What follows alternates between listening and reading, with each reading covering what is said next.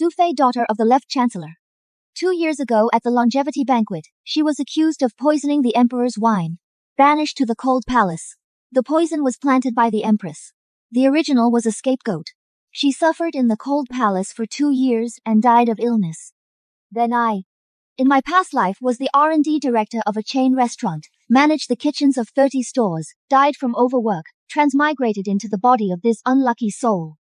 What bad luck. How did I transmigrate to a place like this?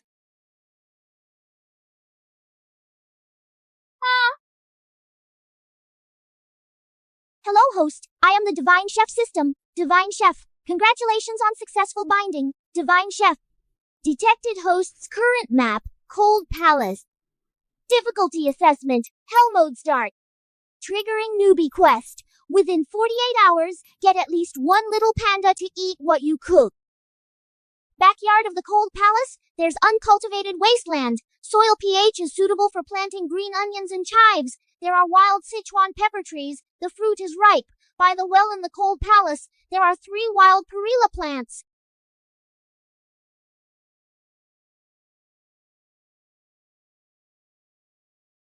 System.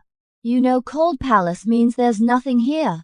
You want me to cook with air? Host's currently available resources: wild Sichuan pepper, wild perilla, 3 types of edible wild herbs, soil pH 6.5, Divine Chef, adequate sunlight, water source available. This patch for green onions. This patch for chives. This one will leave empty for now, until we find seeds.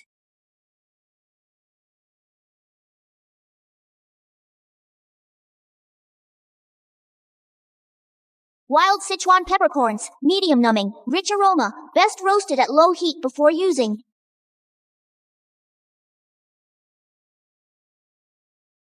Wild perilla, leaves intact, no bugs, great for salads or pickling.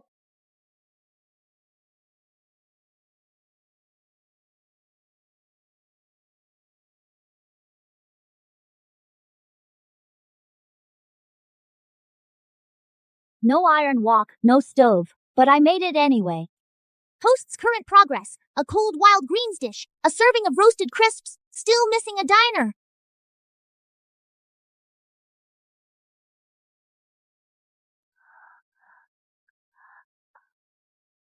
Little girl, are you hungry? Roasted over tree roots. Try it. I can't eat anything from the Cold Palace. This isn't from the Cold Palace. This was just taken off the fire. It doesn't know it's in the Cold Palace.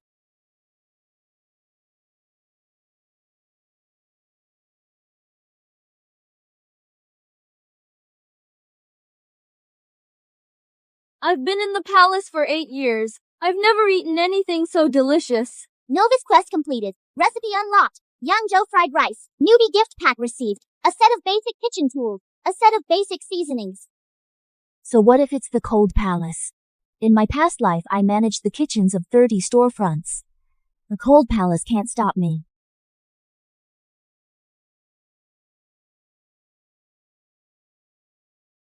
Starting today, you are an employee of my Cold Palace farm. Your job is eating my leftovers and being used as fertilizer in the fields. Your daily wage is half a corn bun.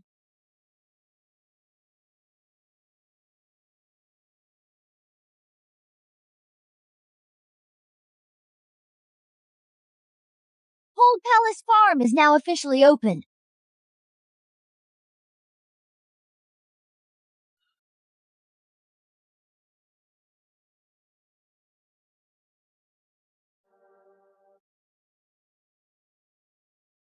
Perfect timing. Come, have a taste. Your servant dares not. Something from the Cold Palace. Sichuan peppercorn grew by itself in the corner. You're eating peppercorn, not the Cold Palace. Hurry up and taste it. Don't waste such a good thing.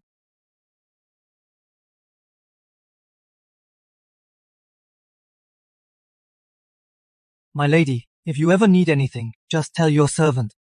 I want seeds, any kind of seeds. Seeds. Anything that can be planted. I'll trade you vegetables for them. If you can't decide, help me pick some scraps from the Imperial kitchen will do.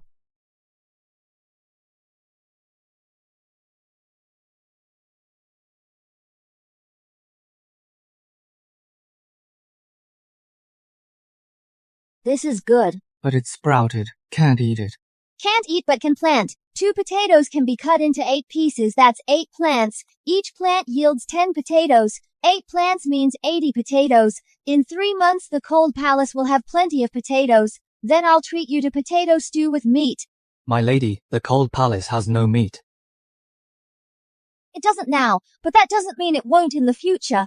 These 3 plots of land are the beginning of the cold palace farm. Later there will be a 4th, a 5th.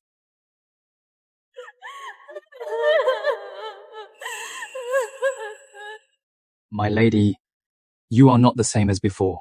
Not only have you become stronger, but also smarter. Staying in the cold palace for long, one either goes mad or changes. I chose the latter. By the way, if you want to eat anything, just tell me, but you'll have to bring your own ingredients. That's the rule. Thank you, my lady.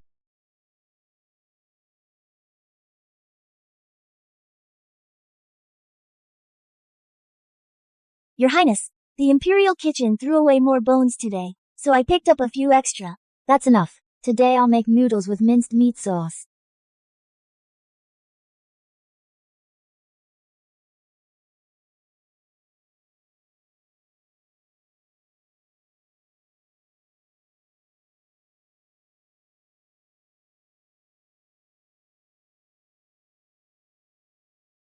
Your Highness, these noodles are even better than the crispy chips last time. Those were snacks. This is a meal. It's different. What smells so good?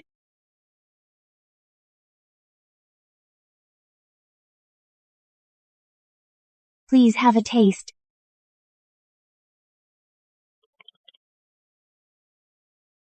This flavor. There used to be a Chef Joe in the Imperial Kitchen. He said soup never lies. How much heart the cook puts in, the drinker can taste it all. After the late emperor passed away, Chef Joe retired to his hometown. This bowl of noodles tastes like when Chef Joe was still here back then. The cooks put their hearts into the pot. Congratulations on completing the hidden quest, gained a genuine diner unlocked recipe. Plain noodles received passive skill, diner's memory. Those who have eaten your cooking will remember the taste of that meal more than any other memory. Your meal is here, Your Highness.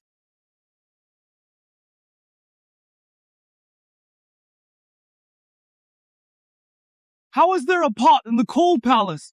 This is a broken tile. It's not a pot. No pots allowed in the cold palace. Broken tiles aren't against the rules. Where did that meat come from? I grew some green onions in the cold palace, traded with someone outside for meat trimmings. Wanna taste?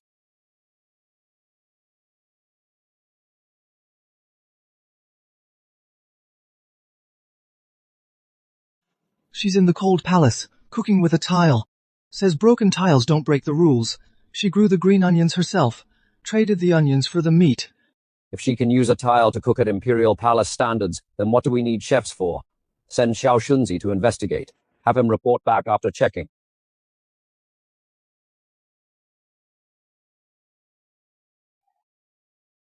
You're sent by Eunuch Pang, aren't you? Eat first. Report after you finish eating. No big deal.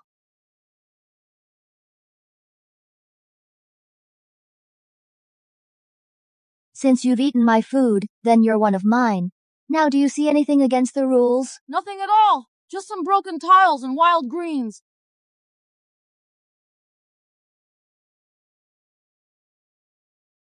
Good boy. Take it back and take your time. How did the investigation go? Reporting, Your Excellency. Nothing. Just a few broken tiles, a pile of wild greens. Nothing unusual.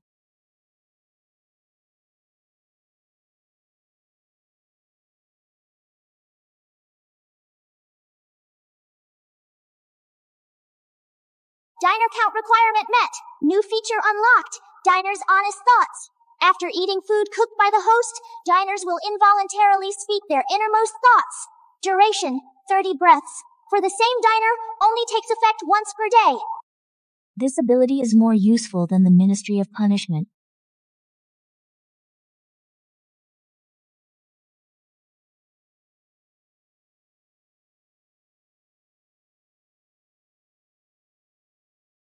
Little Lee, come in for a second. Consort Su, what are your orders? Xiaokui is weeding all alone. It's too hard. How about you lend a hand? Perfect timing. I just made a batch of soup dumplings. Consider it your payment. A patrol guard entering the Cold Palace without permission. If someone sees you, there will be gossip. First, the only people who come to the Cold Palace are the food deliverers. No one else comes. Second, you're weeding in the backyard. No one outside can see you. Third, Xiaokui just told me she can't finish all this work alone. She's worried. Don't you feel bad for Xiaokui? Weeding tools are in the corner. Come eat dumplings when you're done. Xiaokui, teach him how to pull weeds. Don't let him pull up the chives thinking they're weeds.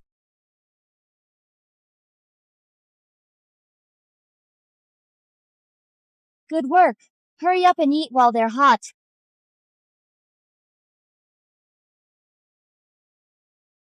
I miss my mom.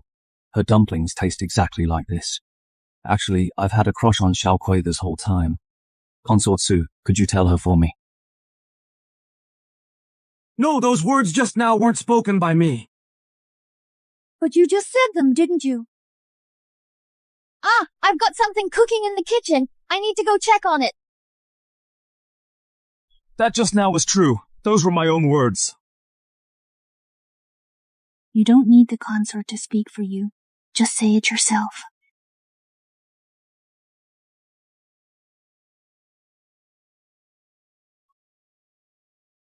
One basket of dumplings and I got a nuclear-powered workhorse. Nice.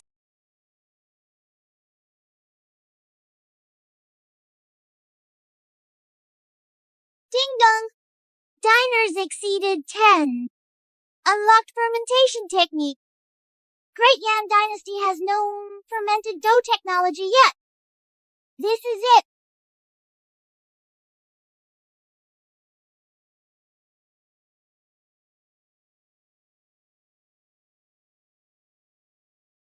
Okay. Just waiting for you to ferment.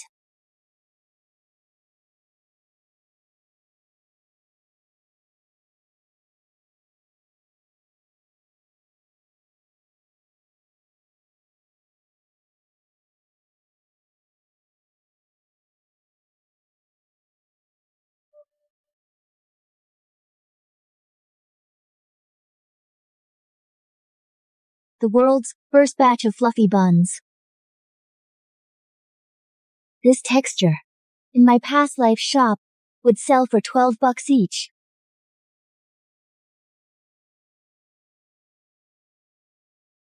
Your Highness, today the Imperial Kitchen didn't throw away many bones. I only found one marrow bone. One is enough. You don't need much for soup. This, I traded with the kitchen. I wanted to get you some extra ingredients. Is it to get me ingredients, or to come see someone more often?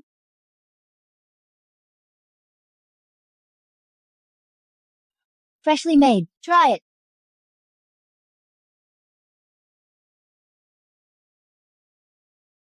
Your Highness, why is this bun so soft? The Imperial Kitchen's buns are not like this. This is fermented dough. The buns you usually eat are unleavened. Mine are leavened. It's different.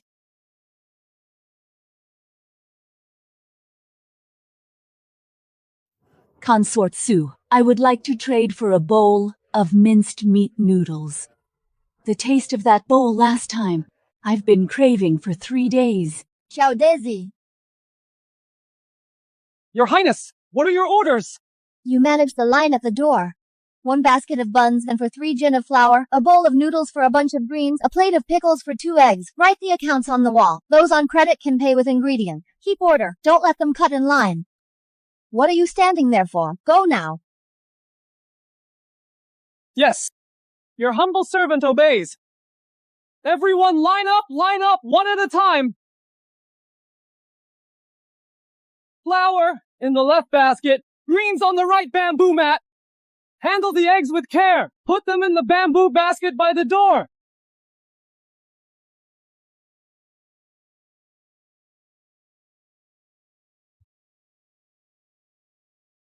That maid over there.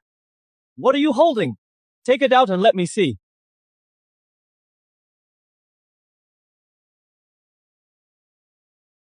Dried mushrooms. Okay, it counts as half a gin of flour. Trade for half a basket of buns. If you want to trade, register up front. If not, step back. Don't block the way.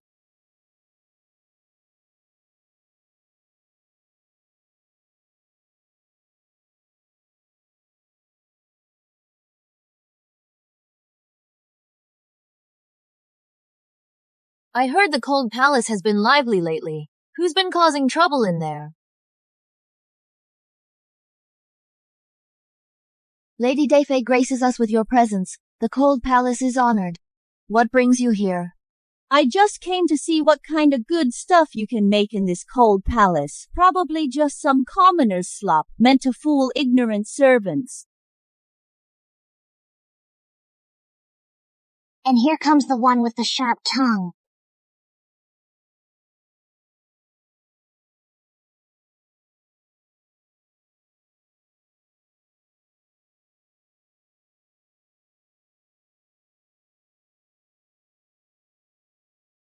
You're right, my lady. The Cold Palace indeed can't make anything good, but these buns, they're freshly steamed.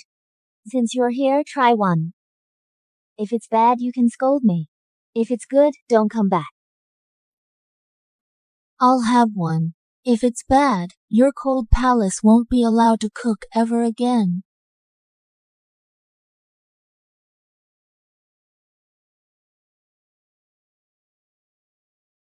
See, delicious, right?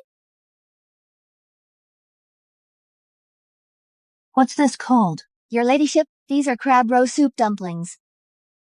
Crab roe soup dumplings. Which regional cuisine is this? Why have I never heard of it? I came up with it myself.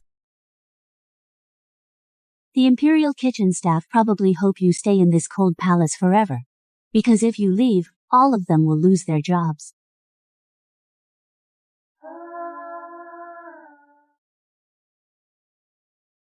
My lady, when Lady Dayfei left, I saw her wrap a bun in her handkerchief.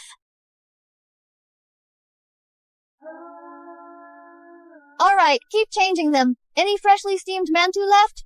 Xiaokui, bring out another basket.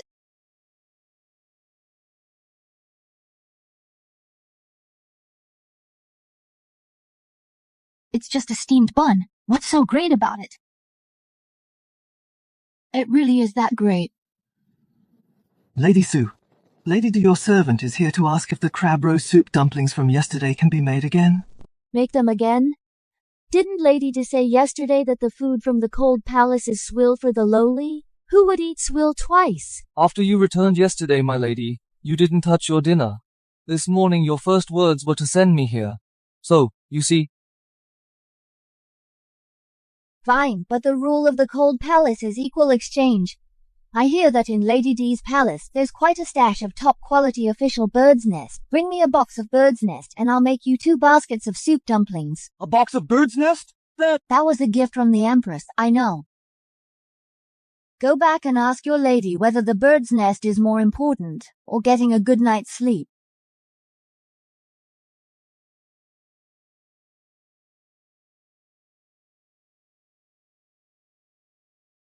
It's actually official bird's nest.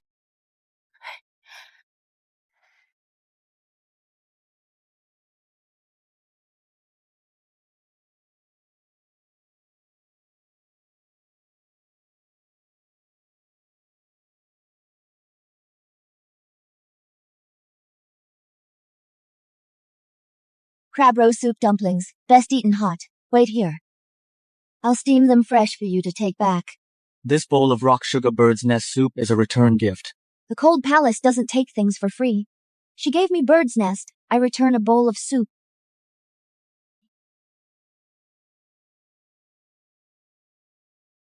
Go quickly. It won't taste the same once it's cold.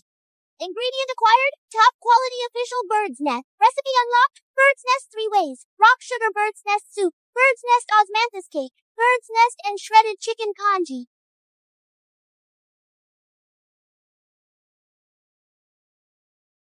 Your Highness? It's Xiao Anzi from Consort D's palace. The food box he carried is ours. Consort has sent him to trade for crab roe xiao long bao. Trade with what? A box of official bird's nest. 1 box of bird's nest for 2 baskets of buns. Your Highness, your buns, they're even more expensive than the Imperial Kitchen's Buddha jumps over the wall. Not expensive, 1 box of bird's nest, to buy her not causing trouble anymore, and I can have her people run errands for me. I'm the one who profits from this deal. From now on, people from Consort D's palace don't have to queue when trading. VIP lane. What's VIP? It's a special lane for those who pay more. A special passage.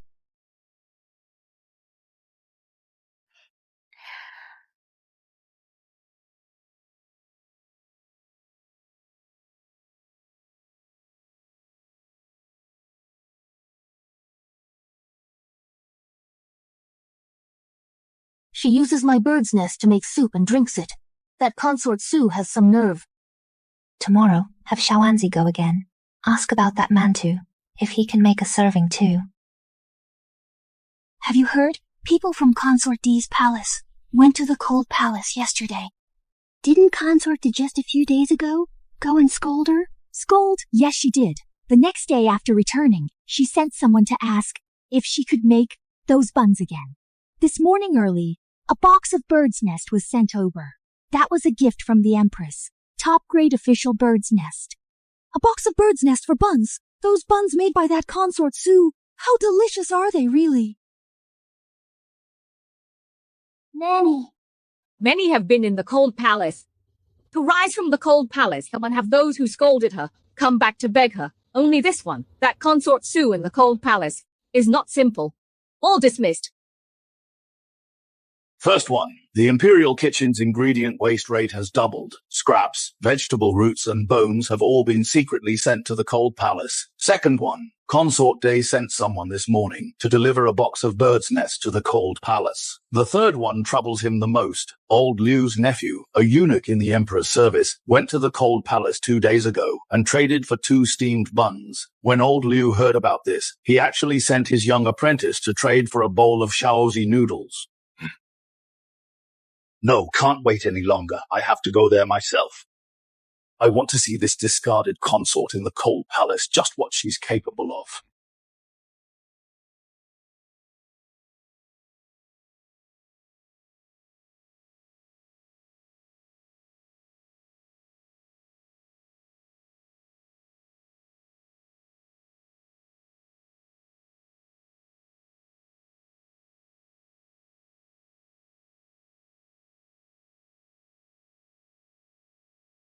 Consort Su, someone reported you for hoarding ingredients. Ingredients? What ingredients? I only have broken tiles and wild herbs here. Eunuch Pang, would you like to try my freshly pickled vegetables? The radish is pickled from vegetable roots and the salt was payment for helping others cook. In the Cold Palace rules it doesn't say pickling is forbidden, does it? I, the chief, didn't come here to eat. I'm here to inspect if you've broken any rules.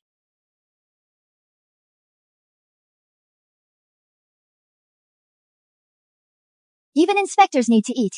This bowl of hot and sour noodles, eunuch, do me the honor. If it's bad, you can search all you want.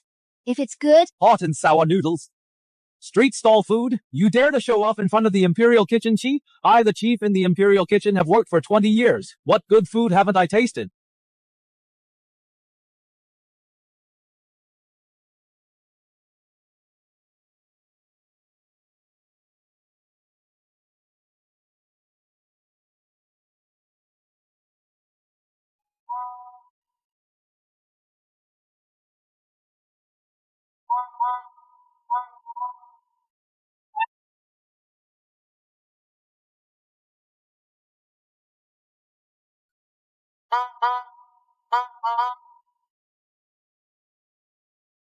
"10 times better than what I make. No, I can't let the Emperor know about this person.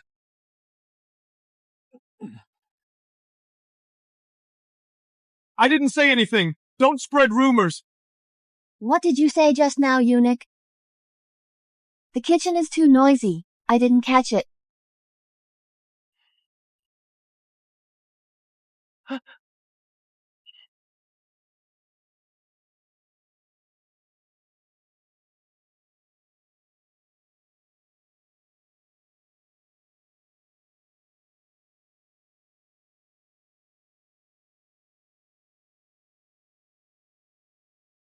Wang Daishan. Your servant is here. What's that smell on you?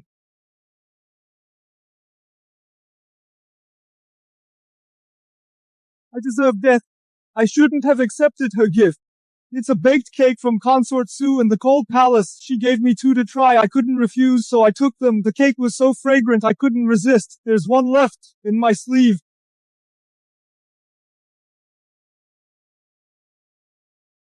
Consort Sue.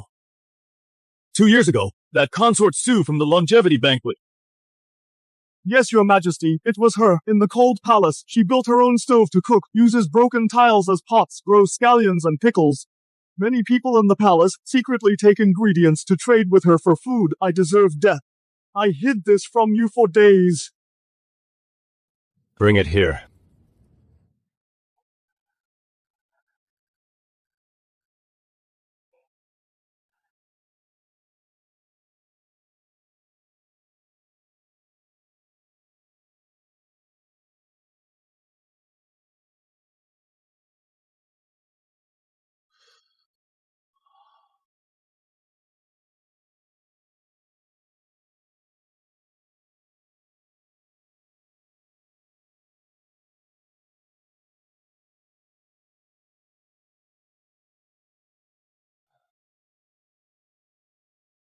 Tell the Imperial Kitchen to cancel tonight's dinner. Go to the Cold Palace and bring me the dishes Consort Sue made. Your Majesty, it's the high hour now. Right now. If she's asleep, wake her up. Tonight I won't eat anything from the Imperial Kitchen.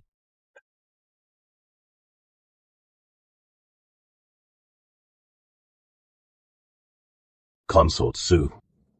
That Consort Sue who 2 years ago didn't even dare to look me in the eye. When did she learn this craft? In the Cold Palace. How many more things are hidden from me?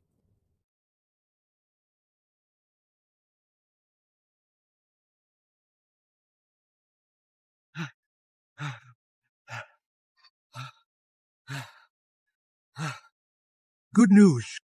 Great news. His Majesty wants to eat the dish you made, Your Highness. He wants it now. Eunuch Wang.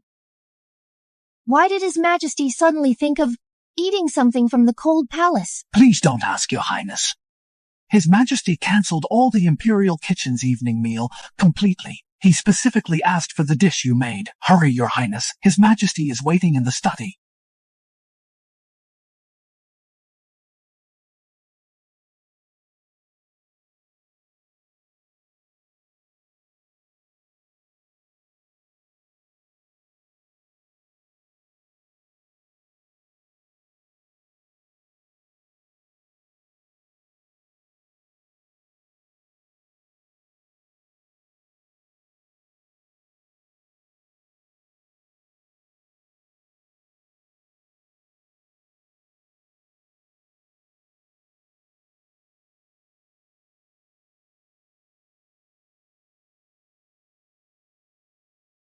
Take it away.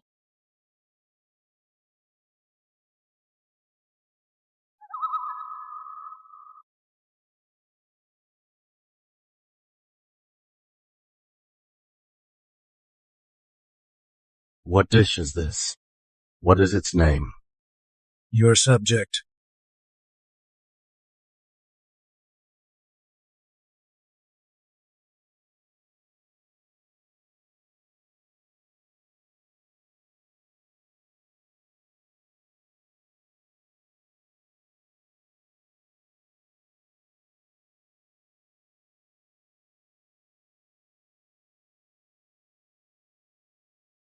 In all my life I've eaten the most delicious food. And it's in the Cold Palace.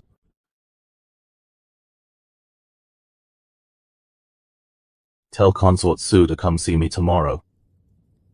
I want to see, in the Cold Palace, the person who made this dish. What do they look like now?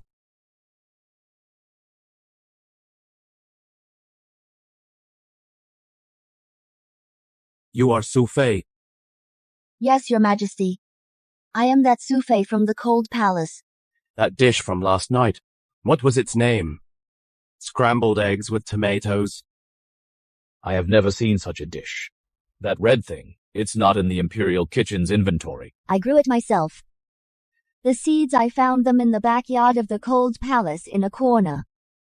I tried planting them for a few months, and the fruit that grew, this is it. I gave it a name. Called tomato. Eggs with tomatoes. The name is too literal. It doesn't match the taste. From now on, this dish will be called Crimson Sunset Mirroring the Moon. The red tomatoes are sunset clouds. The golden eggs are the bright moon. Only then will it be worthy of the bite I had last night. Your Majesty, your skill at naming dishes is far worse than your skill at eating them. Please calm down, Your Majesty.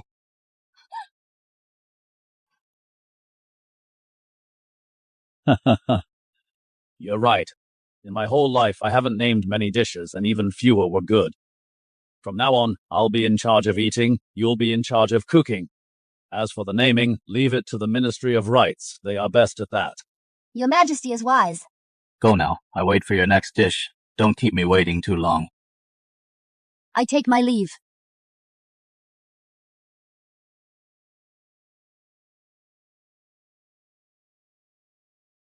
Wang Desheng. Your servant is here. That one from the Cold Palace. She's a different person from 2 years ago. Indeed, Your Majesty. She is indeed a different person. 2 years ago, Su Fei couldn't even lift her head. Today's one dared to tell me to my face that my naming skills are poor. Interesting. 2 years in the Cold Palace didn't grind down her edge. Instead, it's polished her into a raw gem. I have 3,000 concubines, and she's the first one. Who dares to speak to me like that? Then, Your Majesty. The name Crimson Sunset Mirroring the Moon. Should we still leave it to the Ministry of Rights? Yes. Have them come up with a better one. If they can't, we'll keep using this one. After all, it's her dish. And the name must match her cooking skills. Cold 3-shred salad. Dongpo pork red sunset over the moon. Winter melon and rib soup. 4 dishes. Appetizer. Main course. Vegetable soup. First Imperial food tasting. Can't be too fancy. But it has to make His Majesty remember the taste. My lady, I'm nervous. What's there to be nervous about? It's not like His Majesty is having my cooking for the first time. Last night's plate of tomato scrambled eggs. He even almost licked the plate clean. And these dishes today, which one is the highlight? Dongpo pork. The Imperial Kitchen uses yellow wine for Dongpo pork. I use my own homemade rice wine with rock sugar, slow braised over low heat, rich but not greasy, melts in your mouth. Let His Majesty taste what real Dongpo pork is like.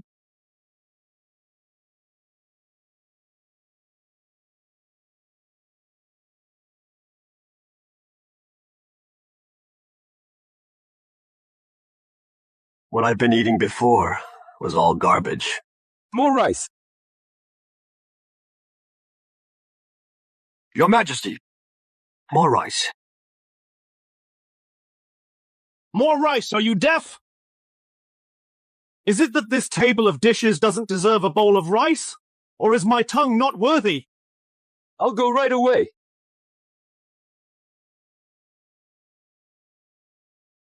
His Majesty had an extra bowl of rice tonight. A whole bowl, finished, and the dishes were completely eaten. Winter melon and rib soup even scraped the bottom of the bowl. Eunuch Wang told me to come tell you, Your Highness, that His Majesty this meal was very satisfied. His Majesty asked for more rice! I heard, stop shaking me! Xiao Li, tomorrow get me some extra ribs. At this rate, we'll need to restock every 3 days. Don't worry, Your Highness. The Imperial Kitchen now doesn't have to sneak around. His Majesty issued a decree himself, specially allowing you to taste. Who would dare stop us? Tasting dishes for the Emperor. She's a discarded consort from the Cold Palace. How could she? Your Highness, tasting dishes for the Emperor. The rules are strict. 3 poison tests. 4 layers of serving. Each layer must sign and seal. The small kitchen of the one in the Cold Palace is not part of the Imperial Kitchen system. The ingredients are of unknown origin. The stove doesn't meet regulations. The kitchen assistants are not on the roster. If we really investigate, just the poison testing procedure alone, she can't pass it. Then make sure she doesn't pass. Issue my decree from today onward. The Imperial Kitchen shall not supply the Cold Palace's small kitchen with any ingredients, not even a single vegetable leaf. Isn't she good at growing vegetables? Let her grow things she can't grow. Meat, oil, salt, sauce, she won't get a single drop. Your Highness is wise. Without ingredients, no matter how skilled she is, she can't cook a thing. Your Highness, the Imperial Kitchen has stopped supplying. Eunuch Pang has given a strict order. Anyone who sends things to the Cold Palace will get 20 lashes. Even the eggs are locked up. Eunuch Pang keeps the key himself. Empress herself issued the decree. Not to provide the Cold Palace with any ingredients. Not even a single vegetable leaf. The Empress's move is to cut off the supply at source. She thinks the Imperial Kitchen is my only source of ingredients. Cutting off the Imperial Kitchen is like cutting off my stove. She doesn't know what I'm growing in my backyard. The things in the vegetable patch will last us a while. Eggs and flour. Is the Imperial Kitchen the only place in the palace that has them? Little Anne from Consort D's palace came to trade for buns last time. Said their small kitchen has stockpiled a bunch of ingredients. The senior maid from Consort Shu's palace sent word through someone wants to trade a basket of eggs for 2 baskets of soup dumplings. Even the Empress Dowager's palace sent someone to inquire about the recipe for scrambled eggs with tomatoes. The Empress cut off the Imperial Kitchen this one supply line, but others in the palace can still send us things. Not only can they send, they'll send even more. Because the more the Empress forbids it, the more they want a taste of the stuff from the Cold Palace. Empress, you just make your moves. As soon as I fire up the stove, any dirty trick, I'll turn them into dishes to go with wine. Your Highness, the Imperial Kitchen is completely sealed off. Even old Lou, who used to sneak us scraps, has been transferred away. Replaced by one of Eunuch Pang's trusted men. From now on, we can't even get rotten vegetable leaves. Meat, oil, salt, all gone. What do we do? No rush. Among the people who come to exchange dishes these days, everyone brings their own ingredients. The Imperial Kitchen can lock up the storeroom, but they can't lock up the palace folks' mouths. Go get Xiaodaisy. Spread the word. Cold Palace Small Kitchen, long-term purchase of ingredients. Eggs, flour, pork, ribs, live fish. Anything edible is welcome. In exchange, you can get freshly made pastries, a basket of eggs for a basket of soup dumplings, a piece of pork for a bowl of braised pork, a bag of flour for 4 steamed buns. Pass this message to the maids and eunuchs you know. Have them spread it to the servants in every palace. Keep it low-key. Don't let Eunuch Pang's people hear. Your Highness, if the Empress finds out... The Empress has already cut off the Imperial Kitchen's supply. What else can she do? She can't exactly order a search of the entire palace. Go do it. I'll take the heat if anything goes wrong. A basket of eggs. For a basket of crab roast soup dumplings. Consort Day said, whatever ingredients your palace needs, just tell me and I'll handle it. She also said, her palace's small kitchen, the Empress has no say over. Consort Guifi said she didn't get enough of the soup dumplings last time. Add a bowl of braised pork. We'll provide the pork. The Dowager Empress heard His Majesty ate more and said to make extra. Just say if you need more flour. Xiaokui, write this down. Xiaodaisy, keep order. 3 baskets of eggs. 2 pieces of pork. Got it.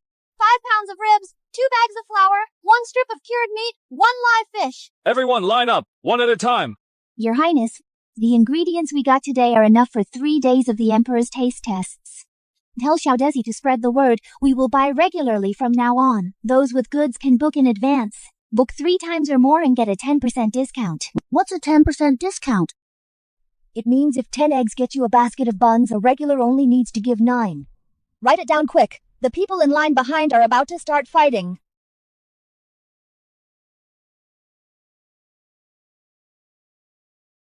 Someone reported that Consort Su was putting poison into the Emperor's meal. Search!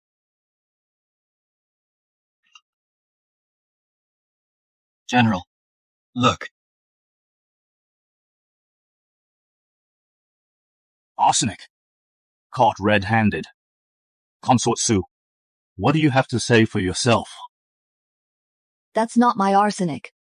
Your Excellency. Who reported me?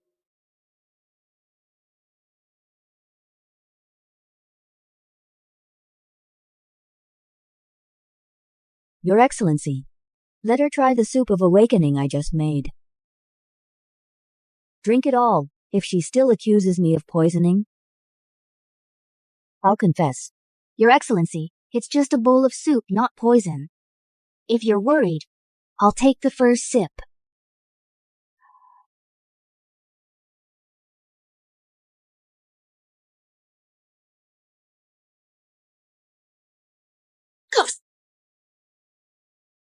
I placed the arsenic. The Empress Dowager's maid, Zhao Momo, gave me 20 taels of silver to hide the arsenic under Consort Su's stove, and promised 30 more when the job was done. Afterward, she would send me out of the palace to go home. I didn't want to harm Consort Su. She's always been good to me. Last time I had a fever, she made me ginger soup, but my mother is sick, and my father is bedridden. My family needs money. Zhao Momo said, just hide a packet of powder, and no one would know it was me. Zhao Momo, she... Your Excellency, this soup is called the Awakening Soup. After drinking it, one can only speak the truth for a short while. The true culprit already confessed. The mastermind confessed too. May I go back to kneading dough? Take Chunlin away. This matter, I will report truthfully to His Majesty. Chunlin has confessed. She was bribed by Stewardess Zhao to frame Consort Su. Your Majesty, I am innocent. It was Consort Su who bribed this maid to conspire and frame me. I have been in the palace for over 20 years and have never done such heinous things. I do not even know any Stewardess Zhao. Stewardess Zhao is from the backyard of Fengyi Palace, the head stewardess. Last month she accompanied Your Highness to admire chrysanthemums in the Imperial Garden. The Imperial Guard just went to Fengyi Palace to arrest her. She has already fled. But they can run, but they can't hide. In her quarters there is still half a packet of arsenic. If Your Highness says you don't know Stewardess Zhao, how about letting the Imperial Guard summon all the servants from Fengyi Palace to identify her one by one? No need to summon them. Zhugan, go on. The arsenic in Stewardess Zhao's room and the packet found under the stove in the cold palace are from the same batch. Even the paper wrapping the poison was cut from the same sheet. This is clear lotus seed soup. It clears the mind and brightens the eyes. Whoever has a guilty conscience would not dare to drink. Since Your Highness says that you are innocent, I would not dare to wrong an innocent person. Why don't Your Majesty and Your Highness share a bowl? Your Majesty can vouch for Her Highness and Her Highness can vouch for Your Majesty. Fair. Sweet but not cloying. The lotus seeds are very tender. What's this soup called again? Clear lotus seed soup. Good name. Whose turn is it to drink? What are you doing? I am feeling unwell. I cannot drink cold things. Your Highness, this is hot, fresh out of the pot. I suddenly feel dizzy. I fear my old ailment is acting up. Please allow me to return to my palace. Go ahead. Summon the Imperial Physician for a thorough check. Your Majesty, don't you want to ask me how I knew that the Empress wouldn't drink? I won't ask. You cook. I eat. Some things I have a clear understanding of. No need for you to prove it with soup. But I do have another question. You have cooking skills. How many more dishes have I not tasted yet? There are many more. Take your time eating, Your Majesty. I'll take my time cooking. As long as Her Highness the Empress doesn't send anyone again to step on my green onions.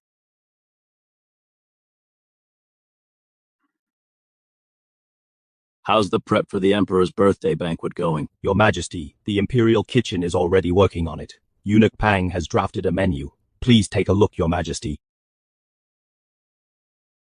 Same dishes every year. Let's switch it up this year. Summon Consort Su. Let her be part of the planning.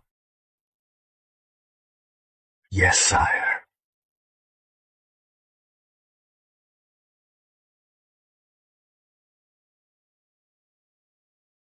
His Majesty specifically asked Consort Su to be involved. The Emperor's birthday banquet. The birthday banquet is the Imperial Kitchen's duty. She's just a discarded consort from the Cold Palace. What right does she have to interfere? Today it's just helping with preparations. Tomorrow will she be sitting in my position? Her Highness said, since she wants to be involved, we might as well play along. The hardest dish at the banquet is the dragon liver and phoenix marrow, right? Let her make that. Give her only 3 days. And withhold a few key ingredients. 3 days later, she'll serve a failed dish. In front of the entire court and foreign envoys, she'll be humiliated. Even if His Majesty loves her cooking, he can't afford to lose face like that. Brilliant. Dragon liver and phoenix marrow is the grand finale of the banquet. If she messes it up, it's her responsibility alone. The Imperial Kitchen won't be blamed. If she refuses to do it, that's defying the Imperial decree. Either way, she's doomed. Go tell Her Highness. I'll handle this. Dragon liver and phoenix marrow. I heard this dish takes 7 days and nights to prepare. The process is extremely complex. Even you, unit, making it yourself, have more than a 50% failure rate. The banquet starts in 7 days. Why are you telling me only now? Oh, the Imperial Kitchen has been so busy in oversight. The time left for Her Highness is a bit tight indeed. At most, 3 days left. But Her Highness is skilled. 3 days should be enough, right? 3 days. Fine.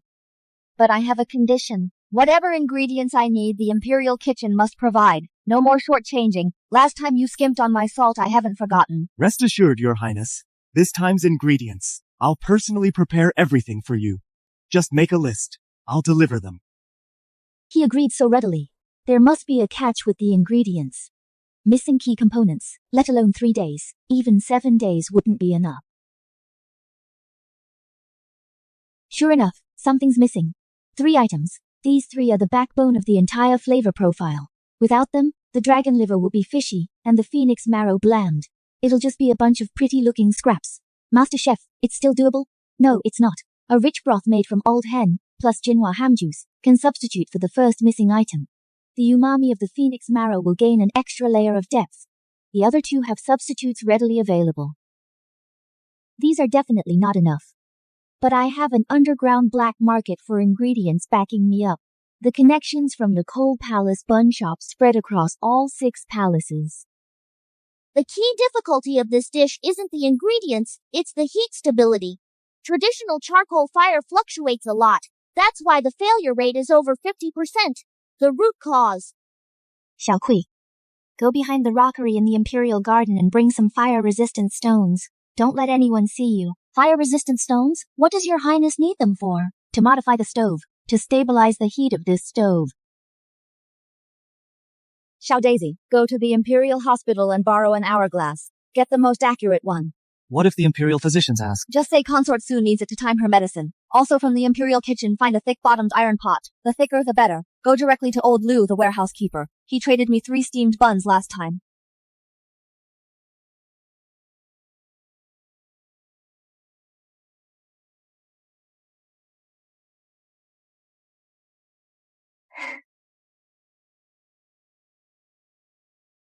Start the timer now. This dish needs to be cooked continuously for 3 days and 3 nights. The dragon liver needs to marinate for 12 shichen. The phoenix marrow must be steamed for 6 shichen. The heat in between cannot be off by even 1 step.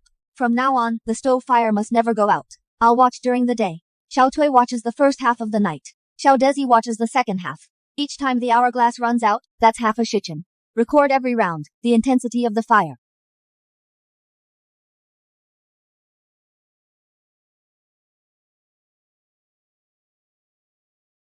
Eunuch, that knife was really sharp, or is this servant seeing things? Eunuch Pang, take care. See you at the longevity banquet.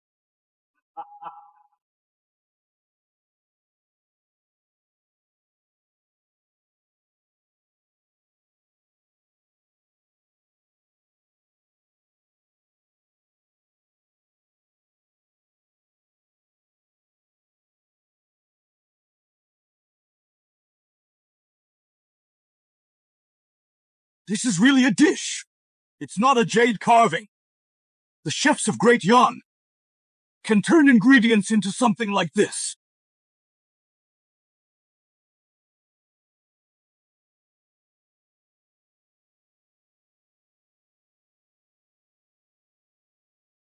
From now on, the head of the Imperial Kitchen, let Consort Su handle it.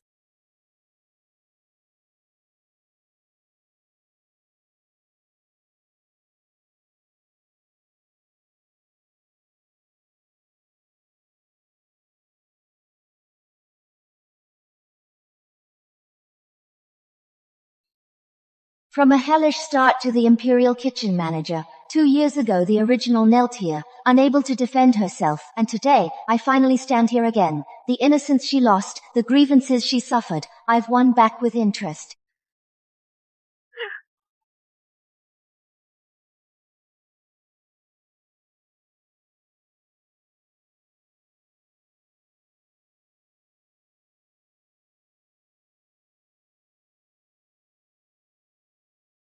Your Majesty, I have something to say. Consort Su is still a criminal. 2 years ago at the longevity feast, the case of the poisoned wine has not been cleared up. How can she be put in charge of the Imperial Kitchen? A concubine banished to the cold palace who hasn't even proven her own innocence, and now she's supposed to oversee the Emperor's daily meals?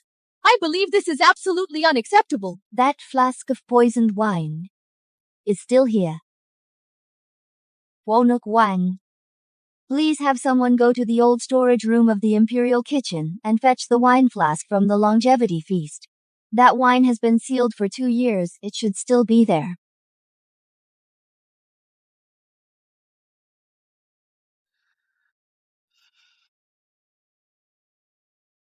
What are they doing? Settling accounts.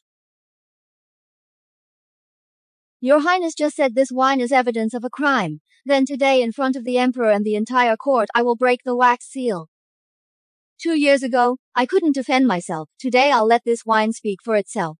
This wine contains 2 poisons, arsenic and aconite. Arsenic is a common poison, accessible in many places in the palace. But aconite is a forbidden medicine. Only the Phoenix Palace of Her Majesty the Empress has it in stock, used to treat Her Majesty's migraines in emergencies. Every time it's taken, the Imperial Medical Institute records it. Whoever used aconite can't frame it on the Cold Palace because the Cold Palace simply can't get aconite. Your Highness, should we ask the Imperial Medical Institute to bring the aconite usage records and go through them line by line in front of everyone?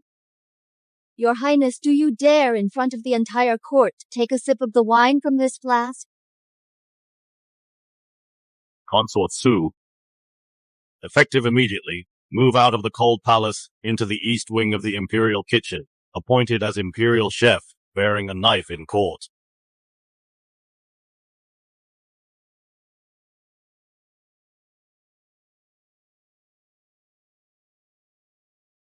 Keep this as evidence. As for the old case from 2 years ago, I will ask the Ministry of Justice to reopen it another day. Your Yan court intrigues are more exciting than our grassland wrestling? Really exciting. But this wine? Can it be drunk? No. You'll die if you drink it. I'll treat you to drinkable wine another day.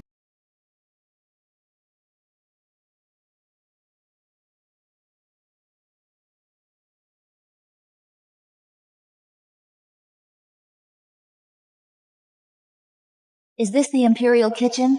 The environment is worse than my cold palace, even more harsh. These ingredients. The flour is even moldy. This knife is way too dull.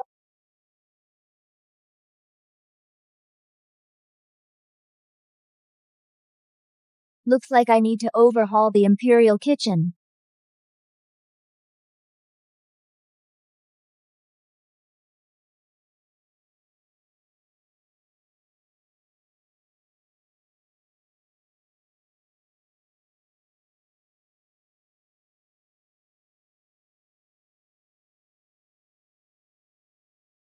This knife was so dull it couldn't cut tofu. After sharpening for an hour, it can now slice with this cross-section. The knife is dead, but the person is alive. A knife can be sharpened, and the person can be trained, starting tomorrow. Every knife must be this sharp.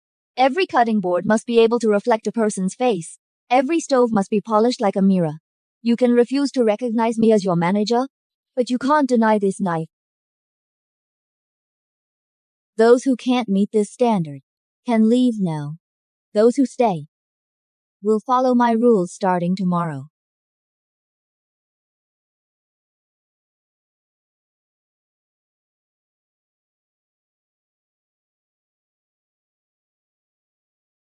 Starting today, all chefs in the Imperial Kitchen must pass 3 basic assessments to keep their jobs. Knife skills, heat control, seasoning.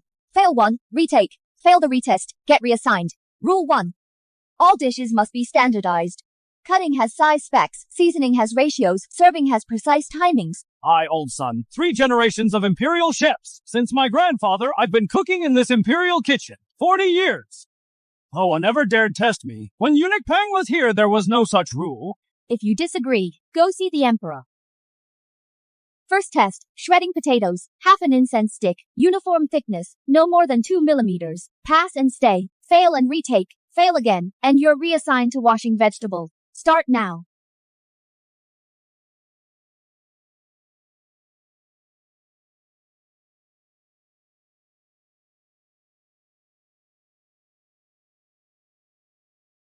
Whose plate is this?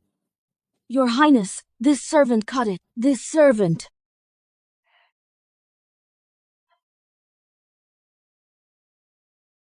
This person will be your group leader from now on. Your Highness, this is unreasonable. I am his master. He hasn't even worked at a stove. What qualifies him to be group leader? Because his shredded potatoes passed the standard. Because yours didn't. Are you saying you, his master, taught well, but you yourself can't cut them to standard? 40 years as imperial chef, and no standard plate of shredded potatoes? Out of practice or forgot the rules? Those who disagree can retake tomorrow. Same standard, same potatoes, same half incense time. Pass and you're group leader. Fail and keep practicing. I'm not trying to take your jobs. I'm here to make every dish from the imperial kitchen.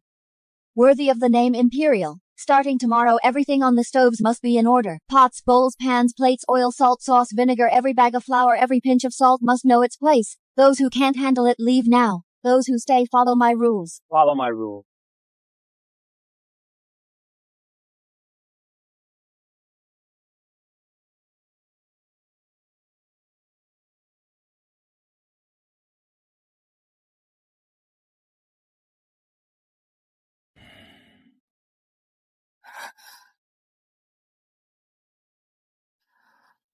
The Imperial Kitchen, 2/3 of the chefs jointly impeached you, saying your rules are too strict.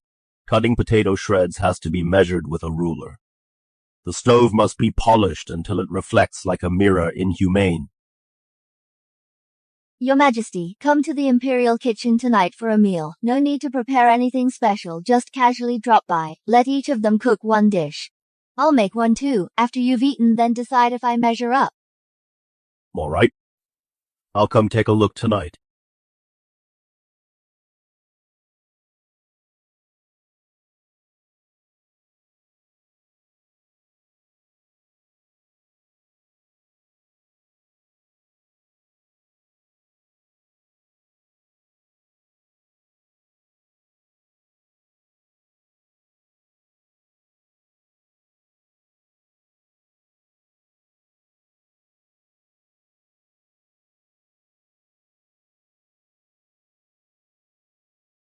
The contrast is clear. Your 7 dishes were all well-made, precise heat control, right seasoning. But when you cook, you use your hands. She cooks with her heart. From now on, matters of the Imperial Kitchen Consort Su has full authority. No need to report to me. If anyone else jointly petitions to impeach her, come tell me first. How your dishes, why are inferior to a simple cabbage dish?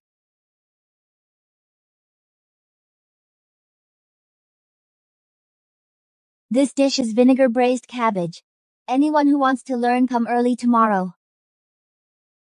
I'll learn. From today onward, we'll implement the 5S management system in the kitchen. All ingredients must be sorted and categorized, with labels. Dry goods and fresh products separated, spices and medicinal herbs isolated, flour bags sealed. Stove tools placed in designated spots, put knives back on the rack, cutting boards separated for raw and cooked food. After use, wash cloths and hang them. Before clocking out each day, scrub the stove top till it shines like a mirror, rinse the floor clean, and clear the drains. Raw and cooked separate, dry and wet separate, first in, first out. These 4 rules make them a habit. New hires learn them on day 1. There are rules for cutting vegetables, rules for the stove, and now even rules for dishcloths. Is this a kitchen or a military camp? Lady Niang, cooking is all about heat control and knife skills. These table wiping and floor sweeping chores can be left to the assistants. The stove is a royal chef's battlefield.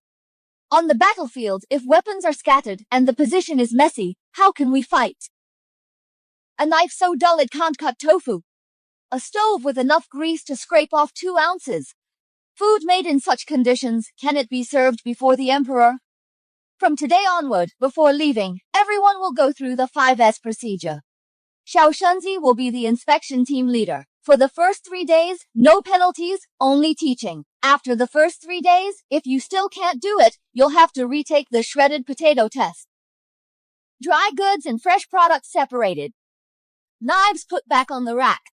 Drains cleared. Stove scrubbed till it shines.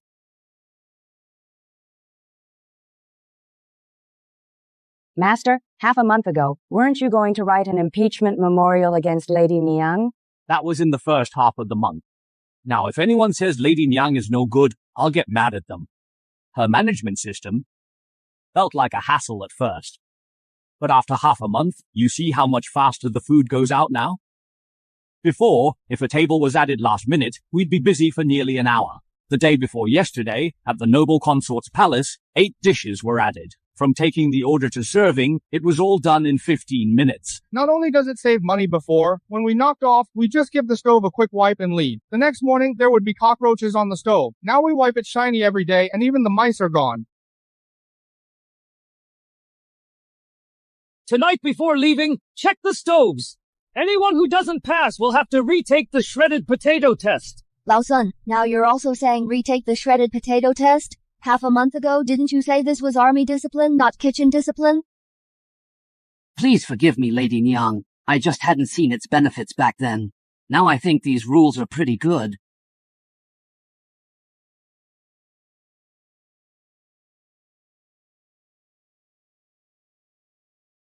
My lady, His Majesty still hasn't had dinner yet.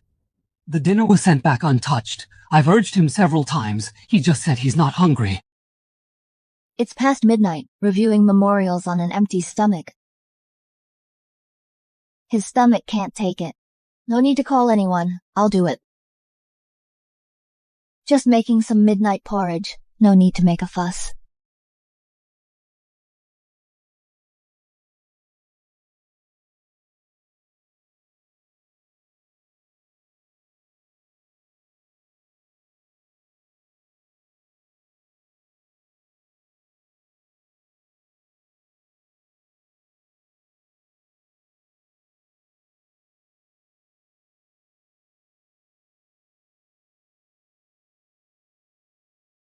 Take it there. Tell His Majesty he doesn't have to drink it right away. Just put it on the desk corner. Whenever he feels like it, he can have it.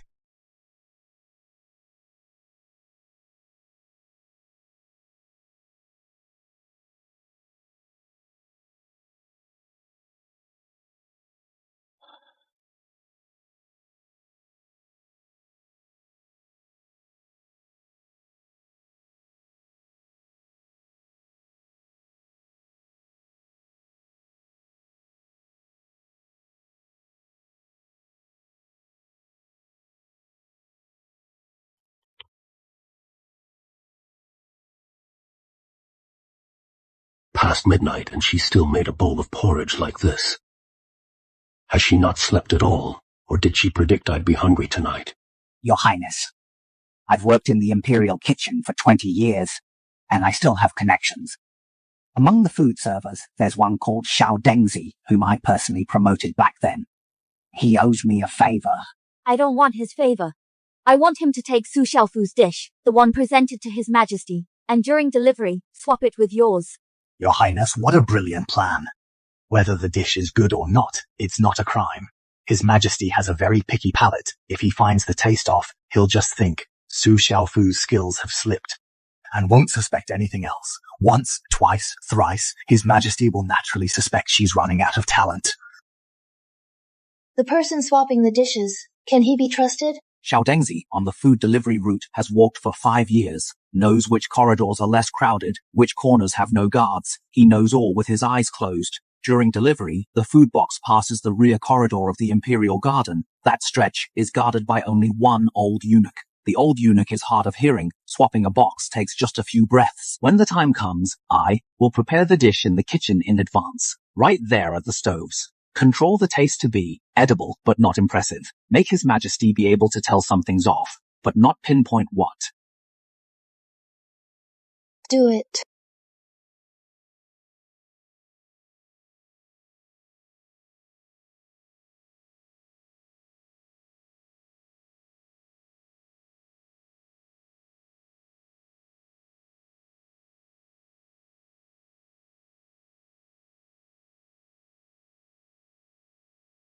Wang Deshun, summon Consort Su. Yes. Did you make today's dish?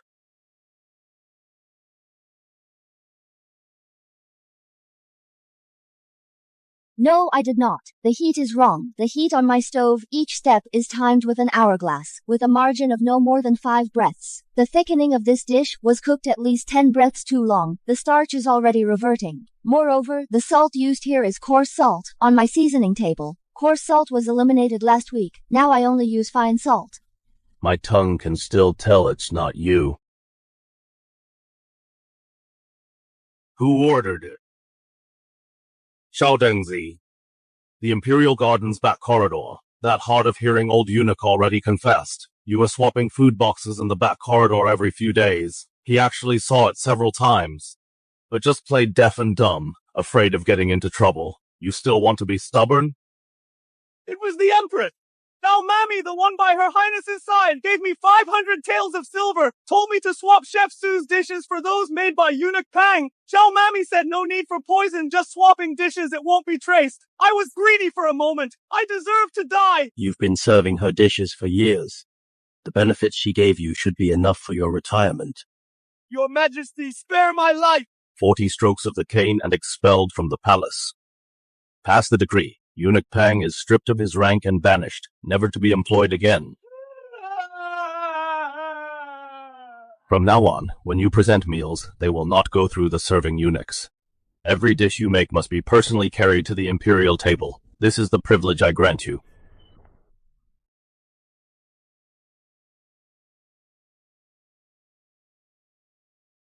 Quick, move aside!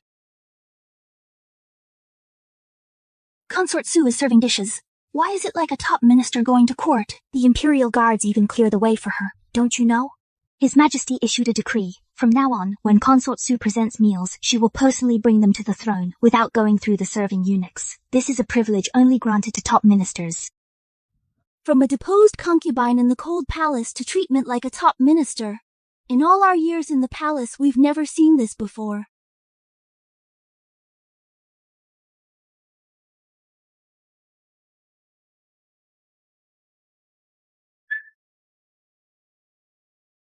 Your Majesty, you finally came to see me. About the food switch, Little Dung has confessed everything. So has Nurse Zhao, along with the arsenic incident last time. All the evidence is in the Ministry of Justice's files. I came just to ask you one thing. Why?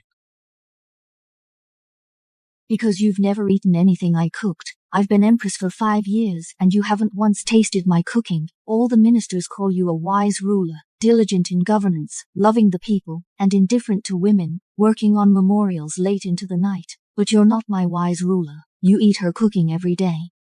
You know what salt she uses, what oil, what heat. You don't know what my private kitchen looks like. Because I don't need to cook. I'm the Empress. You think I was born Empress?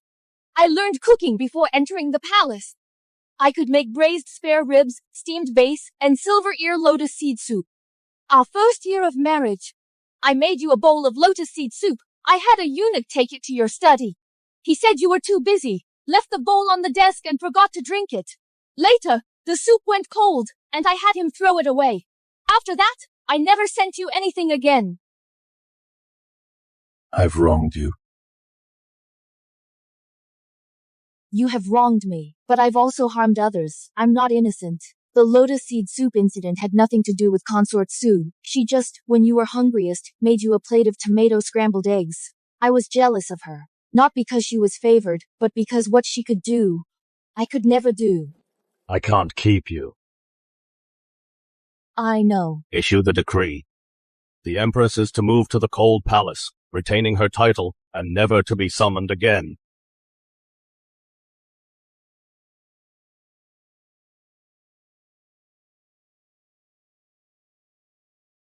In the end, she's gone. This bowl, made from the Empress's recipe of lotus seed soup, in the end, never made it to her hands. Your Highness, let's go back.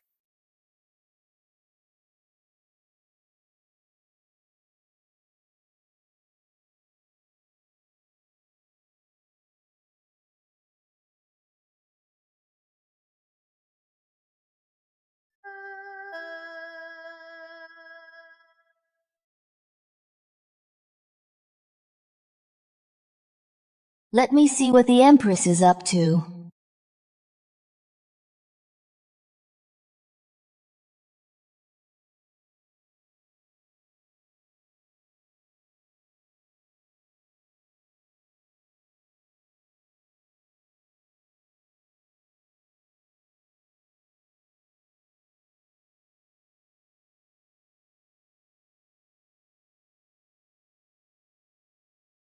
So before the Empress was married, she was skilled in home cooking. She secretly set up a small stove in a side room of the Fengi Palace. She wants to frame me because she's jealous of the meals I cook for the Emperor.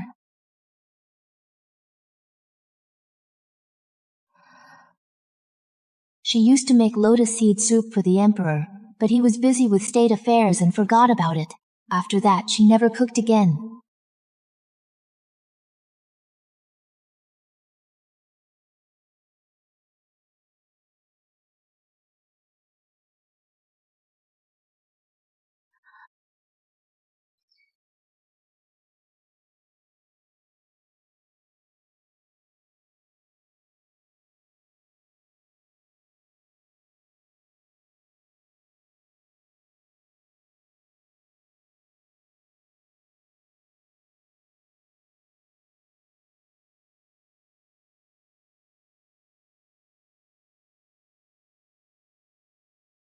Your Majesty, the Imperial Kitchen is still staffed according to the late Emperor's mandate, unchanged for decades. Now it manages meals for hundreds in the palace, plus the longevity feast, state banquets, and palace feasts. We're already short-handed. I propose adding 2 departments. The Provisions Department, responsible for nationwide sourcing and quality control of premium ingredients.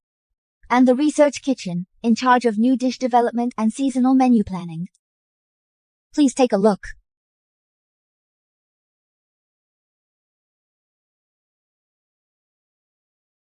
This way, the Imperial Kitchen's output will be consistent in quality. No more cases of the same dish being too salty when Old Sun makes it and too bland when Old Zhao does. I've estimated that centralized purchasing will actually save a lot of intermediate waste. Previously, each palace's small kitchen bought the same items separately, and prices varied by 30%. How many more staff and how many silver taels? 15 additional positions, and an annual budget increase of 50,000 taels. Approved. Tomorrow at the morning court, I'll have the Ministry of Revenue allocate the funds.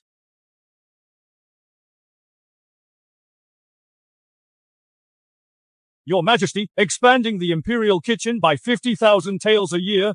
50,000 taels could support a border battalion, repair 10 li of river dikes, or relieve famine in a county. Spent on the Imperial Kitchen, if I may speak frankly, it's not worth it. Besides, the Imperial Kitchen's traditional duty is to cook for Your Majesty. The late Emperor reigned for 40 years and never expanded the Imperial Kitchen, and he ate just fine. Supervisor Su took office only a few months ago, and already she's changing stoves, setting rules, and now seeking expansion. Your Majesty, is the Imperial Kitchen meant for cooking, or for running a bureaucracy? Minister of Revenue, you just said 50,000 taels can support a border battalion, repair 10 li of river embankment, and relieve famine in a county. Then I dare to ask, Your Majesty's health, how much is it worth? Your Majesty eats 3 meals a day. If one meal is bad, you can't review memorials. Border soldiers' pay won't be approved. River embankment funds won't be approved. Famine relief grain also won't be approved. 50,000 taels for Your Majesty to be in good spirits all year, have a good appetite, and be in good health. It may not show on the books, but what's off the books, Minister of Revenue? You understand better than I. I eat 3 meals a day. If one meal is bad, I get drowsy reviewing memorials. Drowsy when reviewing memorials, the memorials you submit, Minister, will be delayed a few more days. Minister of Revenue, how do you calculate this account? Anyone else have objections? Then it's settled. Expand the Imperial Kitchen. Ministry of Revenue allocates funds to take effect immediately. Court is adjourned. Minister, about today's matter, why didn't you argue further? Argue about what? 50,000 taels for His Majesty to be in good spirits all year. That deal is indeed worthwhile. His Majesty used to eat to avoid hunger. Now he eats for pleasure. The former is maintenance, the latter is enjoyment. Maintenance can be makeshift, enjoyment cannot be half-hearted. But His Majesty's palate has been spoiled by Consort Sue. The Imperial Kitchen suffers and the Ministry of Revenue takes the blame. So those 50,000 taels, are you really going to allocate them willingly? Allocate. Not just allocate, but add an extra 1,000 taels. Allocate 51,000 taels. Let Consort Sue build a bigger stove in the R&D kitchen. What if she creates some new dish that pleases His Majesty? Border soldiers' pay might only be delayed half a month less.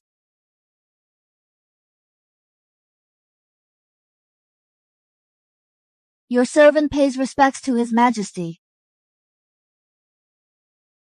The Northern Dai delegation arrives to pay tribute. They brought a chef to compete in cooking. If it's tribute, then it's tribute. Why bring a chef?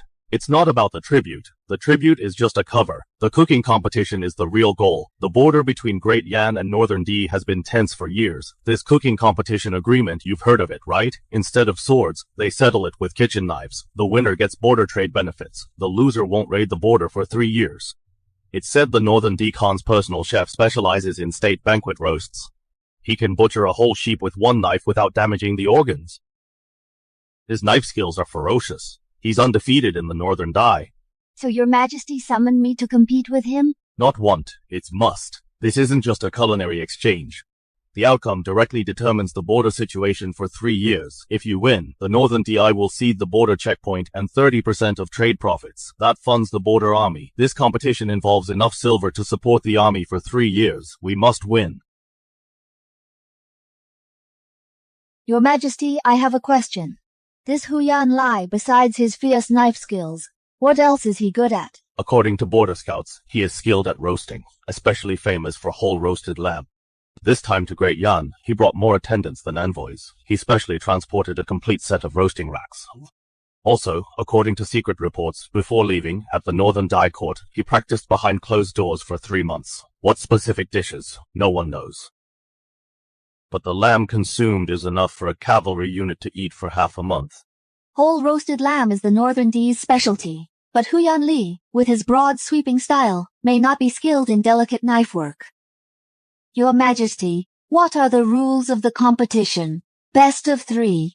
First round, knife skills. Second round, heat control. Third round, freestyle. The venue is the square in front of the Golden Throne Hall. All civil and military officials and foreign envoys will watch.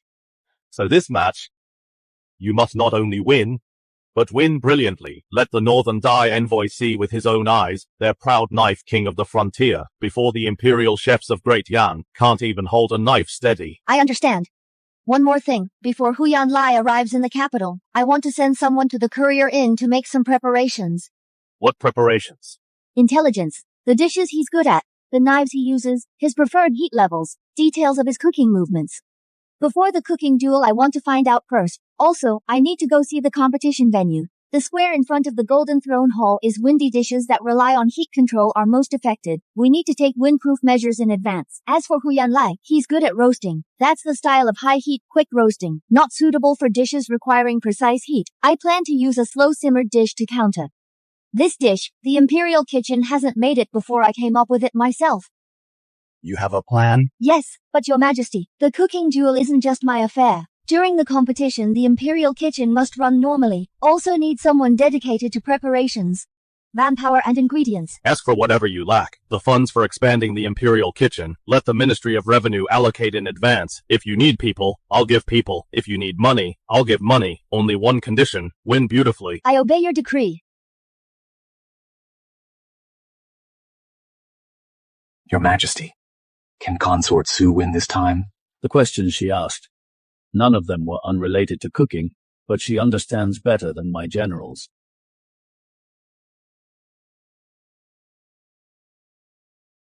Your Highness, I've looked into that Huyan Lai's background. He specializes in roasting. Roast whole lamb is his signature dish. During these days at the inn, he practices his knife work every day. His curved blade has an edge this wide. He can debone a lamb in one cut. But I noticed one detail. When he cuts lamb into chunks, his knife technique is broad and sweeping. He can't cut thin slices. The inn's cook secretly told me that Huyan Li can't do fine diced dishes. Even cutting carrot shreds, they're uneven in thickness. Also, there's something else.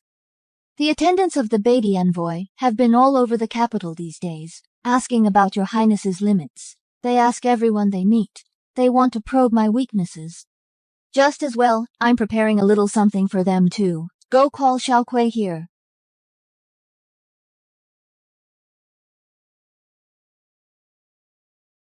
Xiaokui, I heard Consort Su is going to compete in cooking against that Knife King of Beatty. Does your highness have confidence? That Knife King is said to have never lost in Beatty. I'm only telling you, don't spread it around. Her highness's signature dish is dragon liver and phoenix marrow. That dish was the finale at the last longevity banquet. His Majesty took one bite and dismissed Eunuch Pang. That dish requires 3 days and 3 nights of continuous work. The process is extremely complicated. In this cooking contest, your highness will definitely use this dish to beat him. 3 days and nights for one dish? Then that Knife King from Beatty is bound to lose, right? Of course. Her highness said dragon liver and phoenix marrow is the greatest masterpiece of Dayan imperial cuisine. Not to mention Beatty chefs. Even the veteran chefs in the imperial kitchen can't make it. The news about your highness has spread everywhere. Now even the stable boys know that you're going to use dragon liver and phoenix marrow to counter the Beatty Knife King. Your highness, are you really going to use dragon liver and phoenix marrow? That dish takes too much time. What if something goes wrong on the day of the contest? No. Dragon liver and phoenix marrow was a rumor I spread. That dish is indeed powerful, but it's a banquet dish. It requires 3 days and nights of slow, meticulous work. On the day of the contest, there are 3 rounds back to back. There simply isn't enough time. If Huyan Li spends all his pre-contest time figuring out how to counter the dragon liver and phoenix marrow, he won't even know what my trump card is. He has no clue. His weakness is that he can't do fine cuisine. His knife work is broad and sweeping. My trump card is not dragon liver and phoenix marrow. It's a dish he would never expect. Using the fine knife skills he's worst at and slow simmering to beat him at his most confident area, heat control. Oh, by the way, have the Ministry of Works people bring windproof stone slabs to see me. I need to check the competition venue in advance and see how to modify it. The square in front of the Golden Throne Hall is very windy there. Dishes requiring precise heat control are most affected. We need to prepare wind protection in advance. Yes, Your Highness. Miss Su. Urgent news from the palace. In 5 days at the Golden Throne Hall, a cooking competition will be held. Best of 3 rounds. First round, knife skills. Second round, heat control. Third round, freestyle. The square in front of the Golden Throne Hall. I've been there. It's a huge open space with strong drafts. Heat-sensitive dishes hate drafts. The stove fire scatters with the wind. Unstable heat. We need to figure something out. Your Highness, 5 days left. What can we prepare in time? Plenty of things. First, go find old Lee from the Ministry of Works. Ask him, according to my measurements, to make a few bluestone slabs. Not too thick, but they need to enclose 3 sides of the stove. Leave one side open for operation. Just say it's for competition prep. His Majesty has already approved. Second, go to the Imperial Medical Institute and find Dr. Lee. Have him prepare a palate cleansing tea. Base it on longjing. Add dried tangerine peel and wild chrysanthemum. Palate cleansing tea? Your Highness, do you want tea? It's not for me. It's for the judges. The judge is Minister Zhou of the Ministry of Rites. He's 70 years old. Tasting 3 dishes in a row, his palate will definitely get fatigued. The evaluation of the first dish, the second, and the third won't be on the same scale at all. Between each dish, use the tea to rinse his mouth, to clear away the aftertaste of the previous dish. Then the next dish, he can truly taste the layers. This is for the judge's use. Keep it quiet, so the Northern Dai tribe won't learn from us.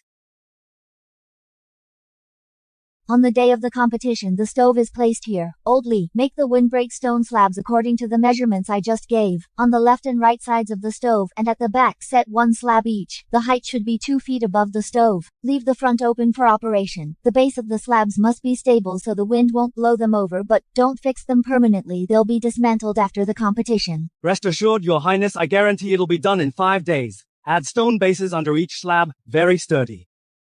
Also, next to the judges' table, set up a wind shelter. Lord Zhou is getting on in age. He can't stand the wind for 4 hours. This is where I'll be on competition day at the stove. Give the north side to Huyan Li. The south side faces the Golden Throne Hall where the wind is strongest. The north side is right in the wind tunnel. The open flame for his whole roasted lamb will be scattered. It's not that I'm bullying him. He didn't come beforehand to inspect the venue. Your Highness, you've even accounted for the wind direction. A cooking competition isn't just about cooking. The venue's wind direction, the judge's condition, the opponent's mindset, everything can decide the winner. Hu Yanli has never lost in Beatty, but his previous competition venues were all beside prairie campfires. There's no draft there. He's not used to the conditions here. I don't have that problem. General, I found out.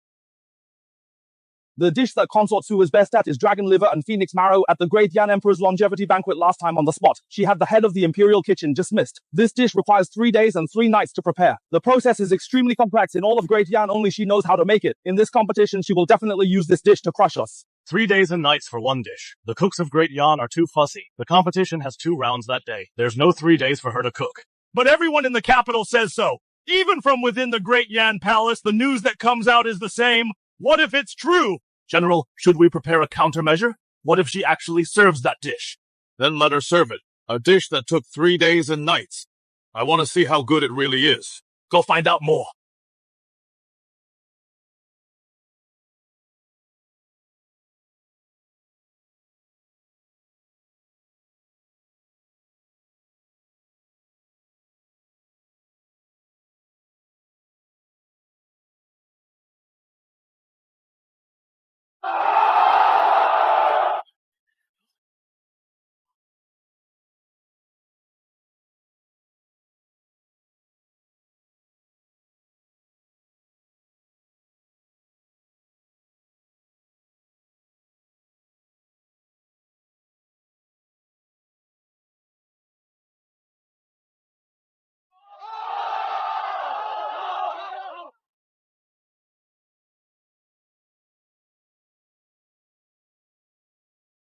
Thick ones like toothpicks, thin ones like strands of hair, and 3 strands stuck together.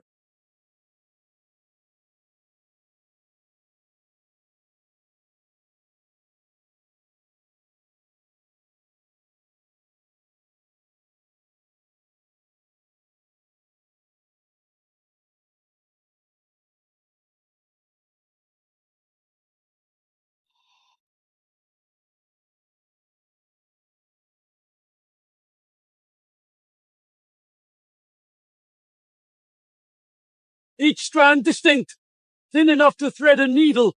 First round, knife skills die and win. Knife skill level upgraded to no-hole locks.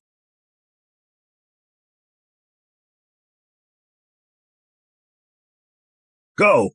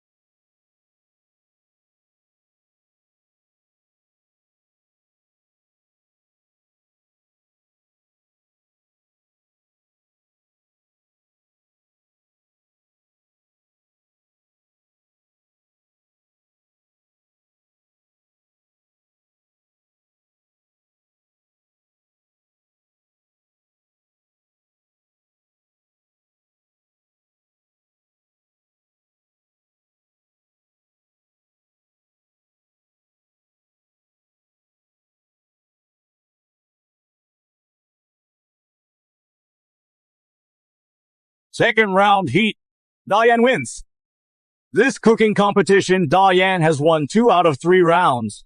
No need for the 3rd round.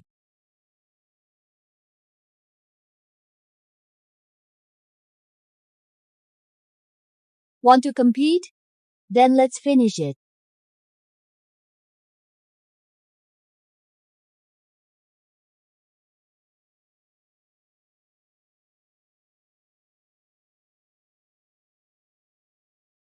How do you eat this? They serve it raw and make us cook it ourselves.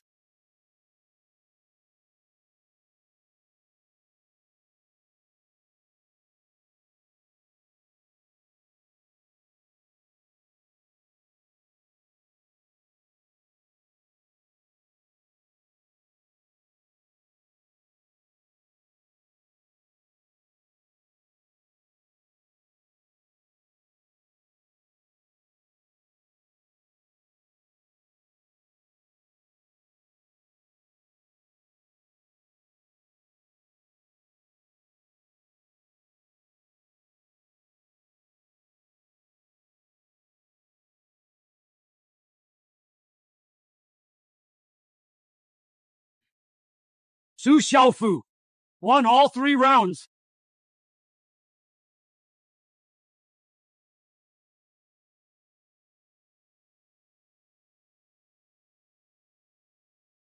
The best chef in Beidi is no match for a woman from Dayan. This knife has been with me for 15 years. Never lost. Today I lost to you. I'm truly convinced. This 3rd round is the best meal I've ever had in my life. May I ask what this dish is called? Hot pot. It works with any ingredient, whether cheap or expensive. You can dip anything. With red oil, it's the fire of Beidi. With bone broth, it's the richness of Dayan. You just tasted both. Unlock the pot-based recipe. Advanced version. Mushroom soup base, tomato soup base, spicy beef tallow pot base. Comes with 12 dipping sauce recipes. The Desert Knife King, you won him over with a pot of hot pot. He wants to stay and become your apprentice. What do you think? I think it's fine. He stays to learn cooking. The Northern Dai delegation will have to stay an extra month. The border trade negotiations just 1 more month. At the hot pot banquet, the Northern Dai envoy was delighted. Everything becomes negotiable. Keeping Hu Yanli means keeping the Northern Dai delegation's stomach. If you've won their stomachs, the rest is easy. Approved. 4 techniques. Don't teach everything. I understand. Teach him to cook, but not the broth recipe. The broth base must be imported from Dayan. The broth recipe and dipping sauce recipe, 12 varieties in total. This month, mornings, knife skills, heat control, seasoning. Afternoons, hands-on cooking. We'll start with knife skills. Little Shunzi, bring him a piece of tofu.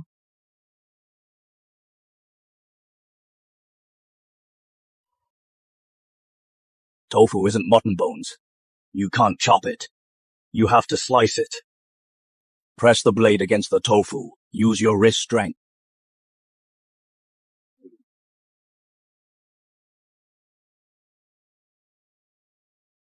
On our grasslands, cutting meat is done in 1 stroke. Your Dayan tofu is harder to tame than a wild horse. How many years have you roasted lamb? 15.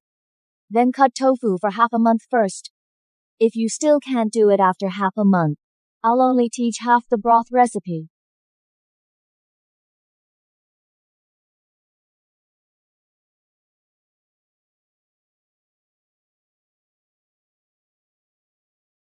Signing this deal is worth more than the 3-year border trade agreement. Hot pot works better than swords and knives. Can we hold another hot pot banquet? The deputy envoy hasn't stopped raving about the spicy broth since that day. He even mutters about shabu shabu in his sleep. You'll have to ask Chef Su. Then I'll go and invite him myself.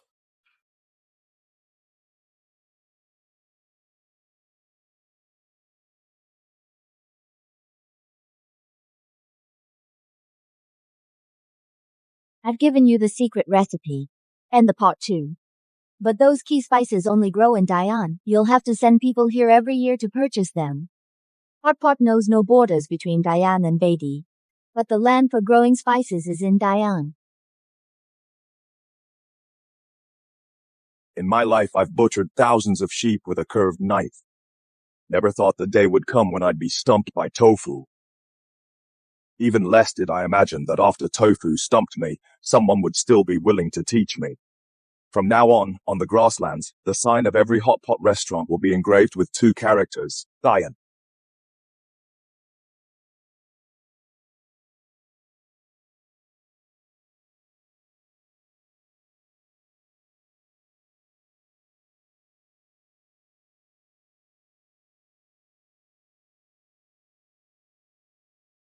That cook!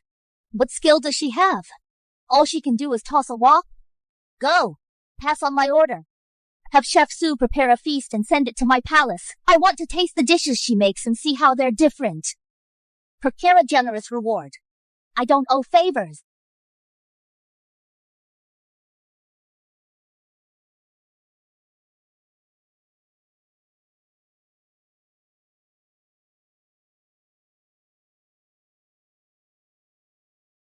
Deliver it. Tell Consort Shu. The dessert is newly developed and ask Her Highness to be sure to try it.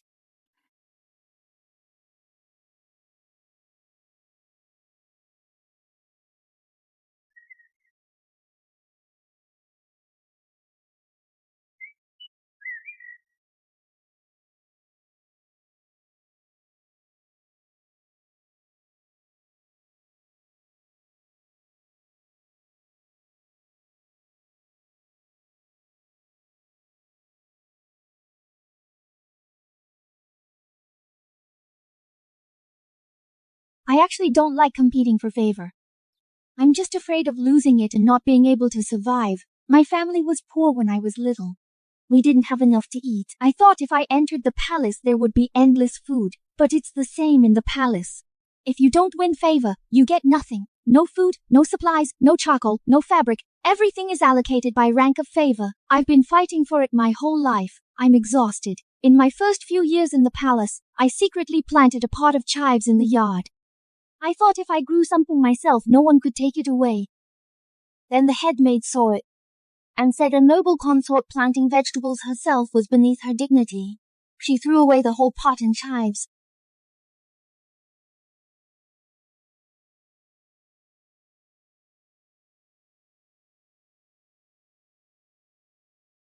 Your Highness, the food is getting cold. Please eat first.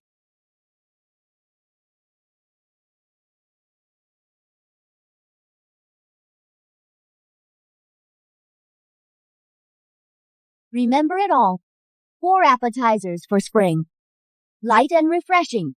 Mostly tender greens, jade bamboo shoots, magnolia drunken shrimp. Shepherd's purse wontons, spring chive and bean sprouts. 6 main courses for summer, rich and hearty. Mostly red meat in thick sauce. Dongpo pork. Honey glazed lamb chops, Longjing tea smoked chicken. Lotus leaf pork ribs, amber glazed fish, garlic vermicelli scallops, 4 soups for autumn. Warm and nourishing, mostly mushroom broth. Matsutake and bamboo pith soup. Ginkgo and snow frog soup, lily and lotus seed stew. Autumn pear and loquat nectar. 4 desserts for winter, rich to finish. Mostly candied sweet soups, osmanthus rice balls in wine. Jujube and yam cake, rock sugar bird's nest, red bean paste 8 treasure rice. These 18 dishes, the order must not be wrong. The heat must not be interrupted. The serving tempo must be precise. Appetizers served within 15 minutes, main courses 2 at a time with a short break in between. Soups are interspersed in between the main courses to cleanse the palate. Desserts all served at the end. Anyone with concerns about any step, speak up now. Once the fires are lit, there's no time for questions. Yes!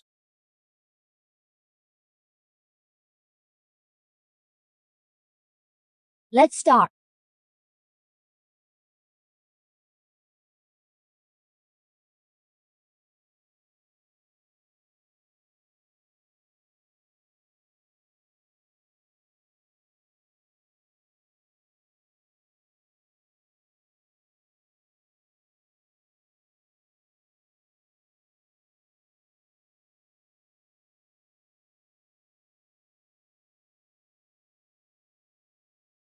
I've lived over 60 years, and I've been to countless banquets in the palace.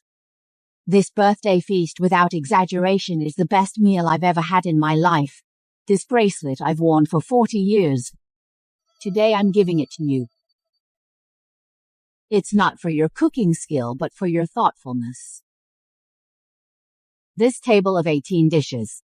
It's not about exotic ingredients. It's about creating a meal that makes people feel comfortable. The late emperor used to say, the best chef in the world isn't the one with the best technique, but the one who has the diners in his heart. You are the one who has the diners in your heart. Consort Su, do you know how the late emperor passed away? All I know is that his death was sudden. The specific reason was never made public in the palace. Officially, it was said to be a sudden illness. But I knew that the late emperor was killed by a poisoned banquet. That dish was called Jade Spring. It was the signature dish of the imperial kitchen's head chef at the time. Someone poisoned it. The late emperor took one bite and was gone in less than half an hour. Just one bite. I wasn't there at the time. By the time I arrived, he couldn't speak. He looked at me, just looked at me, then closed his eyes.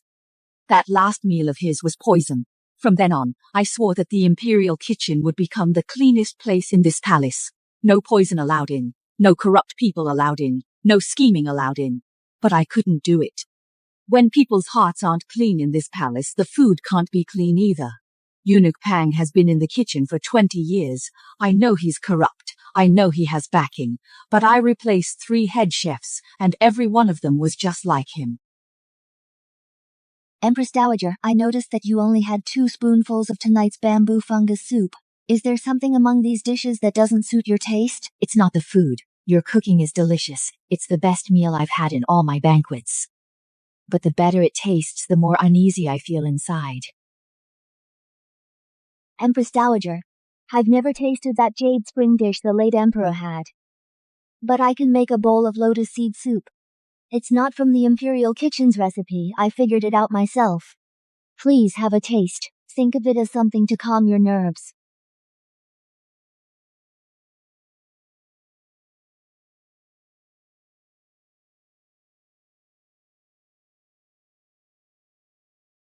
This flavor tastes like the bowl I made for the late emperor when I was young. Back then, he wasn't emperor yet. He was reviewing memorials late into the night. I made him a bowl of lotus seed soup. He said it was too sweet. I said I'd use less rock sugar next time. There was never a next time. That jade spring dish of yours, you dug it up from the old archives, didn't you? That dish was what the late emperor wanted to eat before he left. You brought it back. The late emperor in heaven must have tasted it. The palace cannot be without someone like you. Not because your cooking is good, but because your dishes have no scheming in them. You must keep cooking. No matter who gives you trouble, come to me. In this palace, clean places are few and far between. The imperial kitchen cannot be dirty. You're someone who cares about the people eating. That's the way the late emperor taught me to judge people. Old Joe, back at the longevity banquet, you were the one who tested the poisoned wine. The Empress put arsenic in the wine. When Consort Su tried to overturn the case, she ratted you out, and you were driven out of the palace. Now look where you've ended up. And her, she's the imperial head chef, bearing a sword into the throne room. Can you really swallow that? Eunuch Peng, I'm an old servant now. I just want a meal ticket. No trouble. You don't need to make trouble. Just speak up about what you knew back then. The day the Empress poisoned the wine, before the palace feast, Consort Su met with the Empress's personal maid. That's true, isn't it? It's true. I saw it with my own eyes, Consort Su and Nanny Zhao talking in the back corridor of the Imperial Garden. But they only exchanged a few words, nothing else. What they said doesn't matter. What matters is that she met Nanny Zhao, and she can't escape suspicion. You don't need to lie. Just let the truth out, and others will fill in the blanks. Did you hear? The poisoning at the longevity banquet has another side to it. Before the palace feast, Consort Su secretly met with the Empress's personal maid. No way! Wasn't Consort Su sent to the Cold Palace by the Empress? How are they accomplices now? You don't get it. Who's to say they didn't work together, then fell out afterward, and Consort Su used that to rise to the top? And this story came straight from the old eunuch who tested the wine back then. He saw it with his own eyes.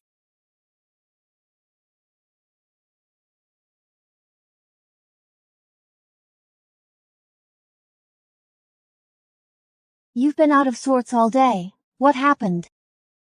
Your Highness, rumors are spreading through the palace. They're saying you and the Empress were in cahoots, plotting the poisoning at the feast together, and you only exposed her after you had a falling out. They're telling it so vividly, even the old eunuch who tested the wine has been dragged into it. Your Highness, why aren't you the least bit worried? This is a capital offense. Will worrying help? Take this dish to His Majesty. His Majesty has his own judgment. Rumors, after all, are just gossip.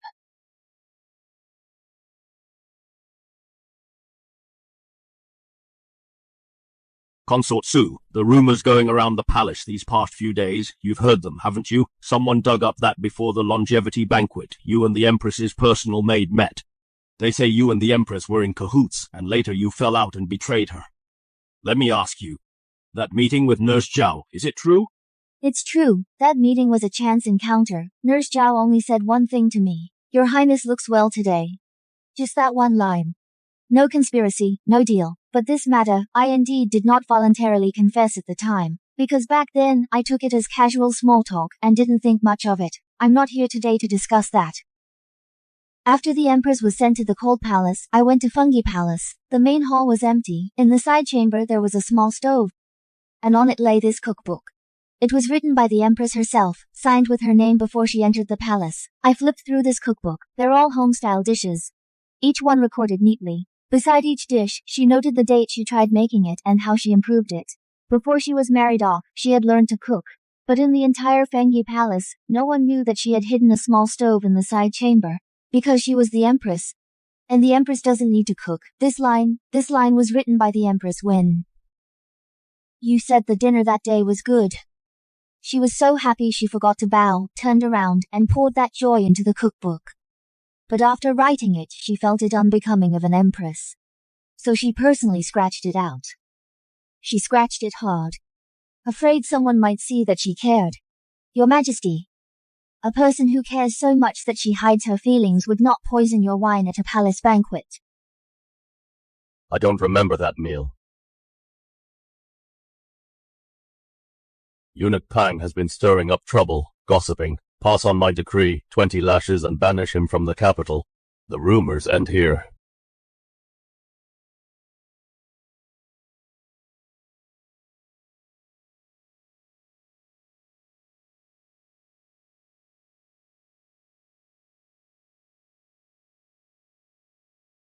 Your Majesty, since I took over the Imperial Kitchen, I found that many recipes in the palace are passed down orally from master to apprentice without any written records. When the old chefs retire, they take the recipes with them. Young cooks can't learn them even if they want to. If this continues, the imperial cuisine of Great Yan will only dwindle. I propose to compile a complete collection of imperial recipes, including all existing recipes from the kitchen, lost recipes from old archives, and famous dishes from all regions. All will be compiled into a book in a unified format, specifying portions and cooking times. First, it will be a legacy for future chefs. Second, it will serve as a standard for official banquets across the land, so they don't each do their own thing. Approved, as the chief editor. You'll take the role. How many people and how much silver do you need? Make a list and send it to the Ministry of Revenue. This is a project for the ages. Don't try to save me money.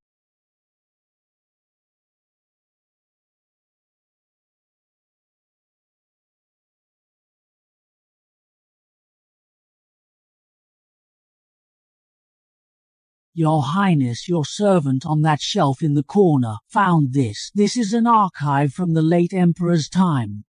Buried at the very bottom. No one has touched it for decades.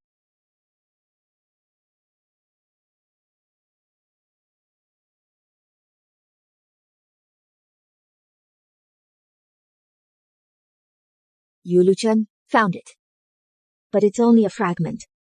Xiaodezi, Go to the Imperial Hospital and bring all medical records related to the late Emperor. Everything. Any records related to diet or medicinal cuisine. Don't miss a single one. Old son. Make another trip to the homes of those retired Imperial chefs. They're the oldest. Maybe someone among them has seen this dish. All right. Yuluchen. Before the late Emperor passed, this was the last dish he wanted to eat. No matter how many years it's been lost. In this compilation project, it must be recovered.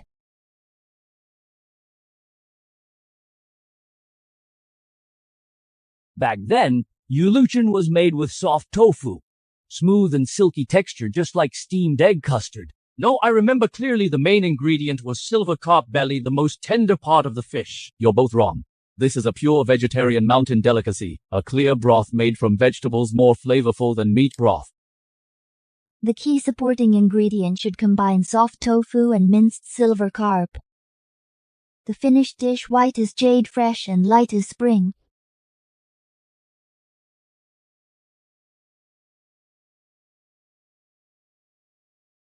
The flavor lacks a certain essence. I can't quite put my finger on it. The broth is enhanced with jinhua hem, but only a small amount. Too much masks the original taste. Not enough spring bamboo shoot juice. The broth is only rich, lacking sweetness.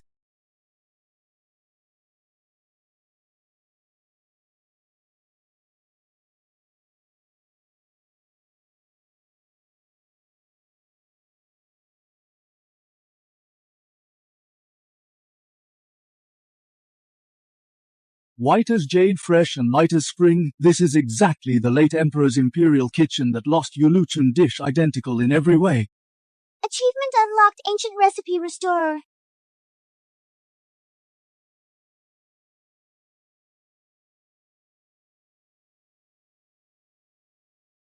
Your Majesty, the Yuluchen lost for 40 years has finally been restored today. The Empress Dowager often said, on your deathbed you longed for this dish. Now you can finally have your wish. I will take good care of the Empress Dowager. The lotus seed soup she loves will be served every day from now on. I heard the Empress hasn't eaten or drunk anything in the cold palace. It seems she can't hold on much longer. I've been feeling uneasy all day. So, following the recipe she wrote before, I made a bowl of lotus seed soup exactly as she did. The mother of the nation has fallen to such a state. It's truly lamentable.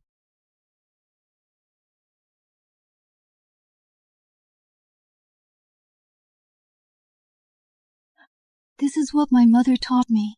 How did you know the method for this dish?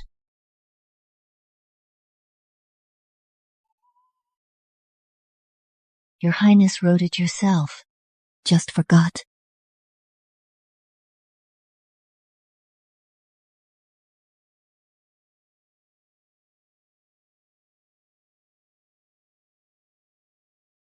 Take it out of the cold palace for me.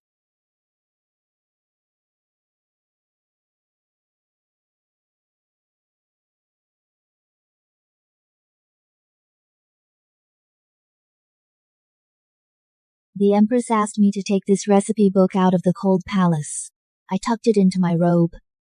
She did indeed harm me twice before, but this notebook holds her early thoughts and feelings. It shouldn't just rot away in the cold palace.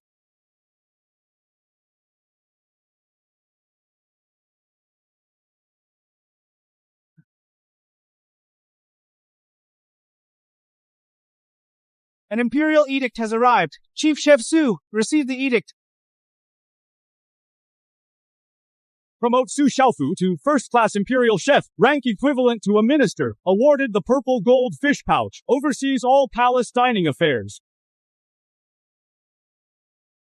I accept the edict and thank your Majesty.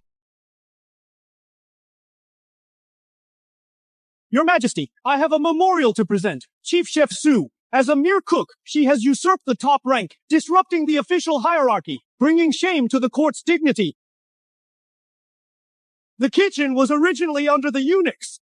Even if her culinary skills are exquisite, she should never be placed among the court officials, on par with the 6 ministers. If this precedent is set, future generations will follow suit. What becomes of the court's laws? What becomes of its dignity?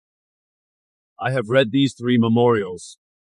They talk only about status and title, without discussing actual achievements or drawbacks. Send them back to the censorate.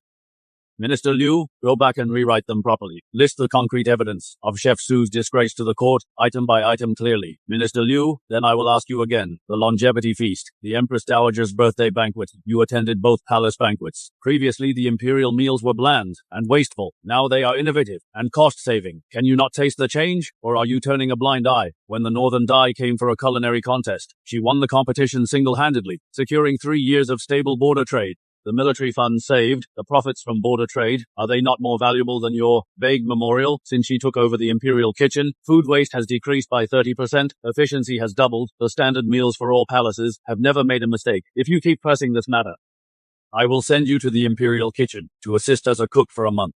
Her established knife skills and heat control and accounting rules, you learn them first, then we'll talk about dignity and law. As you command. Minister Liu, you bet wrong. You thought that His Majesty favors her cooking, but actually what His Majesty values is her ability to establish rules and improve efficiency.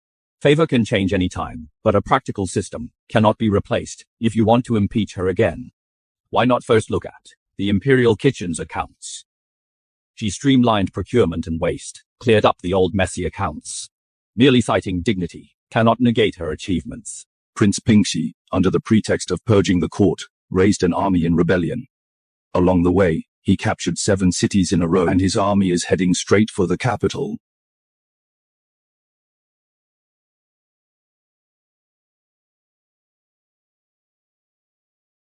My lady, His Majesty was reviewing memorials last night until the early hours. This morning he didn't even touch breakfast, and now he only had a couple bites of lunch. I'm truly worried. My lady, please go talk to His Majesty.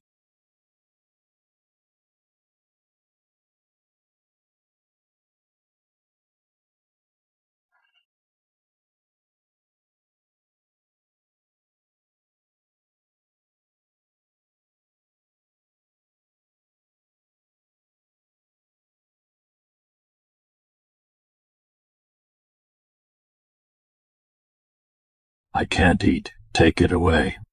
If your Majesty won't eat, I'll just keep standing here.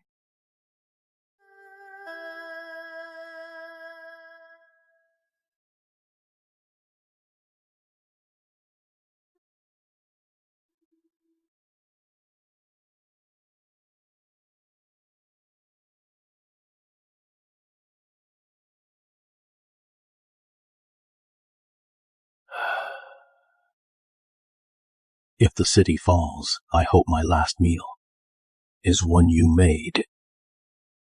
I won't let your Majesty have a last meal. If we eat, it'll be a victory banquet.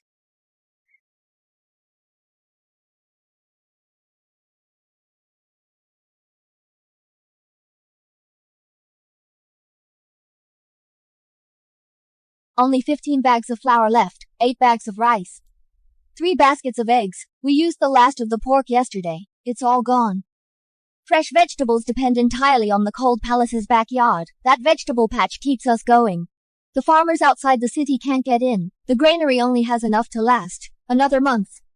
Starting today, all ingredients will be managed centrally. Meat and eggs will go first to the city defense soldiers. If they don't get enough to eat, the city walls won't hold. His Majesty will have 2 dishes and a soup per meal. No imperial banquet standards. Same rations as the soldiers. All the consort's private kitchens will be shut down. Anyone who complains can come see me. Your Highness, the consorts are likely to kick up a fuss. Let them fuss. If the city falls, it's game over for everyone. By then they can fuss, but there'll be no place to do it. This is all His Majesty gets today. Only 3 baskets of eggs left. We finished the meat yesterday. From today, the Imperial Kitchen's ingredients will be centrally managed. Priority goes to the city defense soldiers. His Majesty's 2 dishes and a soup per meal standards will have to be lowered too.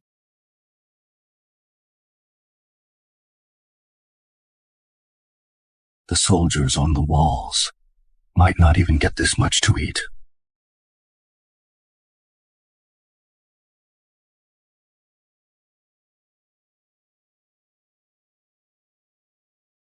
How much grain do we have? Enough for a month. If we ration it, we can stretch it to 40 days. The potatoes in the garden will be ready soon. We can still get 2 more cuttings of green onions and chives. Flour and rice will be distributed by ration. All the consort's private kitchens have been shut down. All ingredients will be centralized and managed by the Imperial Kitchen. Did you keep any for yourself? I've already eaten, Your Majesty. Liar.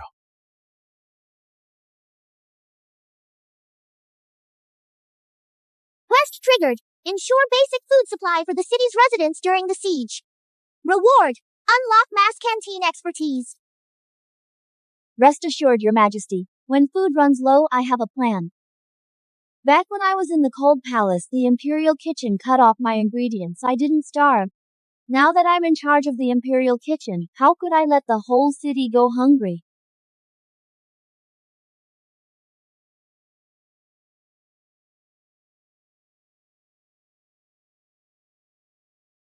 Lord Su, the porridge barely has any rice grains left. Are we running out of food?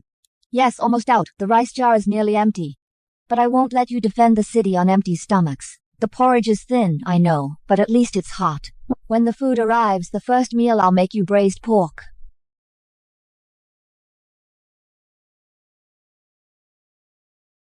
With Lord Su's word, even thin porridge tastes like meat. Right, everyone? For braised pork, we must hold the city. Ha ha ha! Uncle, how many days have you been on duty? 11 days. Since the rebels besieged the city, I haven't left the walls. Lord Su, are you afraid? There are tens of thousands of rebels outside, and we only have a few thousand defenders. Yes, I'm afraid. But being afraid doesn't help. If the city falls, we all die. If we hold the city, I'll make braised pork for you, as much as you want. You defend, I cook. Each does their part. Nobody lets us down.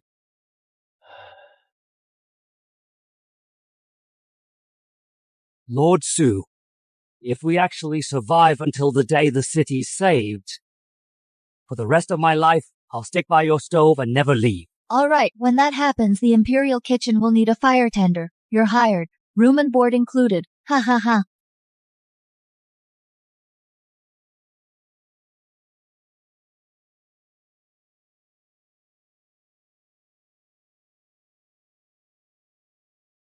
The stove fire is still burning. We'll need to make porridge tomorrow.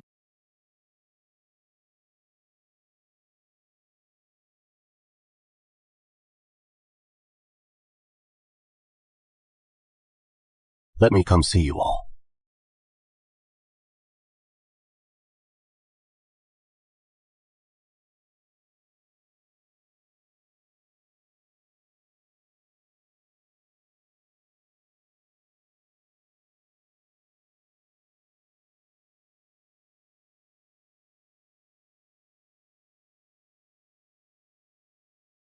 Your Majesty, this is chronic poisoning. The poison has been building up for a long time, at least half a year ago. It started accumulating in your body. Someone has been adding trace amounts of poison to your Majesty's daily meals over a long period. The dose each time is very trace. A single test wouldn't detect it. Day by day it accumulates, and now the body can't handle it anymore.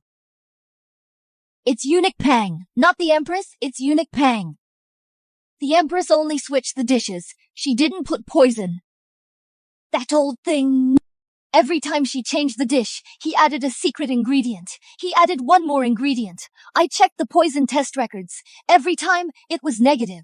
Every time it was clean, because the amount was too small. It wasn't done all at once.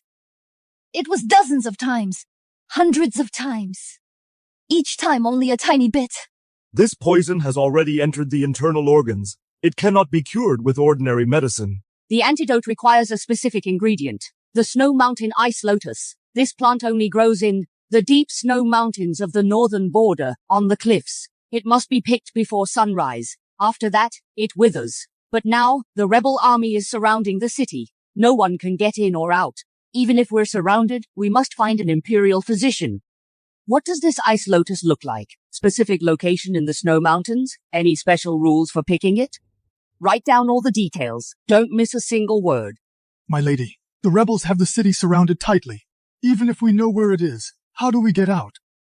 Eunuch 1, seal off the news of His Majesty's coma. Don't let a single word leave the bedchamber.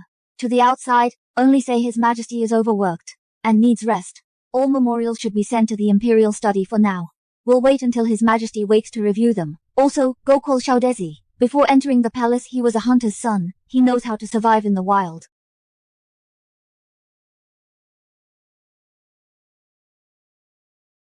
Starting today, 4 people from the Imperial Kitchen will form a medicinal food team. They'll be in charge of His Majesty's daily diet therapy. Old Sun handles soups and stews. Little Shun handles porridges. Little Kui sorts medicinal herbs. The Imperial Hospital will send over all their stock of astragalus, goji berries, yam, lotus seeds, and adeноphora. Send them all over. The existing ingredients in the Imperial Kitchen will be prioritized for the medicinal food team. His Majesty will have 3 medicinal meals a day. Early morning for energy, noon for detox, evening for calming the mind. I've already drafted the recipes. Morning, astragalus and yam porridge with porya cake. Noon, goji berry and pork rib soup with steamed egg custard. Evening, lotus seed and lily bulb soup with jujube and yam cake. The heat, water amount and cooking time for each dish are written on paper. 1 copy each. Just follow it exactly. Yam paired with astragalus. Isn't that too strong? Strong is exactly what we need. The toxins have drained his foundation. Without a boost, he won't last until Binglian returns.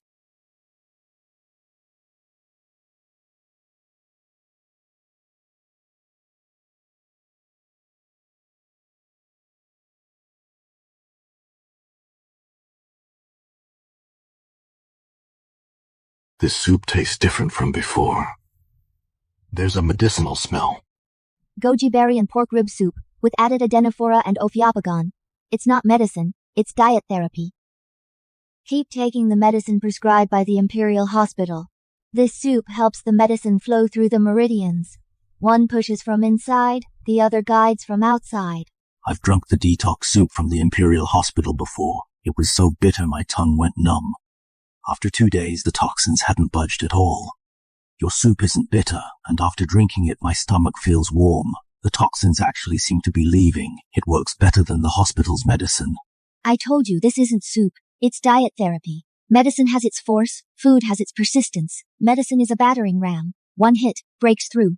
Food is a steady stream, flushing the toxins out bit by bit. Your Majesty is weak now, can't handle a battering ram. We have to rely on the steady stream.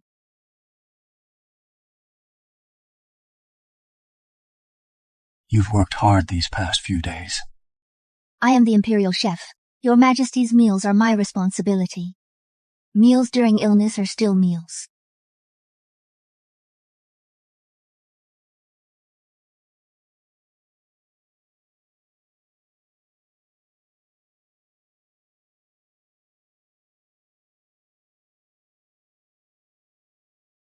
Madam, go rest for a while. I'll watch the porridge. No need, the heat for medicinal food has to be perfect, not a minute off. If the astragalus cooks half a quarter hour too long, its potency becomes too strong. Half a quarter hour too short, and the potency doesn't release. Making medicinal food requires watching from start to finish. It's almost dawn. That bowl of morning porridge should be brought to His Majesty's bedside now. He will wake up. Until then, the stove fire must not go out. This is hidden in the roof beam, meat saved for half a month. I plan to keep it for the hardest times. Since the siege began, the Imperial Kitchen's flour has been rationed. These 2 bowls of noodles are all we have left. My lady, this is the last bit of meat and noodles. What are you planning to do? Make dumplings. Shaudezi leaves the city tonight.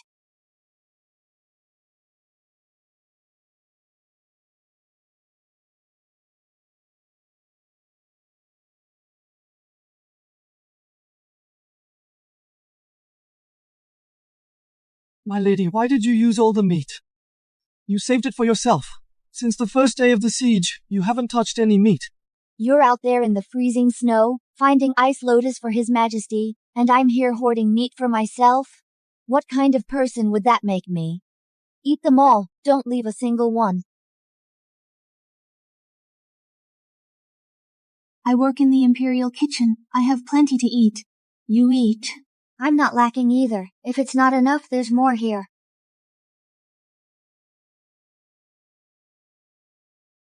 My lady, wait for me to come back, and you'll have to make me another batch. All right, when you come back, I'll make you 3 batches. Pork and cabbage, chives and eggs, lamb and green onion, 1 batch each, plenty to go around. The rebel camp changes guards 3 times a night. The midnight shift is the laxest. Once you get out of this opening, run north and don't look back. No matter what you hear, don't stop. There are ice shards in the water channel. Bear with it. Even if you get cut, you have to crawl. Got it. Got it.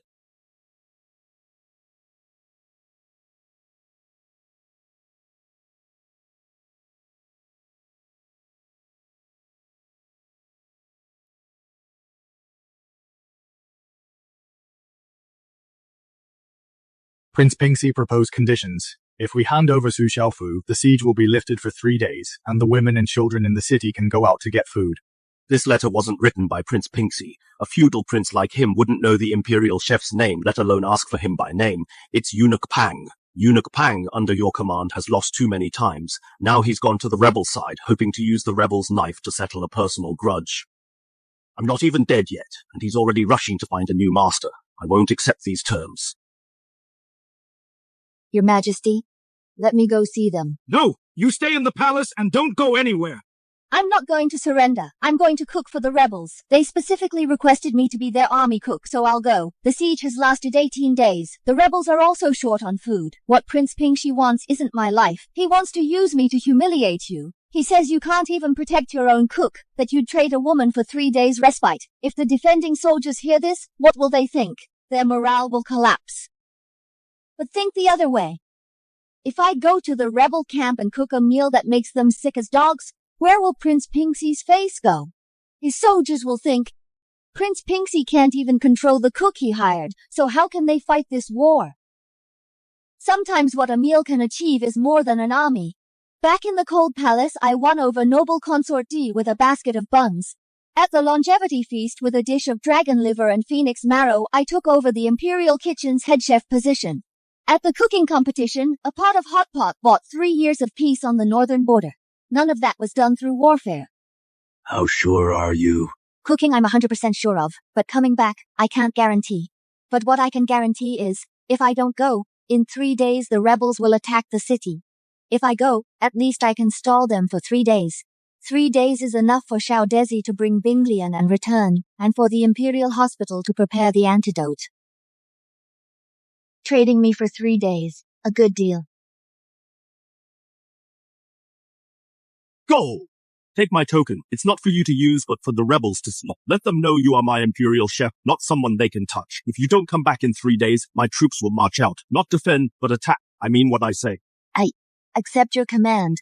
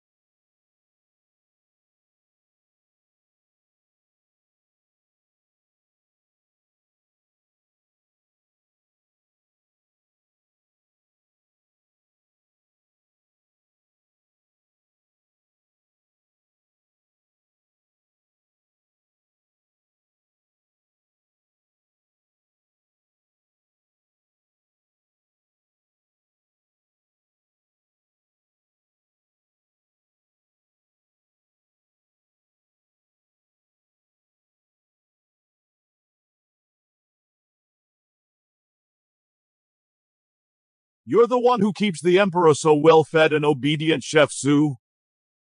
You don't look like more than someone who hangs around the stove all day. I heard you're a big deal in the palace. A cook reaching the highest rank since the founding of Great Yan. It's the first time. Tonight's meal, if you do it well, from now on, you'll be my personal chef. I won't treat you unfairly. If you mess it up, my blade still needs a sheath. You flatter me, Your Highness. I'm just a cook. I cook for whoever's in charge. Tonight is the surrender banquet. These 4 dishes are my token of sincerity. Please enjoy, Your Highness.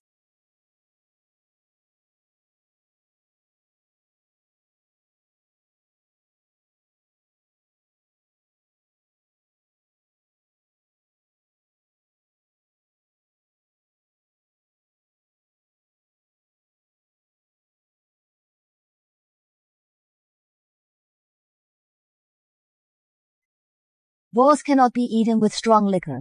Every cook in Great Yarn knows that. Your northern lands don't produce base, so you wouldn't know this rule. Can't blame you. But for the next 3 days, all the generals will probably have to lie in bed and nurse their stomachs.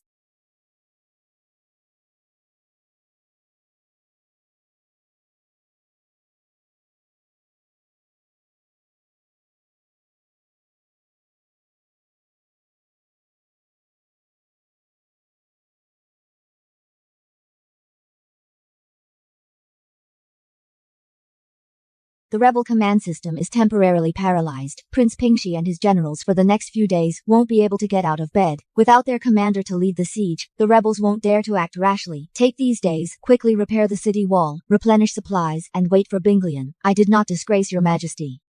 That meal, they enjoyed it to the fullest. When I left, I heard Prince Pingxi throwing up in his tent. You alone, 1 table of food. Took down the rebels, the entire command camp. I've fought countless battles in my life, but I've never seen a tactic like this. Your Majesty, this is called food incompatibility, not poison. It's common knowledge. It's just that the rebels didn't know this common knowledge, and I took advantage of it.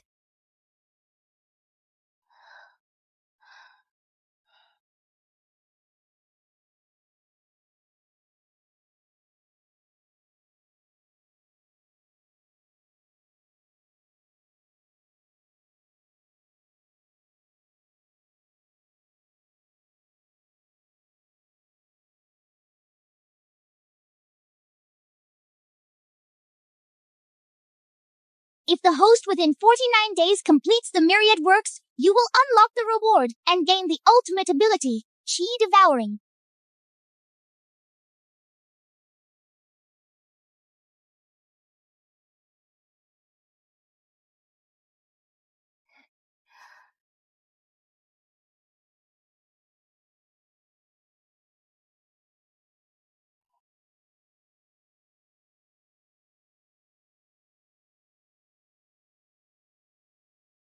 In my life, I've eaten many meals. The imperial kitchens, the empress dowagers, all the consorts. The best one is this, not because your cooking is the best, but because you used the last piece of meat to make dumplings for me. You didn't leave a single one for yourself.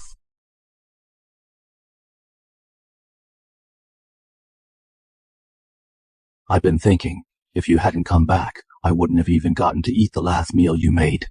Then in my life, I would never have had anything delicious again. Your Majesty is overthinking it. I said I wouldn't eat. The last meal has to be the victory feast. Once Xiaodezi returns with the Binglian, once your Majesty's poison is cured, once the rebels retreat, I'll make your Majesty a real victory feast. Then it won't just be dumplings but also braised pork, dongpo pork knuckle, boiled cabbage, dragon liver and phoenix marrow. For now, eat the dumplings first. They're just as good. Only with a full stomach can you have the strength to wait.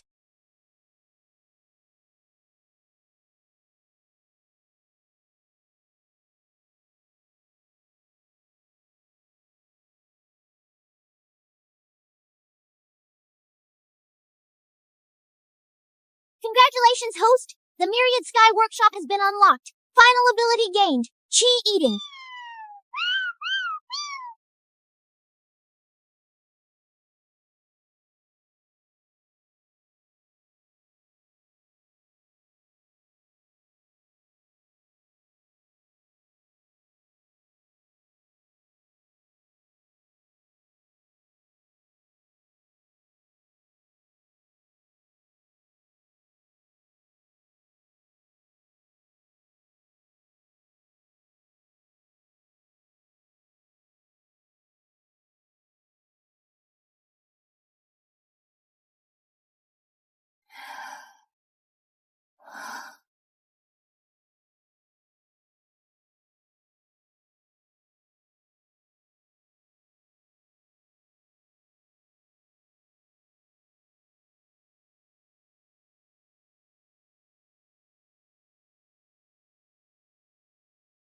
This bowl of soup. The Empress Dowager made for me when I was a child. I was only 7 or 8. My father, the Emperor, had just passed away. I couldn't sleep all night. She brought a bowl of lotus seed soup and sat by my bed. She said it would help me sleep. I said it was too sweet. She said next time she'd use less rock sugar. Later, I ascended the throne. The imperial kitchen's dishes got more refined, but the Empress Dowager never made me lotus seed soup again. This bowl of soup, it's not that the taste is similar, but something I can't quite describe that makes me feel safe. Like the bed from my childhood. Like that bowl of soup I thought was too sweet.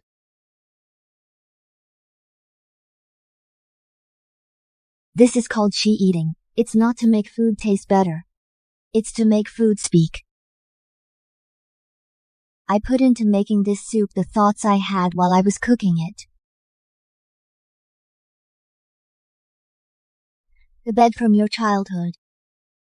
The soup you thought was too sweet. This bowl of soup wasn't made by me, but by the Empress Dowager. I merely conveyed her feelings and served it to you again.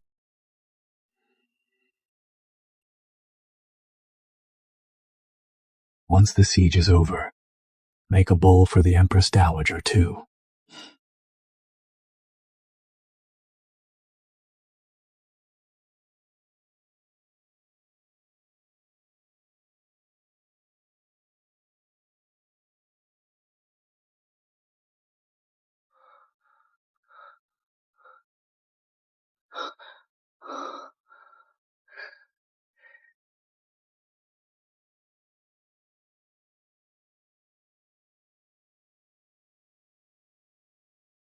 Someone from the secret passage crawled out.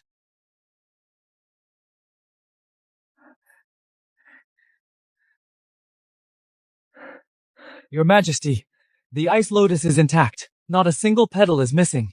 On the way in the river, I took a bath. I'm not hurt. The dumplings I owed you. I'll make them tonight.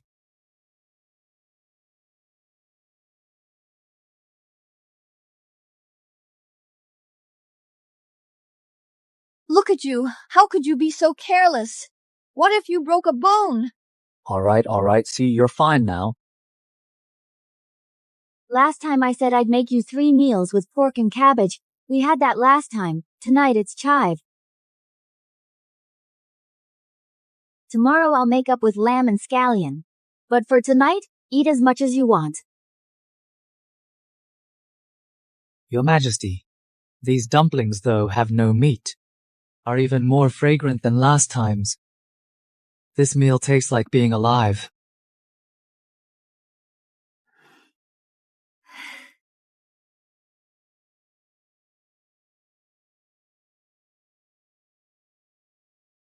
Prince Pingsy was captured by his deputy commander. This morning, he opened the city gates and surrendered. The siege lasted 23 days.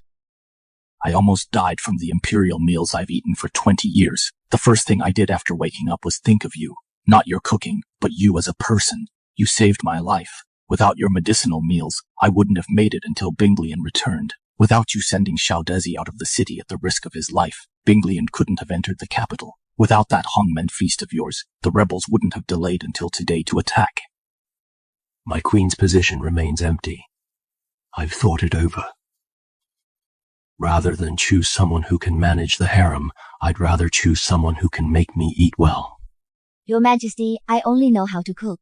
Your Majesty needs someone who can manage the harem. I even have to personally oversee the kitchen rag to be at ease. To be Empress, I am unqualified. But as a royal chef, I dare say I'm the best in the world. So regarding the Empress, Your Majesty should seek someone else. The position of royal chef I wish to hold for decades more. Making 2 meals for Your Majesty every day takes no brains, just heart. This heart of mine is already placed on the kitchen stove. If Your Majesty wants to taste, come any time. First rank royal chef. Title of god of food. The imperial kitchen is yours. Manage it however you wish. Do not leave the capital. I get hungry reading memorials and still need your cooking. Deal.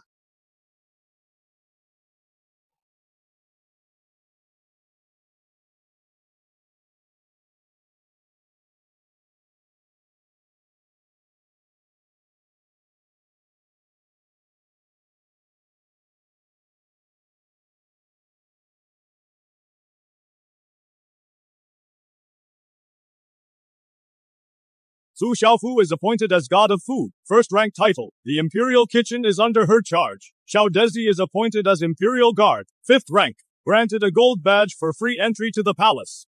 Xiao Kui is promoted to Deputy Manager of the Imperial Kitchen. All defending soldiers are rewarded with silver for 3 months.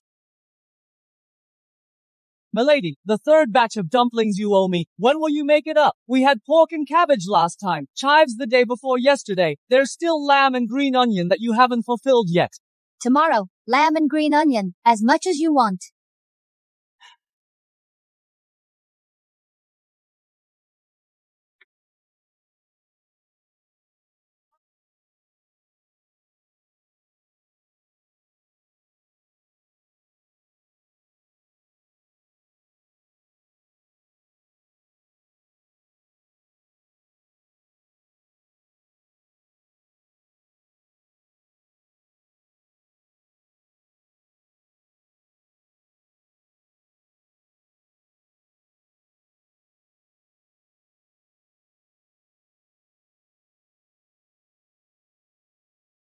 Hail to the Emperor! Long live the Emperor! Stop. I said stop. You good for nothing, Lord lose silver, all delivered. Trying to run? If you run off, how would your brother? Dare to resist, wench. Please help me. I don't want to get married. Who the hell are you? Move aside. How dare you? Dare assault His Majesty. Drag away, beat to death. Hold. What's happening? Your Majesty, her name is Su Qingqing. She lost her parents last month. Her uncle plotted to send Su Qingqing to a town merchant as concubine, hoping this could tide the Su family over. While she was still in mourning, he forced her to become a concubine. Such an unrighteous act. That's unheard of. I toured Jiangnan on inspection. When witnessing this, I won't stand idly by. As of today, Su Qingqing shall depart her clan household to set up her own household. For 3 years of mourning, Nanzhou Prefecture covers all her needs. I obey. Thank you, Your Majesty.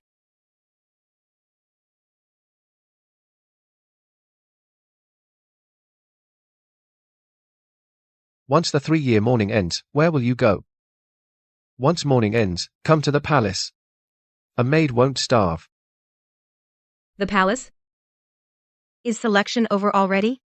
We failed to get low maid spots, let alone others. Oh well. This selection is for the Empress's coronation. I hear the Empress hails from our hometown. No funds to pull strings. We can only envy. Those selected once in the palace grow refined were just rustic farm girls, a world of difference. Entering the palace is easy, what's hard about it? With one word, I can arrange you to be the Empress's head maids. After your mourning, come to the palace. The Empress's head maids are all ranked female officials. Qingqing, could it be you're acquainted with the Empress? I don't just know her, I am the Empress. Qingqing, that kind of talk can get you beheaded. The Empress is so noble, and we're just country girls. How could we make up such a thing? Wait a moment, I'll take you to the palace now.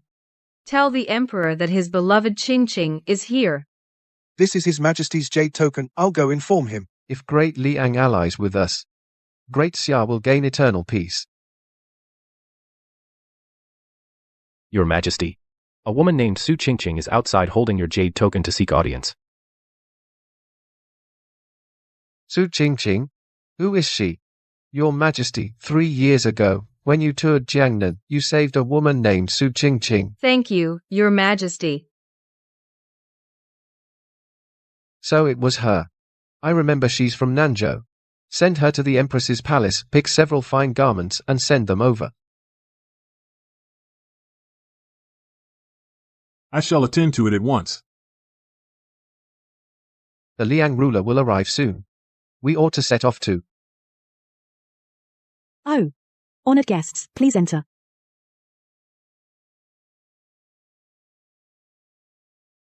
We are truly inside the palace. It's like a dream.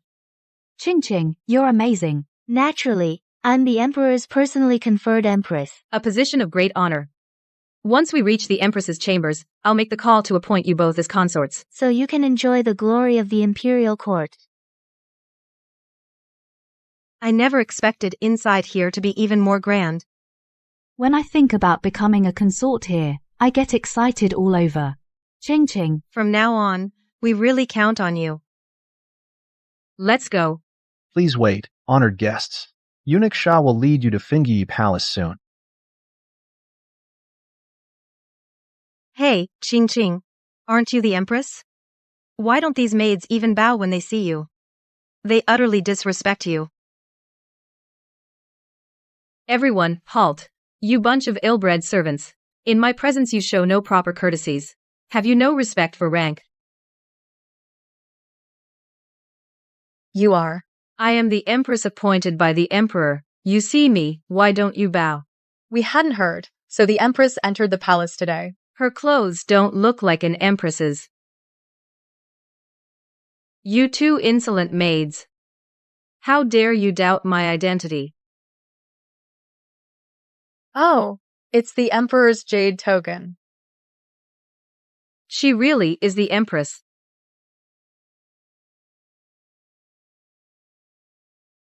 Oh, Your Majesty, your servant is late. She really is the Empress. We pay our respects, Your Majesty.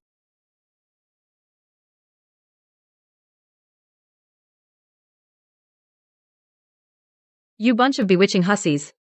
Dressed up, who are you trying to seduce? Are you aiming for the Emperor's bed? Your Majesty, first-rank maids dress just like this. How dare you talk back? Strip their clothes off. Drive them out of the palace. Why are you frozen? Do as Her Majesty commands. Your Majesty, this way, please. I'll take you into the palace to change.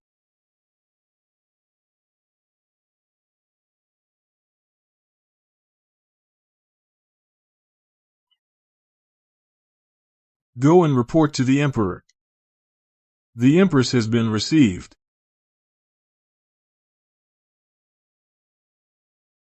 Brother Liang, let me toast you. Our two nations, allied together, will surely bring generations of peace and happiness. May our land stand firm, and blessings endure for ages. Ha ha ha. Well said, Brother Xiao. By this pact we will advance and retreat together. Surely this blessing will benefit both nations for 1,000 generations. Her Majesty has arrived at the palace. No one told me the Emperor summoned her to the palace today. Could there be some mistake? Eunuch Shah's work is utterly reliable. No errors can occur. Your Majesty. The alliance. It shapes both realms' fortunes. We cannot afford carelessness. Fetch paper, ink and writing brushes. Let's first draft the general terms. That makes sense. Prepare paper and ink. I'll go right away.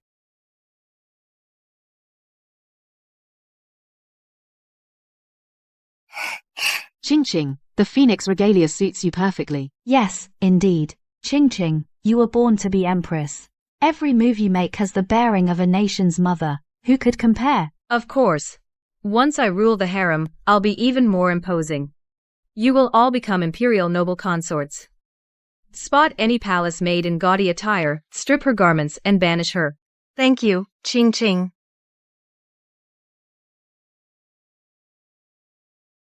Your Majesty, this is the morning court hall.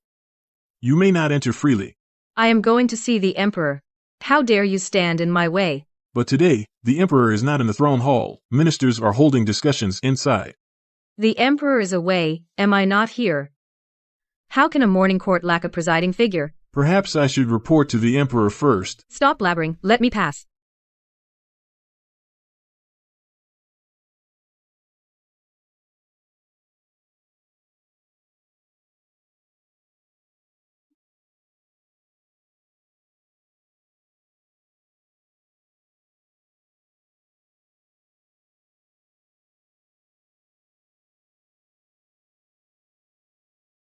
Who are you? How dare you sit on the dragon throne? This royal dragon throne. We won't tolerate your insolence. You shall be executed. Step down at once. Open your eyes wide. See clearly. Ching Ching. She's wearing the Empress's attire. What on earth? This woman is actually the Empress. Her Majesty the Empress? How can this be? Such an ill-mannered person.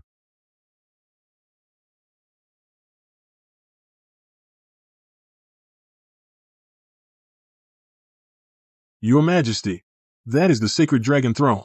No one may sit there. This woman, so lacking in decorum, is truly the Empress. Even if she is the Empress, yet this dragon throne belongs solely to His Majesty. She cannot occupy it without leave. The Emperor and I are one. Why may I not sit here? I shall not only take the dragon throne today, but also preside over the morning court. Absurd. A woman presiding over morning court? Truly unheard of. In ancient times, Empress dowagers ruled behind curtains. Now I, as Empress, preside over morning court. What stands against it? Eunuch Xia. This barking old fool, drag him out and behead him. But, Your Majesty, these are all senior court officials. However high their station, can they surpass the Empress? But what if His Majesty blames you? The Emperor grants all my wishes. Slaying one minister means nothing. He won't blame me. If you don't obey me, I'll have the Emperor behead you first. Drag Lord Cao out.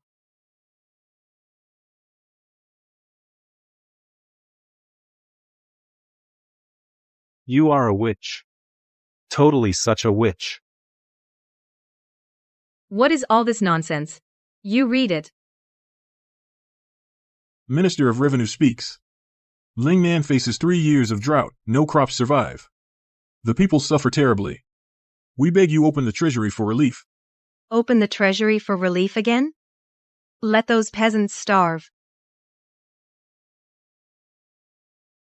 Spending money on relief is a total waste. What could be more practical than getting me some jewelry? Even if all those peasants die off, compared to the Empress, they're not worth a single hair.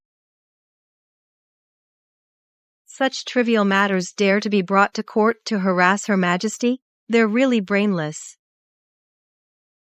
Your Majesty. Relief is no small matter. If there are too many refugees, there will surely be uprisings. What does that have to do with me? If someone rebels, just send troops to put it down. I think you, the Minister of Revenue, have grown muddle-headed. You can't even understand such a simple logic. Letting an old fool like you manage money doesn't reassure me. You can retire and go home today. The position of Minister of Revenue will be handed over to Jiao Jiao. Ching. I'm really going to be Minister of Revenue? The purse strings, of course, should be kept in our own hands to be safe. You evil Empress. What right do you have to dismiss officials at will? I'm a dignified court official. I won't be pushed around by you. Guards, take off his official robe and put it on Jiao Jiao. Your Majesty, this violates ancestral customs. At court, there's no precedent for a female official.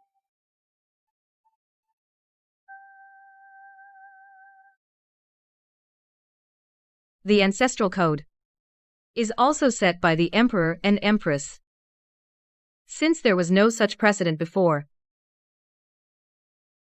then let it start with me. Eunuch Xia. The Emperor specifically ordered you to stay by the Empress's side, is to fulfill all the Empress's requests. But you are making excuses.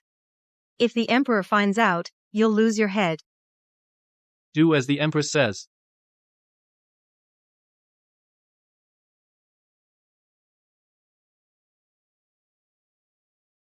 Ching. He is the Minister of Revenue. Then what post do I get? Didn't you just say we'd suppress the uprising? I remember you are pretty good at snowball fights.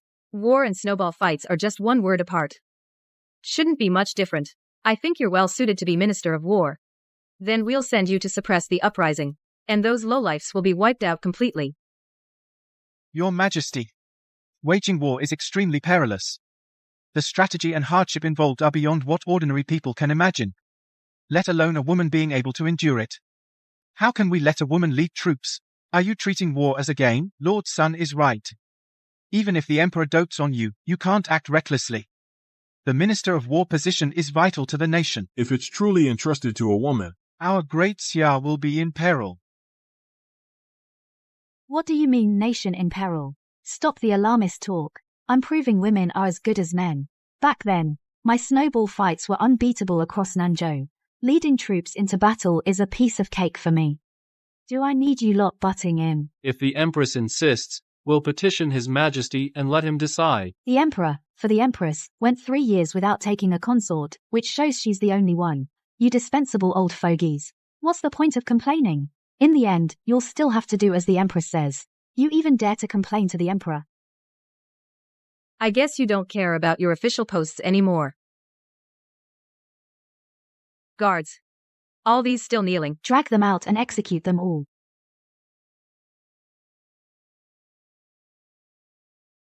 Eunuch Xia. Why don't you make a move? Your Majesty, executing so many officials at once may throw the court into chaos.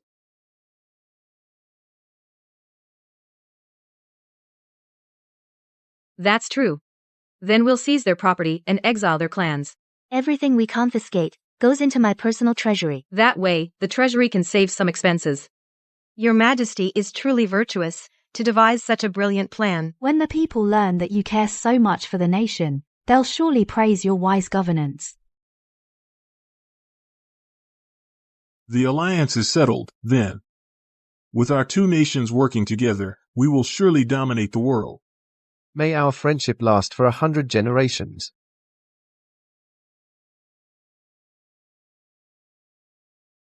I've already sent the Crown Prince of Liang to the Golden Throne Hall. He should be arriving soon. Let's get moving as well.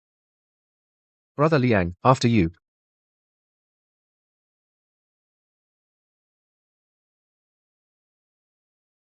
Speak now if you have matters to present, otherwise, the court is adjourned.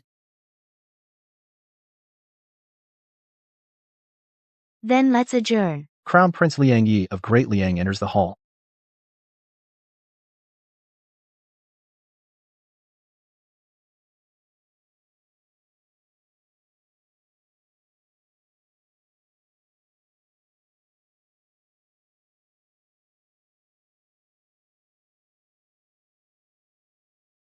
Who are you? Why don't you kneel before me? I, the Empress, had no idea that Xia even had an Empress. How dare you? The Empress was appointed by the Emperor himself. Guards, seize him. I am the Crown Prince of Liang. You wouldn't dare lay a hand on me. What nonsense. Crown Prince of Liang. Our great Xia is prosperous and strong. Why should we sign an alliance with foreign barbarians?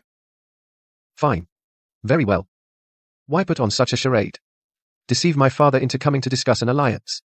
This is utterly outrageous. Did I say you could leave? Then I'll take my leave. What can you do about it? You really think I wouldn't dare touch you? Guards.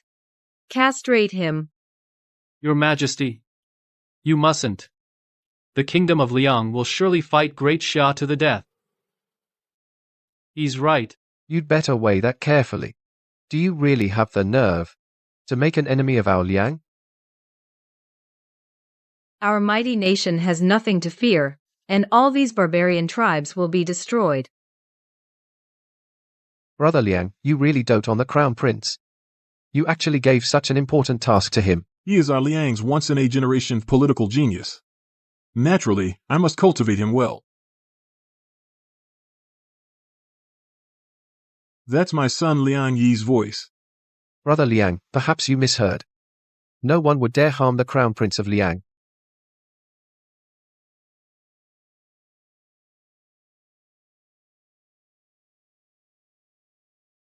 My son. Father. You must get justice for me. They've gone too far. By the grace of heaven, the Empress decrees. Declare war on the kingdom of Lian. Declare war on the kingdom of Yue. Declare war on the kingdom of Shuo. Thus it is decreed.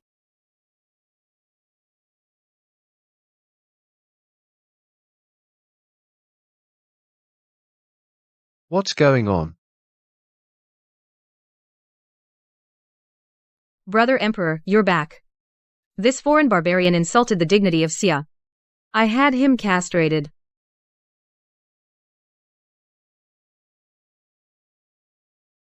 You? Did you do all this? Brother Emperor, you don't have to praise me. It's all my duty.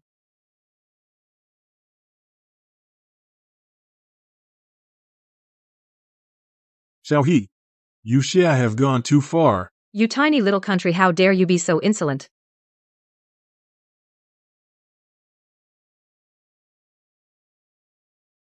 Shut up.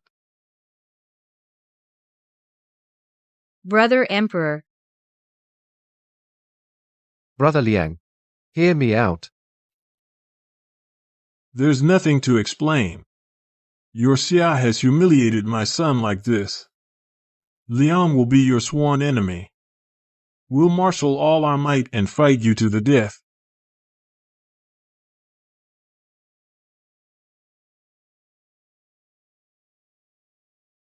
Your Majesty, quick, summon the imperial physician. Qing, catch the ringleader first. Let's seize the king of Daliang. Attack Daliang. It's as easy as taking candy from a baby. Zhao Zhao is right. They made His Majesty spit blood. This insult, we can't just swallow it. Stop right there. Did I say you could leave? Daxia, you'd attack me, your king? The other kings and I have always been on good terms. If I'm trapped here, they'll all rise up against you. When that happens, it'll be the day your Daxia is destroyed. Those uncivilized barbarians dare to challenge us, the great celestial empire. We'll destroy every single one. Seize them all. Minister of War. Kill, kill, kill. Your Majesty, I'm the new Minister of War. Who do you want to kill? Your Majesty. Your Majesty. Quick, quick. Take His Majesty to Dr. Lu for treatment. You've made His Majesty faint from anger. Why aren't you taking action? Don't you want your heads anymore?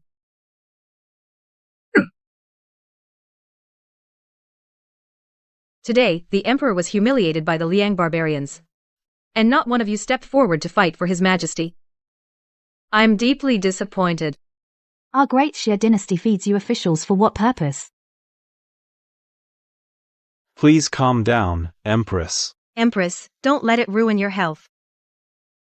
His Majesty has fainted from anger. The Xia dynasty now relies on you, Your Highness. A bunch of useless fools. You draw your salaries yet can't share the burden for the Empress and His Majesty. I think you're no better than our relatives back in our hometown. No point keeping these good-for-nothings. Let's confiscate their property and banish them. Let our hometown relatives come to manage affairs. In the court, there are no small matters. How can we let relatives interfere in state affairs? After all, the court's affairs are my family matters. Family matters should naturally be handled by relatives and friends. Go to Southern Prefecture and bring all the village folks from my hometown into the palace. I will grant them official titles and ranks. Empress, you absolutely must not. I have decided.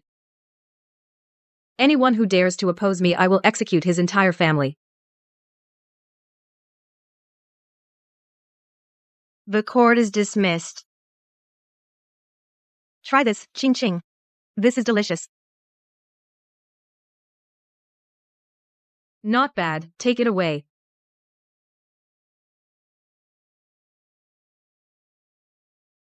Qing, you really are the best fit to be Empress. In just one day, you've got these maids so well trained. As long as you reward and punish fairly, these maids, we can easily handle them. You did a good job. I will make you a marquis. Thank you, Empress, for your kindness.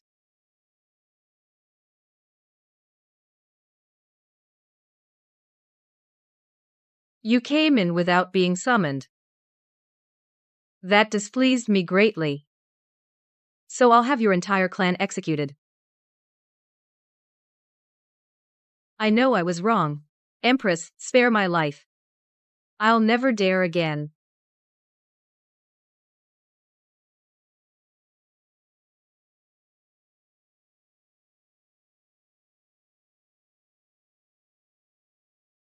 Eunuch Xia, help.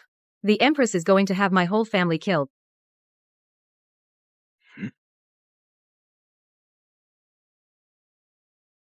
Your Majesty. Who said you could talk to Her Majesty like that? Your Majesty, you've wiped out the whole families of dozens of people. At this rate, you'll kill off all the maids and eunuchs. Then just pick some new ones. Those lowlifes would probably trip over each other to get a spot. Eunuch Xia, with that tone, does Her Majesty need to report to you every time she kills a few servants? I wouldn't dare. But everyone outside knows that entering the palace means your whole family gets executed. No one's willing anymore to serve in the palace. Then go figure something out. Do you have to bother Her Majesty with something as trivial as recruiting maids and eunuchs? What are you still standing there for? Don't you see Her Majesty is about to eat? Qing, you've been executing maids and ministers these past few days. You really have the air of an emperor. Anyway, the emperor is still gravely ill. But the kingdom can't go a day without its ruler. So why don't you, Qing, just take the throne and become the empress? Yeah, the emperor is ill, and during this time, you've kept the Xia realm in perfect order, and cleared the court of its good-for-nothings. The emperor would be very pleased. Anyway, the emperor is on your side. It doesn't matter who becomes the emperor. The imperial physician said the emperor should wake up today. As for this matter, I still need to ask his opinion.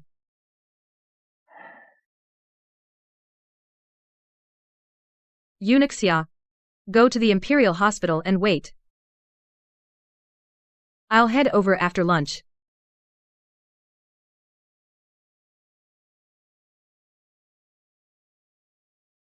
Hey, Steward Xia, Eunuch Ma, you're just in time. His Majesty has been unconscious for 3 days. This matter must be reported to the Empress Dowager. You keep an eye on His Majesty. I'm going to Huanju Temple now. Hey! The Empress has arrived.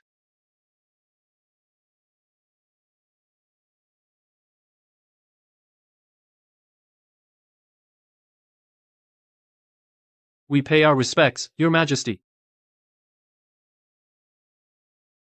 How is His Majesty? In answer to Your Majesty, if all goes well, His Majesty should wake up today, but once he's awake, he must not be agitated. Otherwise, his life is in danger. I understand.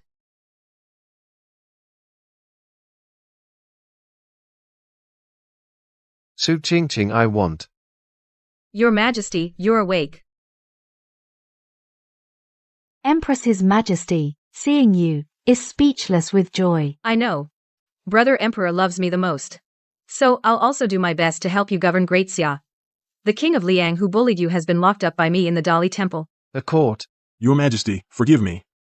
Those loyal officials in the court. Brother Emperor, rest assured. Those good-for-nothings in the court. For those who deserve the 9-clan punishment, I've had their 9 clans executed. For those who don't, I've confiscated their property and exiled them all. Now, in the court, all that's left are loyal ministers who only speak well of us. Brother Emperor, don't get excited. I know you want to praise me. But you're still sick now. Ascend the throne. As the Empress. Oh, Brother Emperor. This illness of yours requires a long bed rest. But Great Xia cannot be without a ruler for a single day. For your health and the future of Great Xia, why not let me ascend the throne as the Empress of Great Xia, and first take care of all the affairs of the court, big and small. I'll make you the Empress, all right. I knew it. Brother Emperor. You're the best. Then we'll leave you to rest now. All right. How dare you?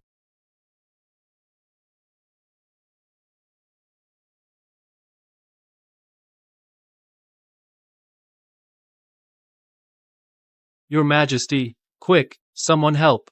The Emperor has fainted again.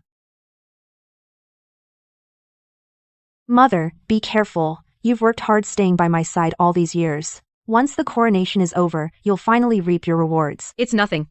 To pray for Daxia in Xiaohe's place. And take care of you, mother. These are all things I should do. Good girl.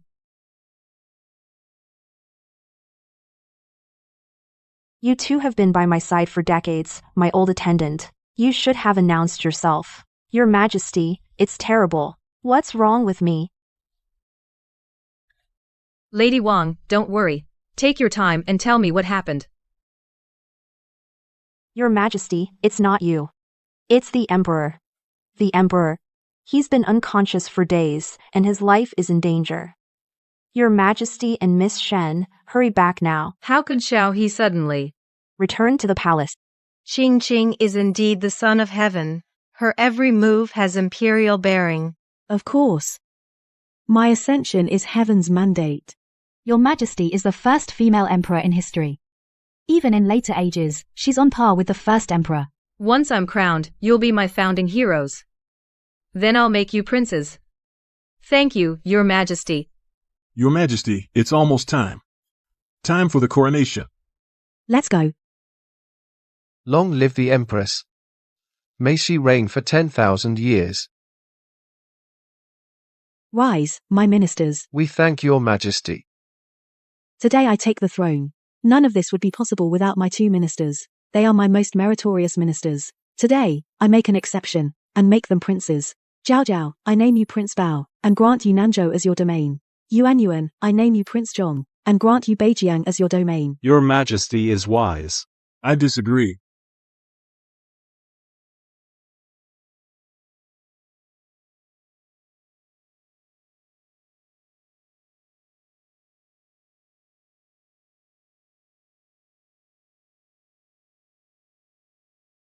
Who do you think you are? You think you deserve a princedom? I am the greatest emperor of all time. Who gave you the nerve to speak to me like this? The greatest emperor of all time? The Great Xia has never had a female emperor. You dare to ascend the throne in this golden hall? This is outright treason. Prince Yu, His Majesty has already agreed to let Your Majesty ascend the throne and become the female emperor. Let a mere woman become emperor and govern state affairs? Are you trying to make Great Xia a laughingstock among other nations? This is the dragon staff bestowed by the Holy Ancestor. Today I, on behalf of the Holy Ancestor, will discipline you unfilial descendants. Protect the emperor. What are you waiting for? Get them. That is the Holy Ancestor Emperor. Out of sight, out of mind. Who cares about the Holy Ancestor now? Arrest them now. Otherwise, you'll all lose your heads.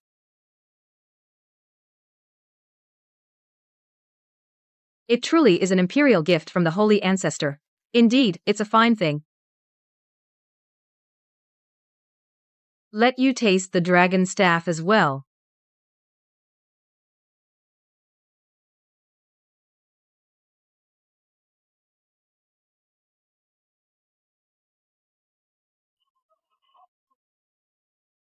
Your Majesty. You can't. Prince Yu is an elder of the royal clan. He is the late emperor's own brother. You can't hit him. Get out of my way. Today, I'll let him witness firsthand what it means when the Son of Heaven is enraged. 1,000,000 corpses fall. Blood flows 1,000 miles.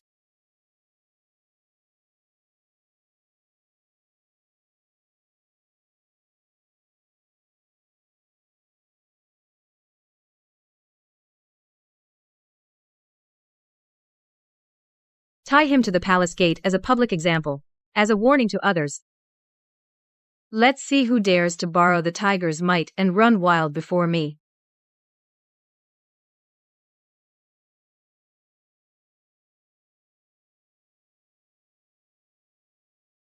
Empress Dowager. We've reached the palace.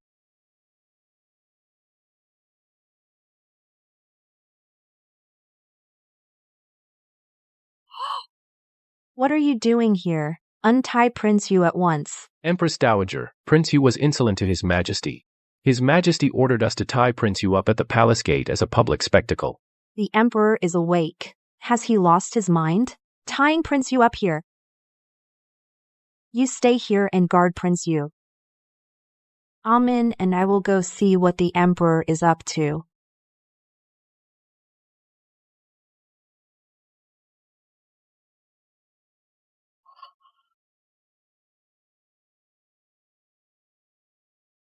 Who are you? How dare you sit on the Emperor's throne?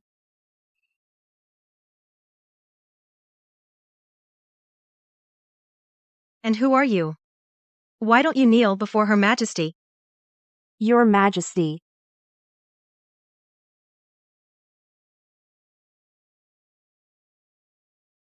Empress Dowager. She is the newly crowned empress.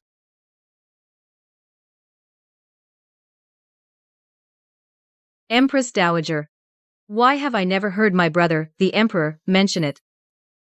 Brother Emperor, what's your relationship with Xiao He? Listen well. Our Qingqing was personally appointed Empress by His Majesty and now commands the court as the Empress of Great Xia. The Empress? Xiao He clearly promised to make me empress. You wench. How dare you covet the empress's position? I don't care. What's your relationship with the emperor? Amin is the empress I've chosen. You old hag. Not you. You're asking for it. This little wench isn't even fit to wash my feet. And you want her to be empress? The royal family's honor has been disgraced by you. Gods. Seize this wench. Send her to the brothel. Who dares? You old hag, how dare you protect this wench? Then you'll go with her to the brothel.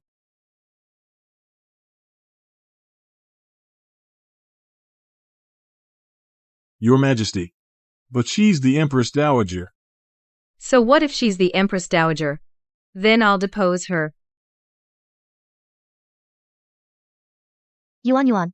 Bring me the dragon cane.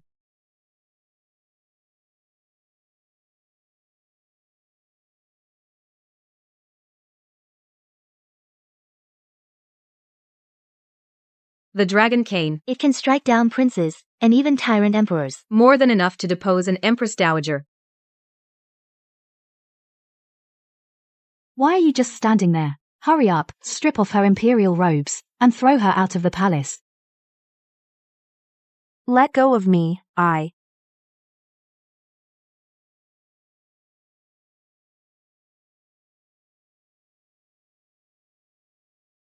Qing, you really had the bearing of an emperor just now. People like this, who don't know their own worth, need a good lesson to learn their place. Your Majesty, urgent news from the front. Liang has allied with 4 nations to attack Xia on the northern frontier. 5 cities have already fallen. Are you all useless? You can't even defeat those barbarians. Please calm down, Your Majesty. No one expected that war would break out at the border. The soldiers weren't prepared. And many officials have been stripped of everything and exiled, so now the army is a complete mess. At this rate, the capital might fall any day. Perfect, then I'll lead the troops myself. Let those barbarians see what true imperial might is. Your Majesty, maybe we should first bring back the exiled ministers. Once you wake up, we'll talk it over. Eunuch Xia, what do you mean by that? This servant. Our Qing is also the Emperor of Great Xia. Why can't she lead the troops to drive back the allied forces? Are you questioning her abilities? That's not what I meant. It's just that Your Majesty has just taken the throne. There are many things you're still not familiar with. Don't say that. My abilities were acknowledged by Xiao He. This personal campaign will be invincible. I'll beat the allied forces. Until they wet their pants. But the army lacks generals. Generals don't need to fight at the front. They just sit in the rear camp and give orders. Anyone with a mouth can do that. Right, there's still me and Zhao Zhao. Besides, if the generals are gone, we'll just promote someone experienced and that's that. Eunuch Xia, go inform the Imperial Guards. In the army, promote someone experienced to be the Grand General of the Northern Expedition. Tomorrow, I'll head to the front lines to lead the troops myself.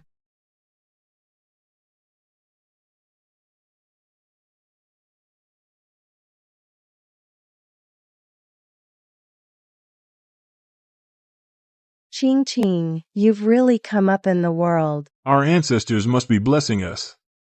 The Su family actually produced an emperor. Ha ha ha. Your Majesty, can they really fight? These relatives of mine are all incredibly capable. Take Aunt Wang, for example. She can scold a dog to death. On the battlefield, she'd be unstoppable in command. Besides, didn't Zhao Zhao say so? In war, generals just need to talk. What's so hard about that? That's true, but... No buts about it. Depart now, head to the front lines. Hey Qing, wait up. To prepare for battle, I studied the art of war yesterday. The book says, before troops move, supplies must come first. We should send the supplies into Daliang territory. That makes sense. Tomorrow, send 100,000 caddies of provisions into Daliang territory.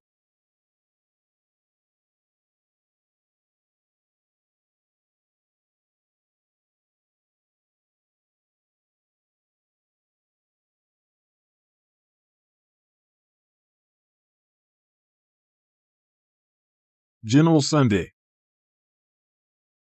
Eunuch Shah. What is it? His Majesty says the scenery here is beautiful. He wants to rest here for a few days. He wants to take the two princes to enjoy the scenery. War is no joke.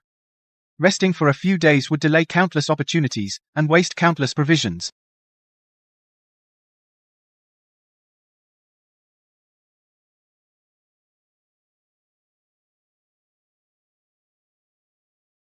Didn't I tell you to stop and rest? Are you taking my words for nothing? Your Majesty, we're only 7 days from the front. The enemy already knows you're leading the campaign personally. Staying too long will give the enemy an opening. With 100,000 troops, how can we fear them? You're just too cautious. That's why you're an untitled general. As for supplies, there's even less to worry about. We've already sent 100,000 jin of grain to the front lines. A few days' rest would use up only a drop in the bucket. Where did you get 100,000 jin of grain? Before we set out, we had only 120,000 in total, and the journey would consume 30,000. Report, General, our provisions are nearly gone. 120,000 jin of grain, enough to last over half a year. It's only been a month, how is it already gone? It was Your Majesty who ordered us to send 100,000 jin of grain to the front, leaving only 20,000 for the journey. Are you pigs? 20,000 jin of grain was gone that quickly. 20,000 jin of food would feed our village for 5 or 6 years. General, you have to think of something. So many brothers have been starving for 5 or 6 days.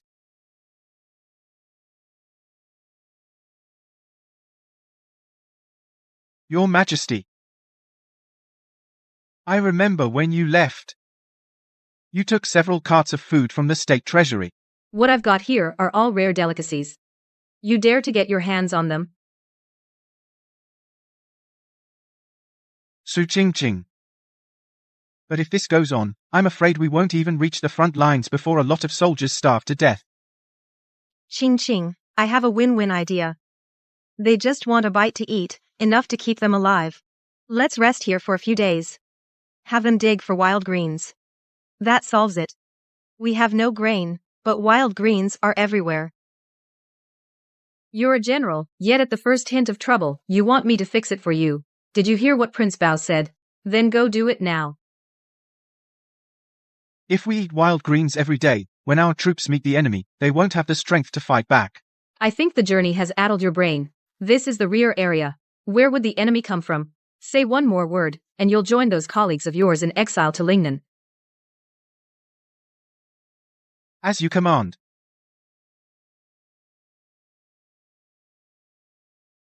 The Daxia are total idiots this time, moving their grain supplies right out in the open on the main road. How did it go? Did you get the exact count? Yes, General. We have 100,000 jin of grain here. Enough for our troops to hold out for months. The Daxia have already started shipping grain to the front lines. Which means reinforcements are almost here. I've heard that this time, the Daxia Emperor is personally leading the campaign. That's right. We got the news from scouts. The Daxia Emperor has indeed arrived at the front himself. Good. Soldiers, follow me deep behind enemy lines. And take the Daxia Emperor's head. It's been a long time since I enjoyed the scenery outside the palace.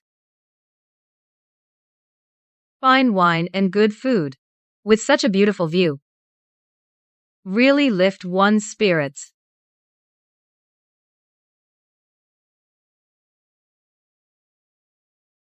What are you looking at?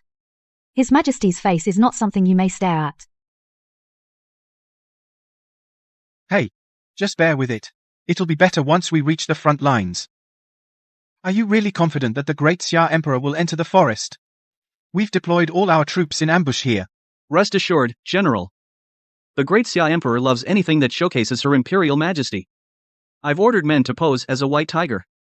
Once the white tiger appears, she'll definitely lead a hunt into the forest. Aren't you afraid that her advisors will dissuade her? You think she might suddenly wise up? she was foolish enough to deliver supplies to our camp. Even if she suddenly got smart, how smart could she really get? True. How smart can a fool be?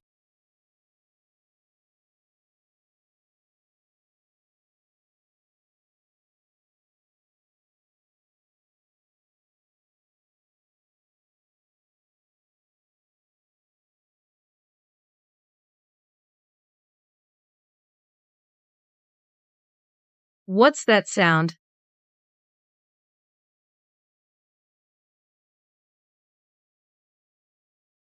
Ching Ching, look. It's a white tiger. A white tiger is a sign of great fortune. Ching Ching, once you put on the white tiger battle robe, the enemy will surely be scared out of their wits. All right, all right. Notify General Sun to change our route and hunt the white tiger in the forest. Your Majesty, you must not.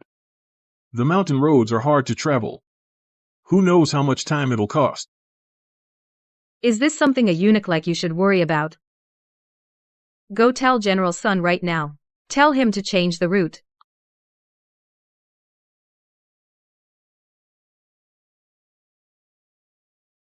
Your Majesty, the mountain forests are treacherous. They are already hard to march through. The troops are already exhausted. Taking the mountain road will cost who knows how many men. General Sun, a white tiger, such an auspicious omen, appears only once in a century, so we lose some common soldiers. Are they more important than your Majesty's white tiger pelt? Jiao Jiao is right. This white tiger pelt, I'm determined to get it. Your Majesty, have you forgotten the news we got a few days ago? The Liang general led a large force deep into Dasha. The forest is the easiest place for an ambush. That news is days old. We'd have run into them by now if we were going to. I am the daughter of destiny, blessed by heaven. How could I fall into an ambush? But... Say another word, and you'll be defying my decree. I'll kill you right now.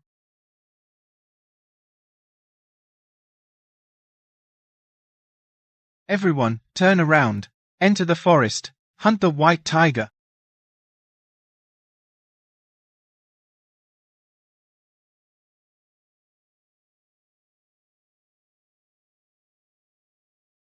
See, I told you I'm the daughter of destiny. Look, there's no ambush here. Charge. Men, follow me. Whoever takes the head of the Dasha Emperor will be rewarded with 10,000 taels of gold.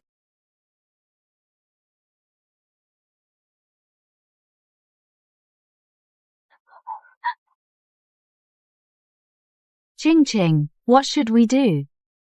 What a bunch of losers. Looks like we're losing.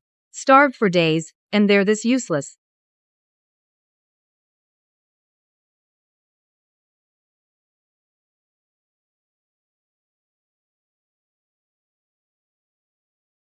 It's over. Are we safe now? Should be. Haven't heard a sound in a while.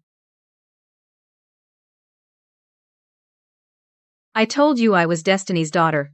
I was bound to turn bad luck into good.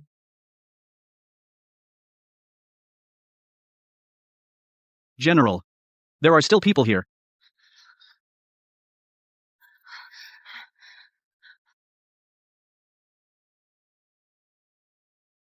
Yo.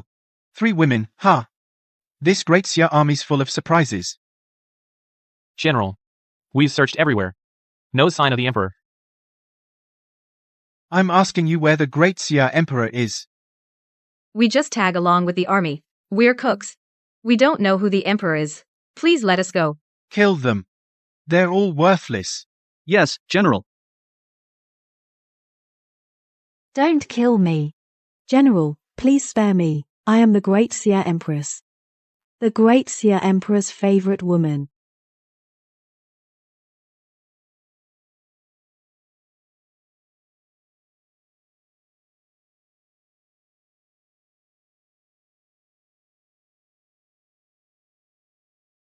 Ching Ching is the Empress of Daxia. We're useful. Please don't kill us. His Majesty is crazy about Ching Ching. Just let us go, and you can have anything you want. I've never heard of that. The Daxia Emperor being a romantic. Since the Daxia Emperor ascended the throne, he's never named an empress. I'm telling the truth. Xiao Hei, you only made me empress last month. Oh, right. I'm not just the Daxia Empress, I'm also the Empress Regent. Oh. So that means you're the one leading the campaign as the Daxia Emperor? That's right. It's me.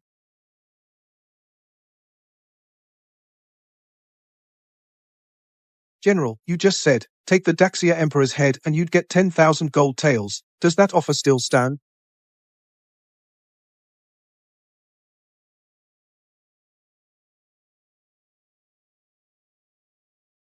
Qing Qing is the Daxia Empress. Just don't kill us, and we'll surrender to Daliang right away. We'll bow down and pledge our loyalty. Take them back to the camp. General, you don't actually believe them, do you? Even if she really is the Empress, surrendering and submitting isn't something she can decide alone. Of course, I don't think capturing an Empress will make Daxia surrender. Take her back. I have my own plans for her. All the soldiers who took part in today's capture each gets 100 taels of silver.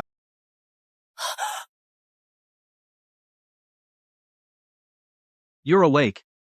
Looks like a slap works best. Please don't kill me. Don't kill me. I'm not the Empress of Daxia. And I'm not the Queen of Daxia either. Deputy General Zhou, calm him down. Yes, General.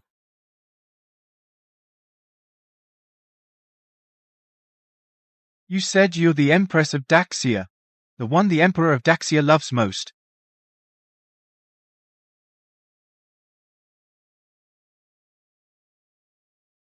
I'll give you one last chance. Are you the Empress of Daxia, the woman the Emperor of Daxia loves most? Yes, yes, yes. I am. Humph.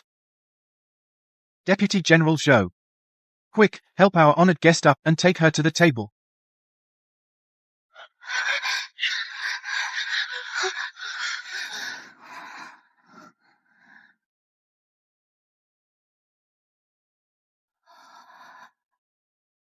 Jiao Jiao, Yuan, do you know what he wants to do?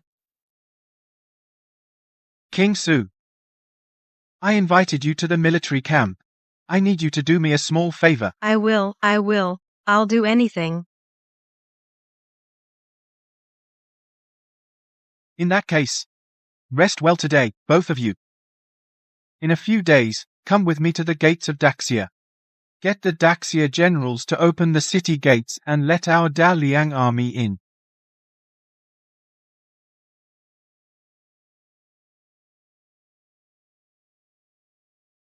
How did it go? Did you find His Majesty? 100,000 troops, nearly all of them were lost. There's no one left to look for His Majesty. What are we going to do? Right now, Great Xia has very few capable officials. And the Emperor hasn't woken up, only His Majesty can call the shots. Don't worry, eunuch. We drew the enemy away. His Majesty is definitely safe. Finding her is just a matter of time. General, urgent news from outside the city. Outrageous. What happened? His Majesty has fallen into Great Liang's hands. Great Liang wants us to surrender. Or they'll kill His Majesty. His Majesty has fallen into enemy hands. How can I explain this to the Emperor? Eunuch Shah, don't panic. They want us to surrender. They won't harm His Majesty. Let me think of a plan.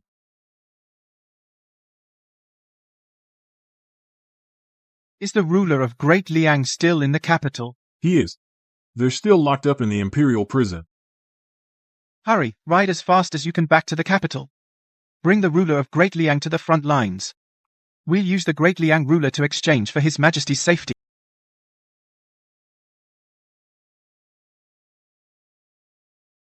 General Sunday. You've read the letter, right? Sent by General Liang. I, son, have indeed read it. I must also thank General Liang for looking after our monarch. Then open the gates now and let the Liang army in. First, let us see His Majesty safe. Bring them up.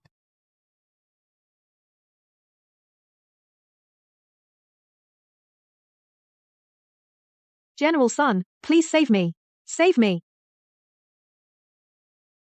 Your Majesty, don't worry. We will definitely find a way to rescue you. Eunuch Xia. General Sun. Don't forget about us.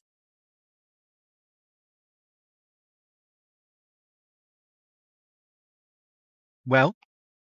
You've seen your Empress alive and kicking. Feel relieved now? Open the city gates now, or I'll have them suffer some pain. Yes, yes, yes. Listen to General Liang. Open the gates and let them in. Your Majesty, I will find a way to get you back. But opening the gates is absolutely out of the question. We haven't slept a wink. We've been on the road for 6 days. Just where are you taking us? Don't ask what you shouldn't. Hurry into the city. Father, Do you think? they might be planning to. Secretly execute us? If they wanted to kill us, they'd have done it on the road. Why go to all that trouble to bring us to the Daxia border? I think the Daxia people probably intend to use us to gain some benefit. These hypocrites of Daxia, even if I die, I'll never let them get anything from Dalian. Don't be rash. Let's wait and see. So General Sun won't open the gates and surrender to us? I am loyal to my sovereign until death. But I will never surrender to you. Fine. Then I'll have no choice but to lay hands on your Empress. Guards, beat her. Don't. Don't hit me. Stop. Ow. It hurts.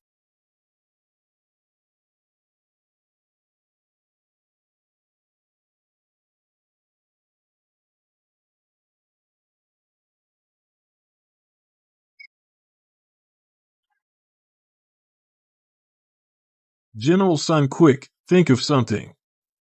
At this rate they'll be beaten to death. Have the King of Liang and the Crown Prince arrived? Report. The King of Liang has arrived. Bring him here quickly.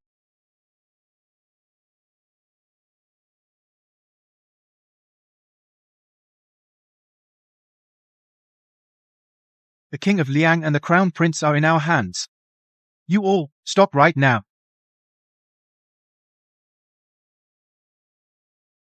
Hold it. Your Majesty, Your Highness.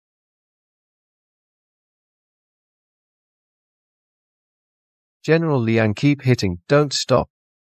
Whip these 3 women to death. Shut up. General Liang. I'll use the King of Liang and the Crown Prince to exchange for our Empress and the 2 princes. What do you think? We don't need you to open the city gates to surrender to Great Liang. But you must see 2 more cities. Then we can exchange them back. No problem. Let alone 2 cities. Even a whole province is no problem. General Sun, quick, say yes.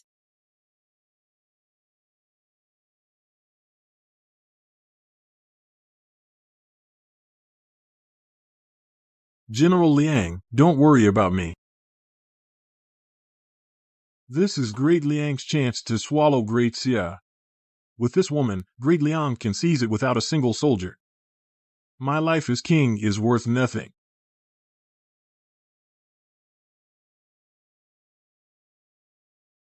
Get down here. Get down here. I, the king of Great Liang, hereby command. Storm the capital of Great Xia. And bring Great Xia into our domain. Ah. Father.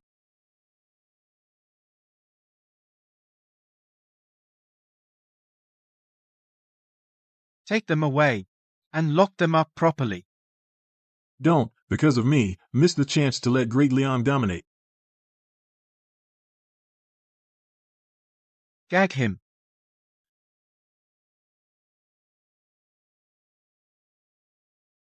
If your Majesty had such resolve, I wouldn't be in such a bind.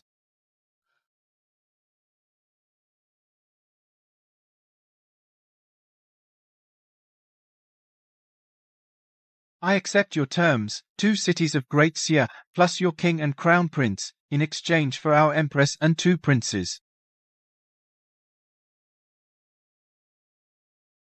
Didn't you hear what our king said? He wants Great Xia to bow down to Great Liang. I'm a general of Great Liang, so of course I must obey its king.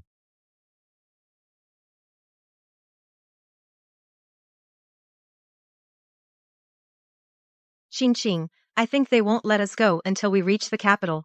If we want to have an easier time, we should help Great Liang get into the capital as soon as possible.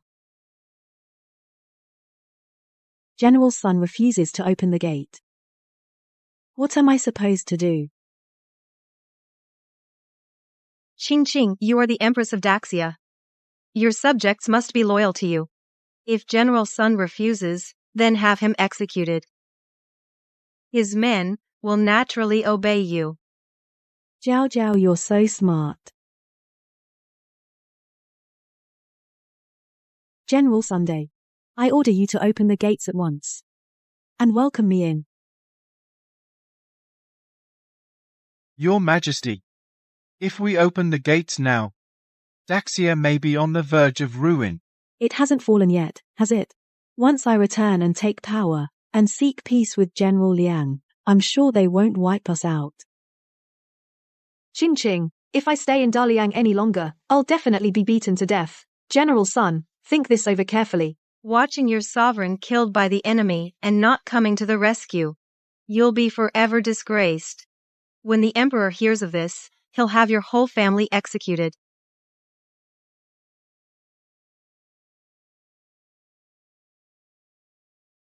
Your Majesty, rest assured. The ruler of Daliang and the crown prince are in our hands.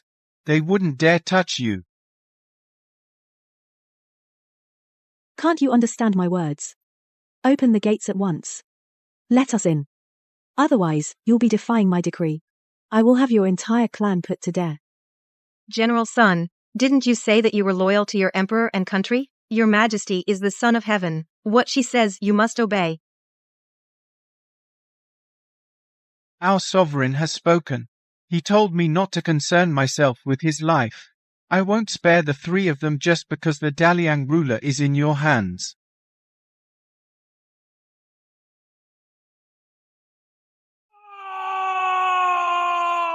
We shall fight to the death. Your Majesty, why have you already surrendered?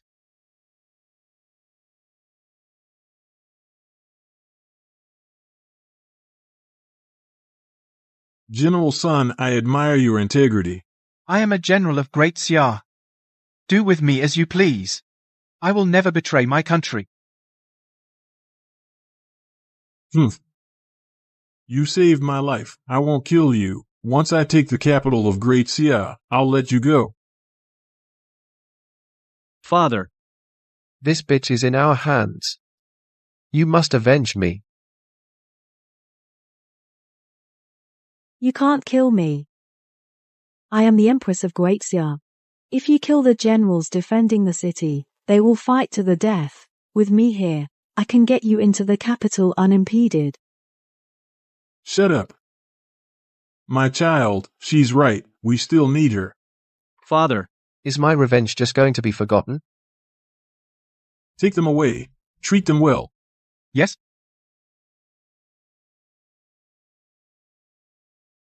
Father. What's the rush?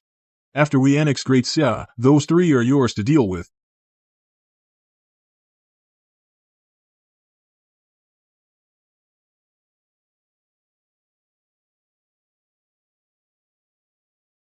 Qing, we help Daliang take over most of the land. Then, will the king grant us a title? Of course he will. If not for our Qing, Daliang would have lost countless lives. Qing, you're the greatest hero in all Daliang. Then, we'll have the emperor give us the capital and the southern prefecture. From then on, we'll live like royalty.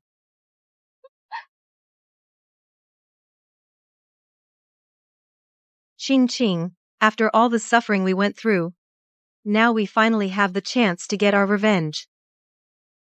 You. Stop right there. Are you talking to me? Yes, you. Come here now. What do you want, Miss Sue? Our legs are numb from sitting. Come massage them. I'm a Daliang general. Not your servant.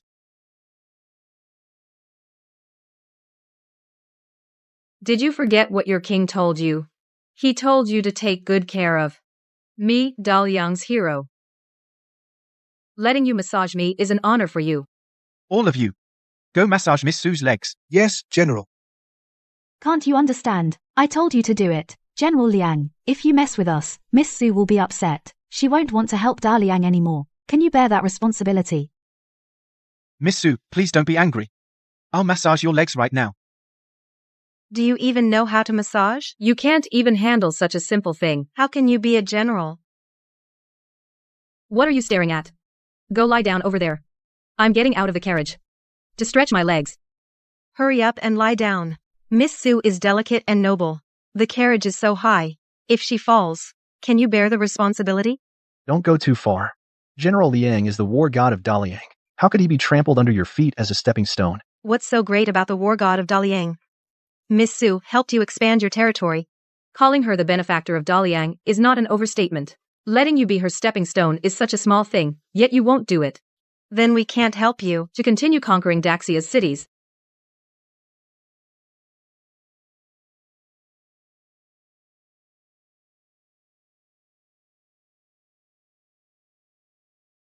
Hurry up. Do you really want me to get angry?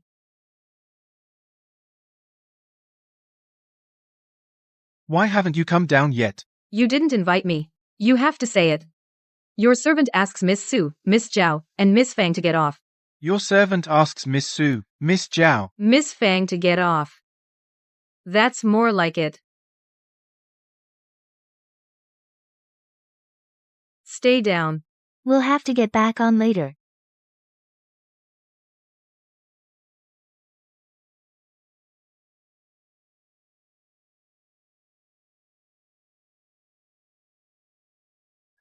General, please get up. They won't get on the carriage anytime soon. They're deliberately getting back at me. Get up now. I don't know what tricks they'll pull. They're going too far. I'll go see the king right now. Let him get justice for you. A little impatience can spoil big plans. Don't make it difficult for the king.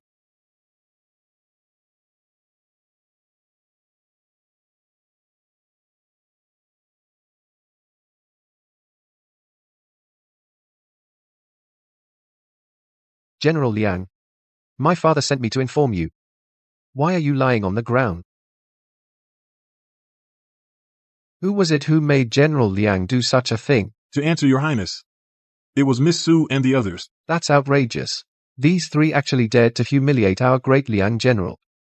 What are you going to do to us? Your highness, we're only a few days' journey from the capital. We're just one step away. We must hold on. Speak up. What do you want? Miss Sue, you are a hero of our great Liang.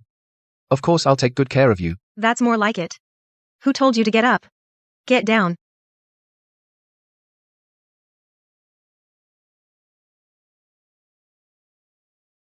I'm tired of playing. I need to rest in the carriage. You all sit tight. The troops are about to set off.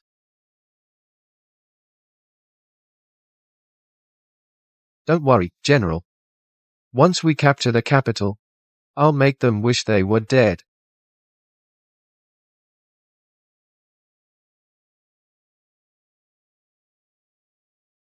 How is His Majesty? If he doesn't wake up soon, our Xia will truly fall. The Empress Dowager and Miss Shen, I wonder how they're doing outside the palace. Your Majesty, please wake up. His Majesty's hand moved. Dr. Liu, is His Majesty about to wake up? 4 or 5 hours later, once this bowl of medicine takes effect, His Majesty should be waking up soon. Great, great. His Majesty is finally going to wake up. The Empress Dowager can return to the palace now. Qingqing, the capital. We've finally reached the capital. Once we take the capital, we won't have to go through all this grueling travel. Let's go. Let's wait up ahead for them to welcome us back to the palace. Father, We've reached the capital of Xia. Once we annex Xia, your majesty will be the emperor. With the greatest conquests since the founding of Liang. You will surely go down in history. Congratulations, your majesty, you've gotten your wish. Go. Bring those 3 women here.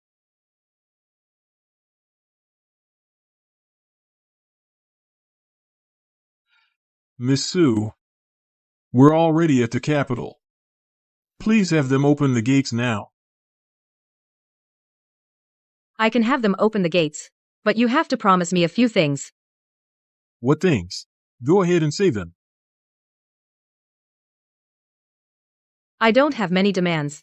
Once you enter the capital, you have to treat me as the honored guest of Daliang. I must come first in everything. After all, I'm your great benefactor.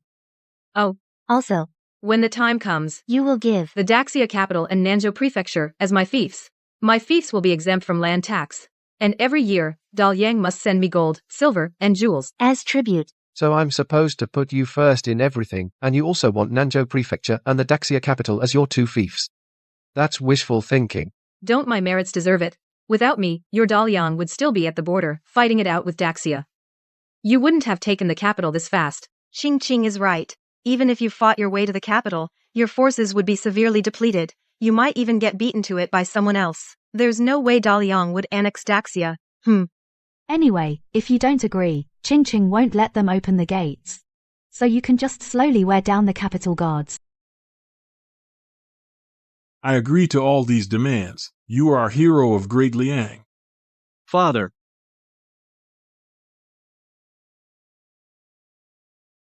At least you have some sense. Hurry up and go. Tell them to open the city gates. Jiao Jiao, Yuan, let's go. Father. You're really going to make them heroes of Great Liang? Just a stalling tactic. Once we take the Great Xia capital, these 3 women will die. His Majesty has returned victorious. Open the city gates at once. Your Majesty, those behind you are not our Shah soldiers. I told you to open the gates. Enough with the nonsense. Careful, or I'll have your entire clan executed. But Prince, you gave orders that without his command the city gates must not be opened. I am the Empress of Great Xia, and also the female emperor. Who does Prince you think he is? Hurry up and open the gates. Yes, right away. I'll see who dares to open the gates for him.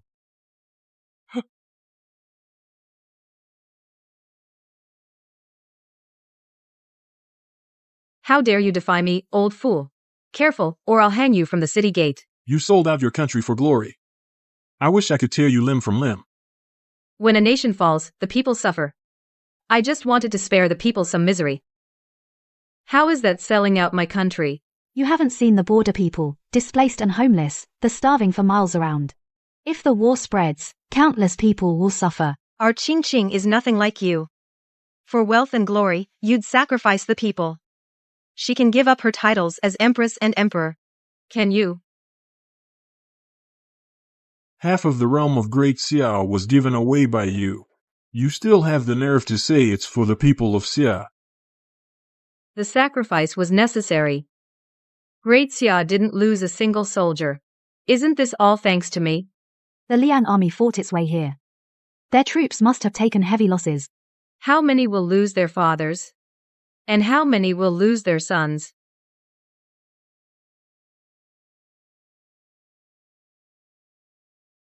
These 3 women are full of twisted logic. I was almost convinced.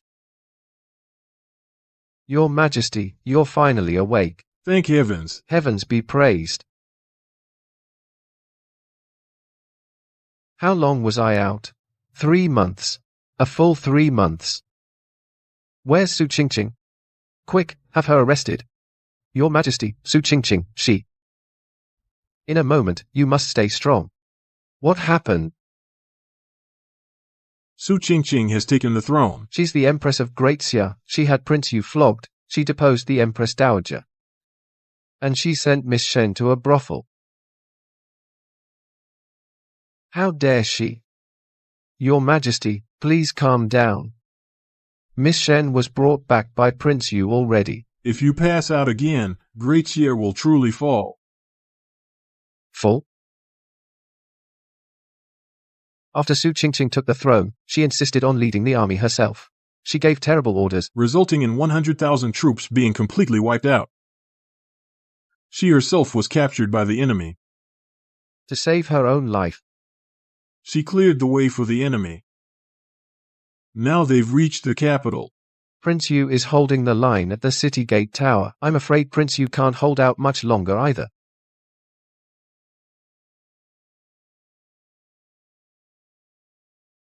Quickly, prepare a carriage for me. Take me to the city gate. Soldiers. I am the Empress of Daxia, Su Qingqing. As long as you open the city gates, the Daliang army won't attack. Once Daxia is unified, Nanzhou will be my fief. I'll make sure you all get promotions and titles. Is she telling the truth? Can she really promote us? I've been on this city wall for 10 years.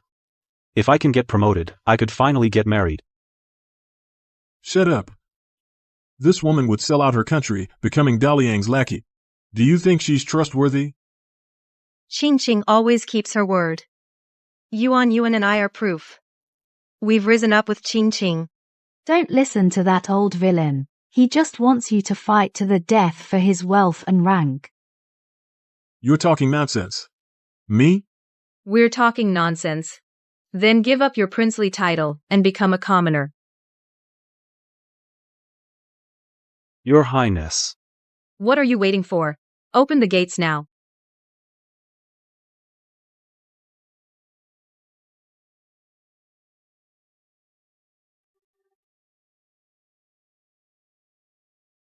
Stop. Anyone who opens the gates will be executed.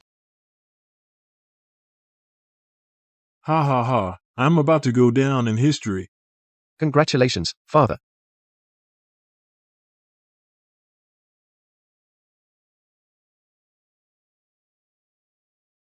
What's going on?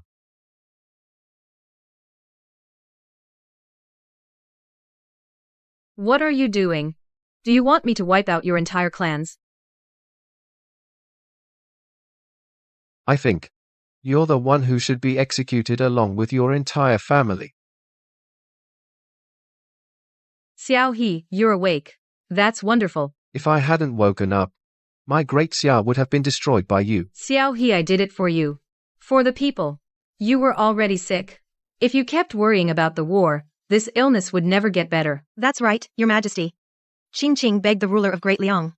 He won't trouble you. Then I really must thank you properly. It's what I should do. Xiao He, no need to thank me. Then I'll properly thank you right now.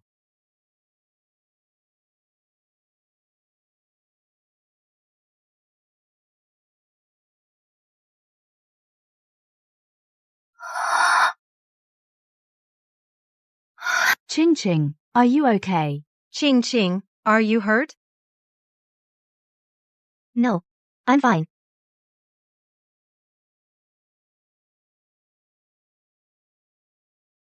Xiao He, why are you so angry? Miss Su, she is, after all, the woman you love most.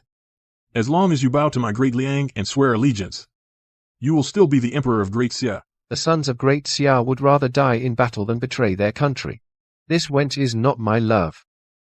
If I had known it would come to this, I should never have saved her.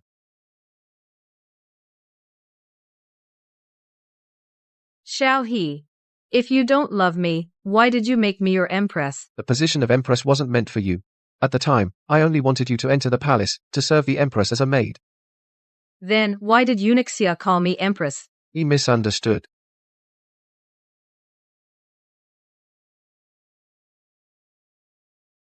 Xiao He, please don't say that in anger. I know you love me. Humph. Love you? I wish I could tear you to pieces.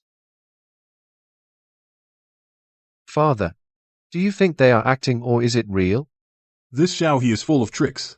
If he didn't care about Su Qingqing, he wouldn't be on the city wall holding us off for so long.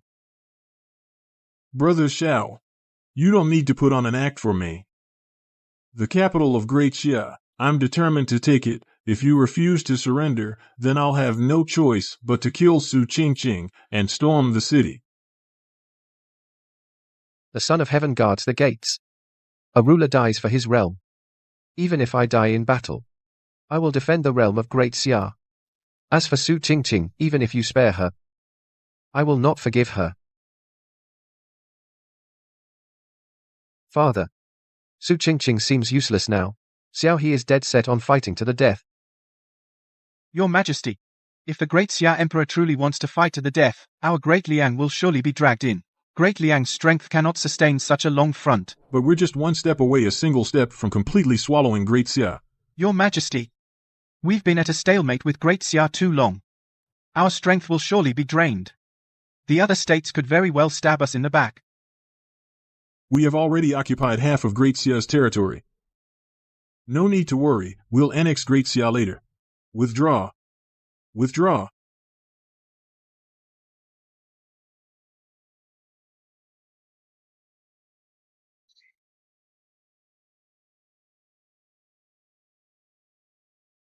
Tie the three of them up. Send them to Xiao He. Consider it a gift for him. From now on, we leave each other alone.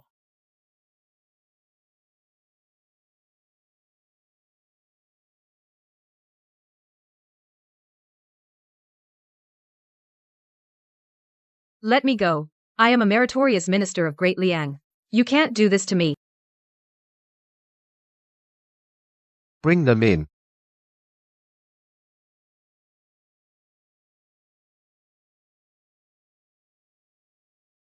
Kneel. Su Qingqing, Zhao Zhao Zhao and Fang Yuan Yuan. Do you know your crimes?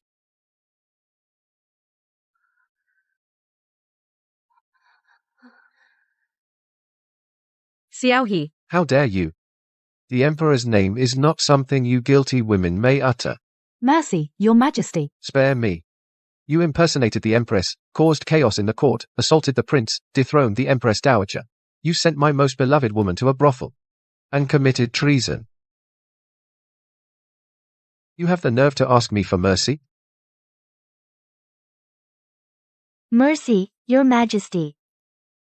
Please, Your Majesty, I'm a first-time offender. Show me some leniency. Your Majesty, it's all a misunderstanding. It's all Eunuch Xia's fault. If he hadn't mistaken Qingqing for the Empress, we'd never have gotten the chance to do all this. That's right. And those ministers. They couldn't even tell who the Empress was. They were useless. That's why things got this bad. Zhao Zhao and the others are right. If it weren't for Eunuch Xia and those ministers propping me up, I wouldn't have gotten carried away.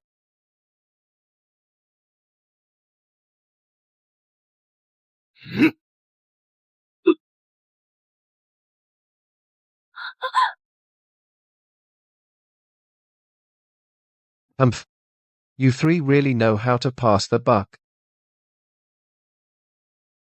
Slap them. Yes, Your Majesty.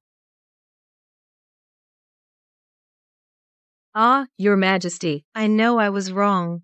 Please stop hitting me. It hurts.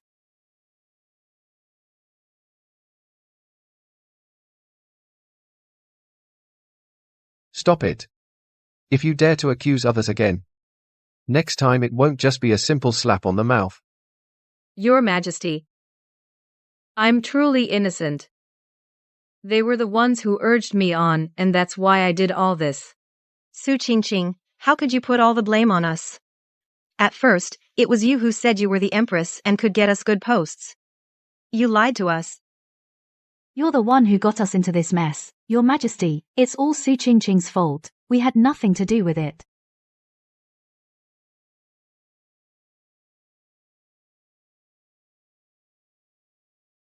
All of you, shut up.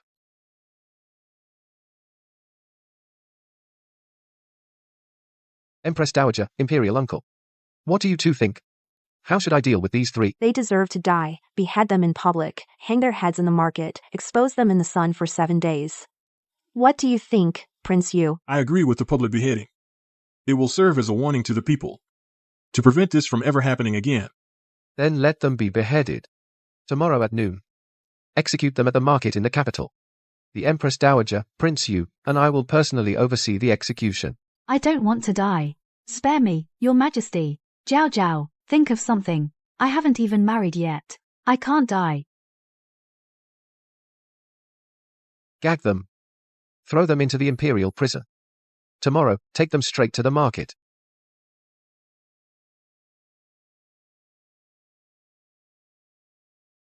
I don't want to die. It's all your fault. If not for you, we wouldn't be executed.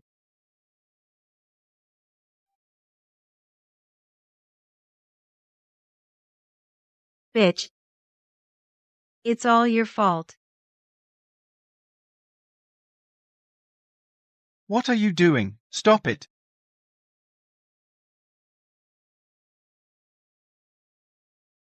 No need to be in such a hurry to die. Take them to the execution ground.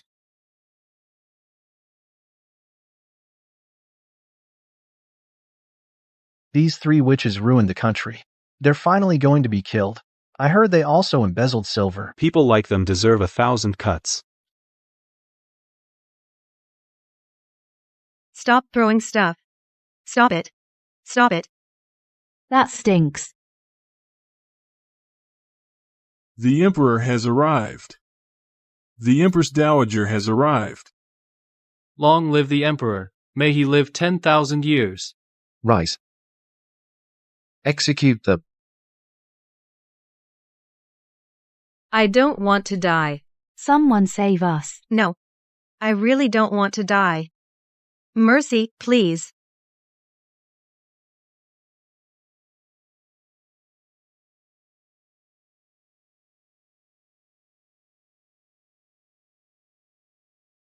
Your Majesty, you've been at this desk for 2 full hours.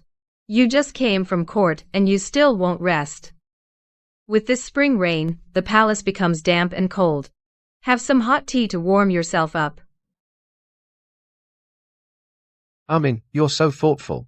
I sit here looking at these memorials, and it all feels like a dream. In just 3 months, the entire Great Siar has been turned upside down.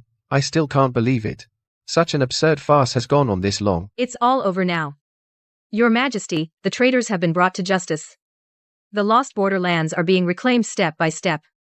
The loyal court officials have all been reinstated. Everything is heading in the right direction. Please stop blaming yourself. Blaming myself? I have much to regret. 3 years ago in Nanzhou, I saw a girl alone and helpless, which reminded me of your suffering back then. So, I acted on a moment of compassion and gave her a jade pendant. I promised that after her mourning period, she could enter the palace as a maid to make a living. I could never have imagined that this one act of mercy would breed such a nation-destroying enchantress, nor did I ever think that the court would be so foolish as to mistake her identity. The empress raised a merchant's daughter to the position of empress and even let her ascend the throne as the ruler. Your Majesty, your kindness was never wrong. What was wrong was her insatiable greed. She took your goodwill and used it without restraint. It's also the sycophants beneath you, who blow with the wind, that made this farce spiral out of control. You can't, because of the faults of others, deny your own benevolence. But my benevolence has done you a great injustice. While I was in a coma, she went and deposed you, and even had you sent to a brothel. Whenever I think of it, I can't help but want to grind those 3 to dust. And hate myself for not protecting you. I promised you that once the realm was secure, I would make you empress, so you could take your place in Fenji Palace, safe and sound. Your Majesty, I'm fine. Prince, you rescued me just in time. I didn't suffer any real harm. But Your Majesty, that wicked woman made you so furious you were in a coma for 3 months, and you almost died. At the Huangjue Temple, I prayed for Your Majesty every day. My heart never once settled. Amin, now that this farce is over, everything I owe you, I'll repay it all, one by one, bit by bit. This Fengi Palace was always meant for you. The Empress's throne has always been yours alone. I'll proclaim to the world, and hold the coronation ceremony, to marry you in style. I'll do as Your Majesty wishes. But Your Majesty must promise me, from now on, don't let the past weigh on your heart. You see, the spring rain has fallen, and everything is about to sprout anew. Our great Xia should also get a fresh start. Don't you think? All right. Whatever you say. A fresh start. I'll be by your side, and next to the people of Great Xia, as we begin anew together. With you here, I'm fearless.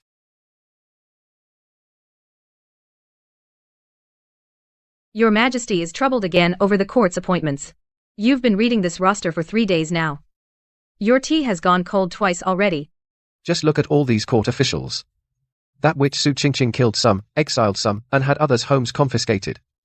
Of those fit for important posts, fewer than 3 in 10 remain. Minister Cao, Minister Qian, they both followed me in conquering the realm and governing it as seasoned ministers. Just for speaking a few honest words, one was beheaded, the other was stripped of office and exiled to the southern wastelands. Even now, when I think of it, I feel I owe them a debt of shame. These events were never your Majesty's fault. Your Majesty has now rehabilitated them, recalled the exiled officials, and given proper burials to the wronged loyalists. This has already given them and their families a sense of closure. Minister Cao's family, hasn't your Majesty already had them brought back to the capital, granted them a residence, and extended your grace to them? If they know in the afterlife, they will be grateful for your Majesty's kindness. But the dead cannot come back. No amount of kindness can bring back those loyal ministers. What worries me more is in the court today, some are sycophants, who once followed Su Qingqing and fawned over her with flattery, while others are newly appointed young officials without experience. There's a gap in between. Even one who can share my burdens is scarce indeed. Tell me, how did I fail to see back then that in this court, there were so many people without integrity? People who shift with the wind? Your Majesty, seeking advantage and avoiding harm is simply human nature. When Su Qingqing held your jade pendant, used the title of Empress, and later seized the throne as a female emperor, those beneath couldn't discern your Majesty's true intentions, and feared losing their heads, so it's inevitable some would go with the flow. But you must also see that even under those circumstances, there was General Sun and Prince Yu, who would rather die than yield, who held the gates until death. There were also Minister Cao and Minister Qian, who dared to remonstrate directly, even at the cost of their lives. The spirit of Great Xia has never been severed. You're right. But those who drifted with the tide, how should I deal with them? Dismiss them all, and the court will be empty. Keep them, and I fear they'll trim their sails again someday and sow seeds of disaster. These past few days I've been so troubled by this matter I haven't had a good night's sleep. Your Majesty, if the water is too clear, there are no fish. If you're too critical, you'll have no allies. In my opinion, we should handle them separately. Those who actively sided with Su Qingqing and aided her in wrongdoing, who harmed loyal officials and took bribes, certainly cannot be shown leniency. Those who should be dismissed, dismiss them. Those who should be punished, punish them. But those who were merely pressured by circumstances and never committed any wrongdoing, who were just trying to stay out of trouble, can stay in their posts for now. Let them atone for their faults by doing good deeds and see how they perform later. If they sincerely repent and work for the country, then we'll let bygones be bygones. But if they still harbor evil intentions, it's not too late to deal with them then. Amin, your words have truly opened my eyes. These past days, I've only been thinking in black and white and forgot the principle of combining leniency with strictness. You're right. The ringleaders must be punished, and the followers can be spared. This will both clean up the court's atmosphere and won't leave the court without people to rely on. Kill 2 birds with 1 stone. Your Majesty flatters me. I am but a woman who doesn't understand grand court principles. I just think that we should leave some leeway. It's not just giving others a chance, but also leaving room for the court of Great Xia. Besides, among these officials, many are your Majesty's loyal ministers. Quite a few have studied the classics all their lives. They still care about the country. They just lost their heads for a moment and made mistakes. We must give them a chance to mend their ways. You understand perfectly well. You see more clearly than many of your court officials. And as for the vacant posts, I was thinking we can't just pick from noble families. We should hold a special exam. From humble homes, pick scholars of real ability to fill the court. The noble clans are deeply rooted. Many of them chase power. But humble scholars know the people's hardship better. And they value the hard-won chance more. They can sincerely serve the people. Your Majesty's idea is excellent.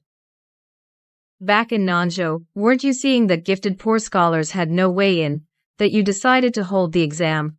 To attract talent. Now, we can use this chance to break the nobles' grip on the court. Let those with true talent find a place to realize their dreams. In doing so, we not only fill the court's vacancies, but also show the people your Majesty's hunger for talent.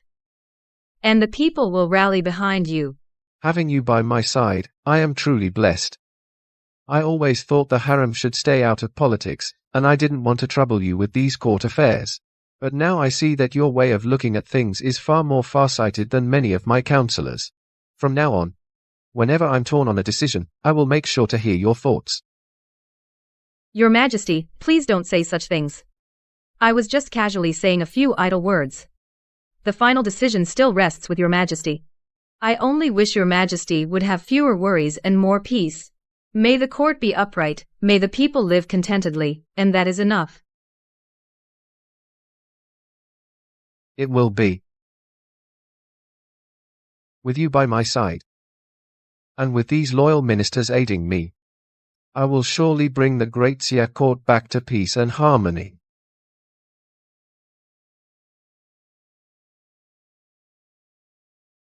Your Majesty, try these loquats sent from Jiangnan.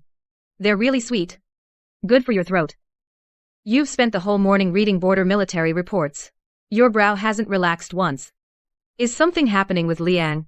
Did something else happen? It's still about the border. That witch, Su Qingqing, to save her own skin, led the Liang army through, and we lost 5 cities in the northern border. Nearly half our territory has been taken by Liang. Now Liang Yi has withdrawn his army with his main forces, but he's still amassing 100,000 of our troops, watching us like a hawk. General Sun sent a report asking whether I want war or peace. And in your heart, Your Majesty, do you want war or peace? Personally, Liang Yi's son, in the throne hall, was castrated by Su Qingqing. Liang and Xia have long since formed a blood feud that can only end in death. I wish I could march north right now and take back all our lost territory, every inch of it.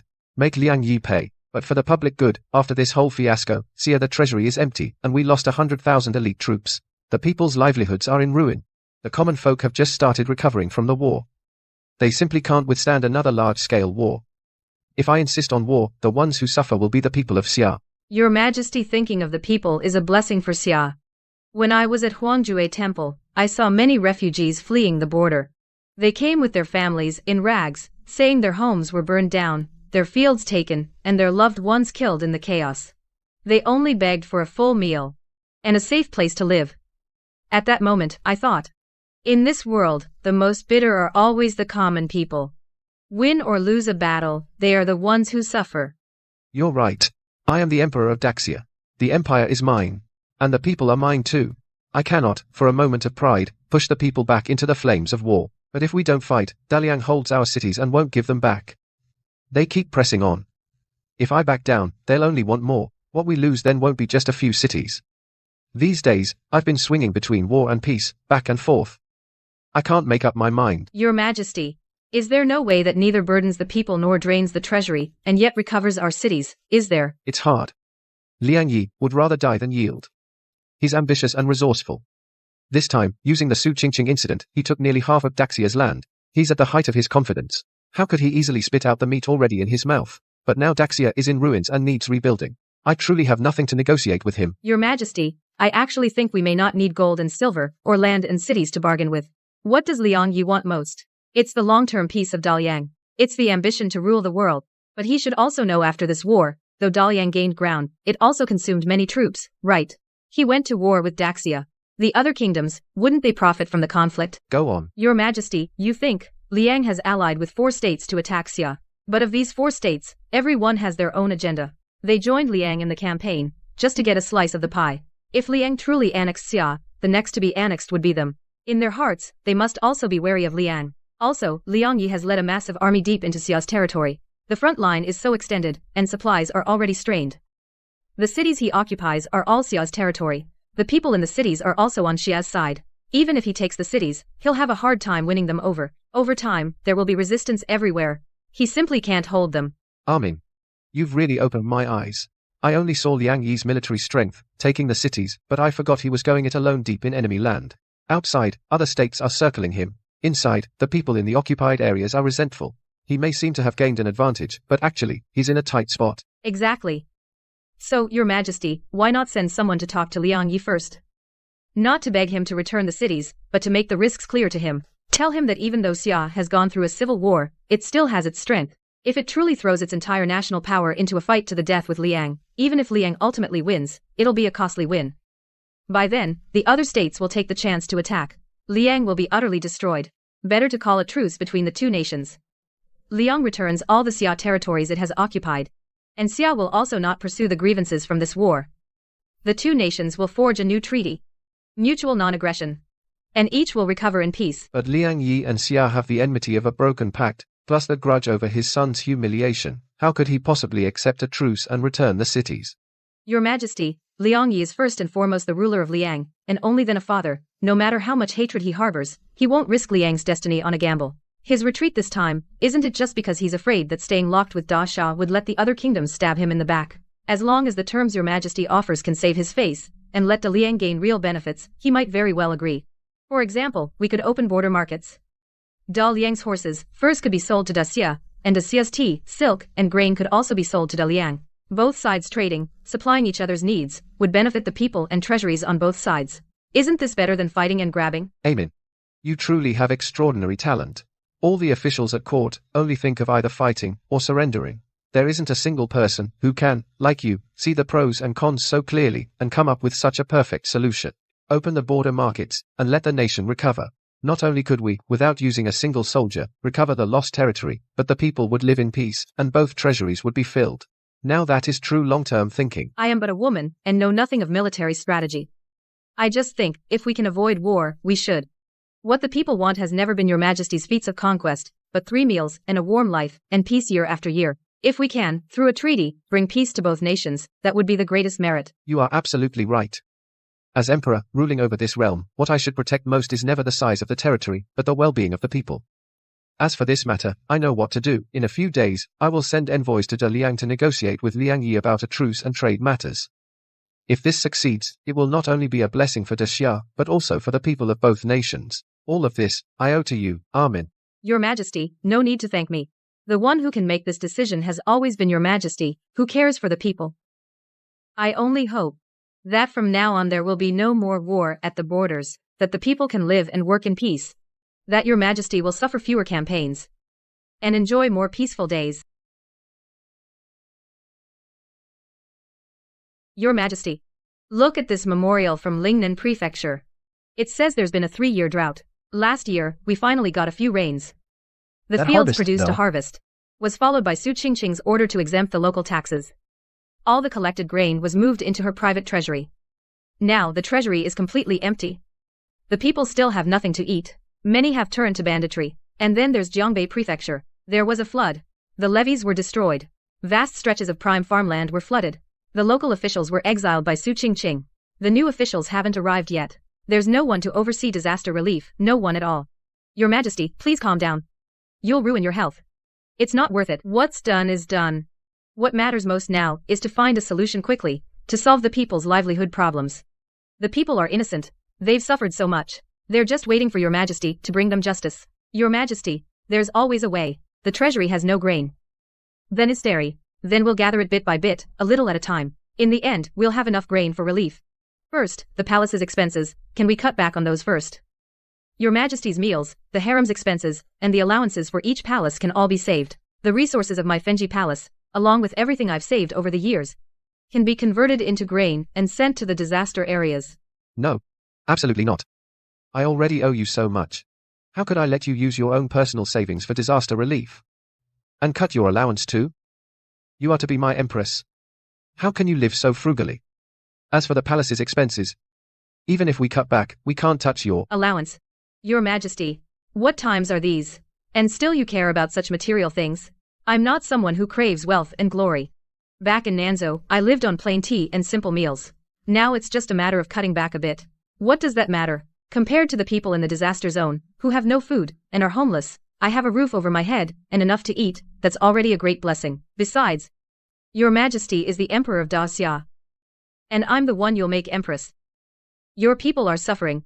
How can I stand by and do nothing? This isn't just Your Majesty's business. It's a matter for both of us. And for all of Da Xia. Amin. To have a wife like you, I am truly blessed in this life. All right. I promise you. The palace's expenses, from this day forward, will all be halved. My imperial meals, from dozens of dishes a day, will be cut to 3 dishes and a soup. Everything unnecessary will be cut. The money and grain saved will all be sent to the disaster area. Your reminder, I accept it on behalf of the disaster victims. Once the treasury is full, I'll repay you 10-fold or 100-fold. You flatter me, Your Majesty. What's all this about repayment? As long as the people are helped, I'll be satisfied. Besides the palace expenses, there are also the corrupt officials whose homes were seized by Su Qingqing. The valuables seized from their homes, gold, silver, and jewels, grain and farmland, couldn't they all be confiscated for disaster relief? These things were originally the people's sweat and blood. Since they were taken from the people, they should be used for the people, and that is only fitting. You're right. I've already set things in motion. Those who followed Su Qingqing and helped her do evil officials and noble families all had their assets confiscated and their grain shipped to the disaster areas. Gold and silver were turned into supplies to repair the dikes in Jiangbei, and settle the refugees also. The officials exiled by Su Qingqing, many of them know agriculture and are skilled in flood control. I've already sent riders at full speed to summon them back and send them to the disaster areas to lead relief and reconstruction. They know the local situation, so they'll surely get twice the results with half the effort. Your Majesty's arrangement couldn't be better, but there's one more thing I'd like to mention to your Majesty. The people in the disaster areas, what they lack most right now is food and shelter. But once the disaster passes, what they'll need most is the means to make a living if we just give them food once it's gone. Better yet, while we're at it we can allocate them land-exempt taxes and give them their own livelihoods. Only then can we solve the root problem. You've thought further ahead than I have. I've already thought it through. All the people in the disaster areas, every one of them can receive government land. Within 3 years exempt from all taxes. If a family lacks oxen and seeds, the government will provide them uniformly. Once they have a harvest, they can slowly repay with no interest. Also, the dikes in Jiangbei and the canals in Lingnan, I plan to take this opportunity to mobilize the refugees to build them. The government will provide meals and pay wages. This way we can repair the waterworks and prevent future disasters, while also giving refugees work to do and a way to earn money, so they won't turn to banditry and disrupt public order. Your Majesty's approach truly achieves multiple goals at once. Once people have land and work and hope, naturally, they won't rebel again. And the people's hearts will be settled. With the people settled, the realm of Daxia will be stable. Indeed, water can carry a boat but also capsize it. I used to always think as long as the court is stable and the borders are at peace, the realm is stable. After that whole mess with Su Qingqing, I finally understand. The foundation of this realm has never been the civil and military officials at court nor the dragon throne in the Golden Hall, but the common people of the world. When the people live well, the realm can be stable. If the people can't make a living, even if I sit on the dragon throne, I won't hold the realm for long. Your Majesty understanding this truth is the greatest blessing for the people of Daxia. I believe with your Majesty's measures the people in the disaster areas will soon live stable lives. The livelihood of Daxia will also soon recover. It will. I promise you, and I promise the people of the world, I will use 3 years to make the people of Daxia all well-fed and well-clothed, settled and content in their work. Never again suffer the pains of war and famine. This river is hard to navigate. But with you by my side, I fear nothing.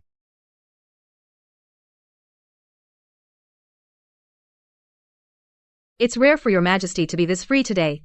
You didn't even bring any memorials. MHM. I thought you'd be staring at those memorials again all day long.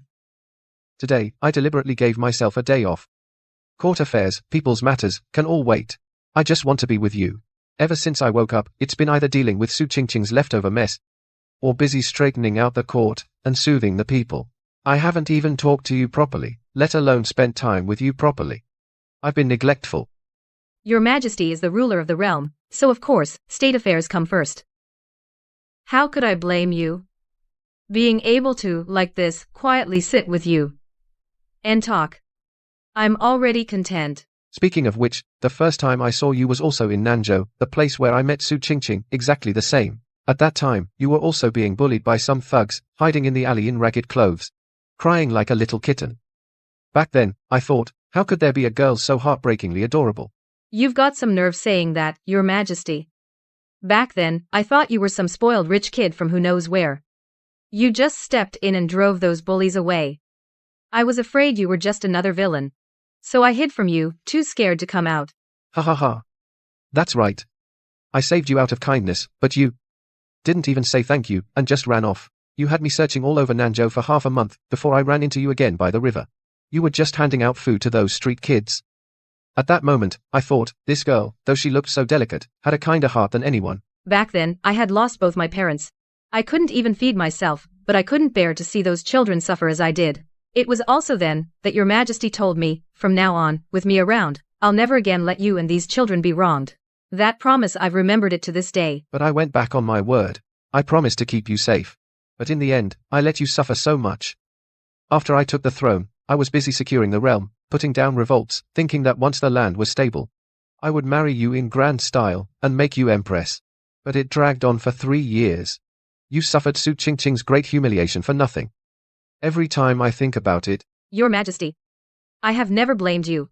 I know you carry the burden of the realm, and there are too many things beyond your control. You have me in your heart, and remember your promise to me. That's enough for me. The 3 years at Huangjue Temple, I stayed with the Empress Dowager to pray. And watched you, Your Majesty, secure the realm of Great Xia. In my heart, I was happy for you. I've never once complained. But I have a grievance in my heart. I blame myself. For the realm, I made you wait 3 years. I blame myself for a moment of carelessness which almost put you in danger. I blame myself even more. Clearly, I should have given you a title long ago, a home, but instead I let you wait alone for so long. Amin. With my mind in a fog, the only thought that kept me wanting to wake up was you. I was afraid I'd never wake up. And then there'd be no one to protect you. I was afraid if I didn't wake up, the promises I made you would never come true. I knew Your Majesty would surely wake up. In the Huangjue Temple, I copied sutras for Your Majesty every day and prayed for you. The Buddha will surely protect Your Majesty. See, you're awake now, Your Majesty. Not only did you wake up, you quelled the rebellion and secured the realm. Now you're standing right in front of me. There, don't cry. It's my fault. Everything was fine, but I made you cry again. Let's not talk about those unhappy things anymore. Let's talk about the future, okay? Okay. What would Your Majesty like to say about what lies ahead? After the coronation ceremony, I'll go with you back to Nanzhou again. What do you say? Let's go see the alley where we first met, and see that river where you once shared your food with the kids by the bank. Let's go see the misty rain of Jiangnan, the apricot blossoms in spring rain, the small bridges and flowing streams, just as we promised back then. After all these years, in this palace, have almost forgotten what a Jiangnan spring looks like. Really? Would Your Majesty really come back to Nanzhou with me? Of course it's true. I am the emperor, but I am also your husband. Once the court is stable, and the people are at peace, I'll leave the government to the cabinet, and accompany you to travel across all of Daxia. If you want to go to Jiangnan, we'll go to Jiangnan. If you want to go to the northern frontier, we'll go to the northern frontier. If you want to see the sea, we'll go to the shore of the East Sea. I'll spend the rest of my life slowly making it up to you. Your Majesty, with you saying that, everything is worthwhile. Actually, it doesn't matter where we go. As long as I'm by your side. Even if I'm stuck in this palace, watching you review memorials every day, I'd still be happy. From now on, I'll never make you wait alone again. For the rest of my life, day and night, I'll be with you. Across the vast land, I'll enjoy it with you. The joys of everyday life, I'll share with you. Never again will I let you suffer the slightest injustice. Never again will I let you be alone. I trust Your Majesty.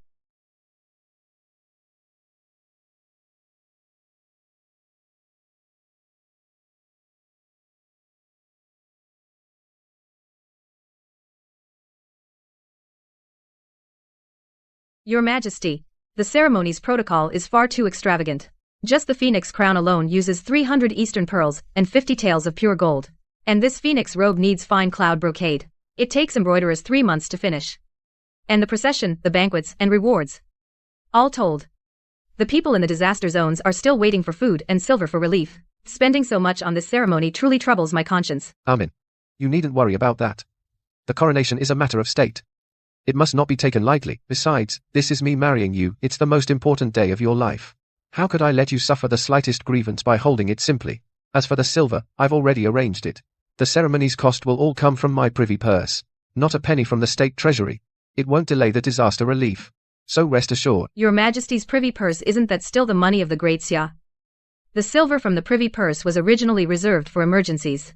Now, when the nation is in crisis, and the people are suffering, even the privy purse silver should be spent on what matters. Your Majesty, I know you want to give me the best, and marry me in grand style. What I want is Your Majesty's true heart. It's to be able to stay by Your Majesty's side properly. That's enough for me. Amin. What woman doesn't wish her wedding to be grand and watched by all? Especially when you're to become the Empress of Great Xia. The coronation ceremony is not just a marriage between you and me, but a right of the state. How can we do it carelessly? If the court holds it too modestly, the people of the realm will look down on you. I can't let you suffer this slight. You make a fair point. But I still feel that I've shortchanged you. Empresses of other dynasties had coronations of utmost extravagance. As for my empress, how can she be inferior to others? Your Majesty, I've never thought about comparing with others. Back then, in Nanzhou, Your Majesty didn't have a cent. Even when it came to a steamed bun, you'd share half with me. That's when I set my heart on you. Back then, I never thought about becoming an empress someday. Or enjoying wealth and glory. Now, to be by your side as your empress, I'm already the most blessed woman under heaven. What grievance could I possibly have?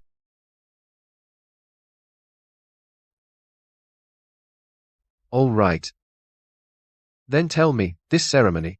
How do you want it done? I'll do as you say. Whatever changes you suggest, we'll make them. First, the phoenix crown and robe needn't be so luxurious. Use fewer Eastern pearls and less pure gold. As long as it's proper and dignified, that's enough. No need to pursue extreme splendor. As for the procession, we don't need so many people. Just follow the ancestral rules. No need to add extra. It will be proper and not wasteful. Good. I'll follow your wishes. What else? And this banquet, originally meant to host all officials and envoys from every land, lasting 3 days and 3 nights. In my view, a one-day banquet is enough. Simplify the dishes as well, no need for lavish rare delicacies. And the rewards for officials and noble ladies, cut them in half too. It's the thought that counts, no need for such extravagance. Most importantly, we originally planned a general amnesty. In my view, better to take the silver we save, convert it all into grain and supplies, and send it to the disaster areas to relieve the victims. That is a true amnesty, a blessing to the people. Better than anything. Amin, you are truly my wise empress. Before formally becoming empress, you already think of the people's welfare, winning their hearts for me. Good. We'll do as you say. All the ceremony procedures, streamline them all. Save what can be saved, and all the silver saved, send it all to the disaster areas to relieve the victims. Your Majesty truly agreed. Of course. My empress, with the world in your heart, caring for the people. I'm overjoyed, how could I refuse? It's just, you've been wronged. On our wedding day, we couldn't even celebrate grandly. I'm not wronged at all. Your Majesty, do you know, for me, the greatest glory isn't a grand ceremony, but that the people of the world, when they mention this empress, would all say, she is an empress who truly cares for the people, worthy of your Majesty. That is what I want, the greatest glory of all. You will. You will surely become in all of Xia's history, the empress most loved by the people. I promise you, when Xia is prosperous one day, and the treasury is full, I will definitely hold a ceremony, the grandest one for you. Everything you want, and even what you don't, I'll give it all to you. Every wrong you suffered today, I'll make it all up. Good. Then I'll wait for your Majesty. Stay by your side. Until together we see Xia prosperous and peaceful. And the world at peace. Your Majesty, this move of yours is truly relentless. I'm almost without a countermove. Come to think of it, at court, Your Majesty, your treatment of the royal clan is different from your chess. You leave them room everywhere. Especially for Prince Yu. Chess is a contest, so naturally you press hard. But the court isn't a chessboard, and the royal clan isn't an opponent. You can't just keep pressing. You must learn to have some leeway. As for Prince Yu, he is my imperial uncle, the younger brother of Emperor Shengzu. He is the anchor of the Daxia Royal Temple. I naturally must honor and respect him. Moreover, if it weren't for his holding the city gates, when I woke up, the capital would have fallen to Liang, and Daxia would have perished. For Daxia, and for me, he has been a lifesaver. How could I not treat him generously? Your Majesty is right. When Su Qingqing caused this rebellion, most of the royal clan chose to stay safe. Some even attached themselves to her, seeking wealth and glory. Only Prince Yu would rather die than yield. Even when she had him tied up at the palace gate to humiliate him, he didn't yield at all. Later, he defended the city gates and blocked the Liang army. This spirit is truly admirable.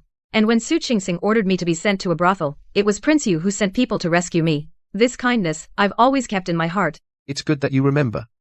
After the Empress investiture ceremony, go yourself to Prince Yu's mansion, and thank him well. This matter has also shown me clearly that within the royal clan, not everyone is loyal to Daxia. Many imperial clansmen, relying on royal privilege, throw their weight around and oppress the people. When Su Qingqing rebelled, they even switched sides. If I don't straighten this out, it'll surely become a major threat later. Your Majesty has every reason for concern. Imperial clansmen inherit noble titles and draw court stipends, yet do nothing for the court. Many even abuse their status to commit crimes. The people have long been complaining. However, the imperial clan is of royal blood after all. Touching one part affects the whole.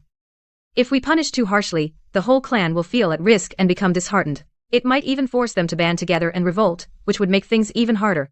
What you said is exactly what I'm worried about. These days I have been thinking how to deal with these clansmen. If I'm too lenient, it won't be a deterrent, and they'll just cause trouble later. If I'm too harsh, I'm afraid the clan will become disheartened. Especially Prince Yu and these loyal old ministers will think I have no place for the imperial clan. I honestly can't make up my mind. That's why I wanted to hear your thoughts. Your Majesty, if you ask me, we should handle them separately. Reward and punish clearly. Don't lump them all together. First, for someone like Prince Yu, who refused to yield in this rebellion and made major contributions, we must reward them well, promote them, and grant noble titles, and bestow generous stipends. Let the whole world know that those loyal to your Majesty and to Daxia will never be shortchanged. This way we can reassure those in the clan who are loyal and true, and make them follow your Majesty even more faithfully. You're right. Reward and punish clearly. Reward first, punish later. Only then will people be fully convinced. Now for the punishments, how do you think we should handle it? As for punishment, there are degrees. Those royalkin who sided with Su Qingqing, aided her evil, harmed the loyal, and tried to rebel, won't be let off. Strip their titles. Confine them. Punish them. Even royalkin who break the law will be punished. Only then can we deter those with ill intent. Let them know where your Majesty draws the line. Imperial relatives can't act with impunity. What about those royal kin who did no evil, just didn't speak out against Su Qingqing? If I punish them all, it'd be too harsh. But if I don't, I feel they lack any responsibility, and that bothers me. Your Majesty, for these people, why not cut them slack? Let bygones be bygones. But also teach them a lesson. For example, cut their allowances, take back extra fiefs, revoke some privileges. Let them know that as royalkin, they can't just enjoy wealth without responsibility. At the same time, your Majesty could issue a decree requiring all royal youth to study at the Imperial Academy. Study the sages' books, learn statecraft, train in writing, archery, and martial arts.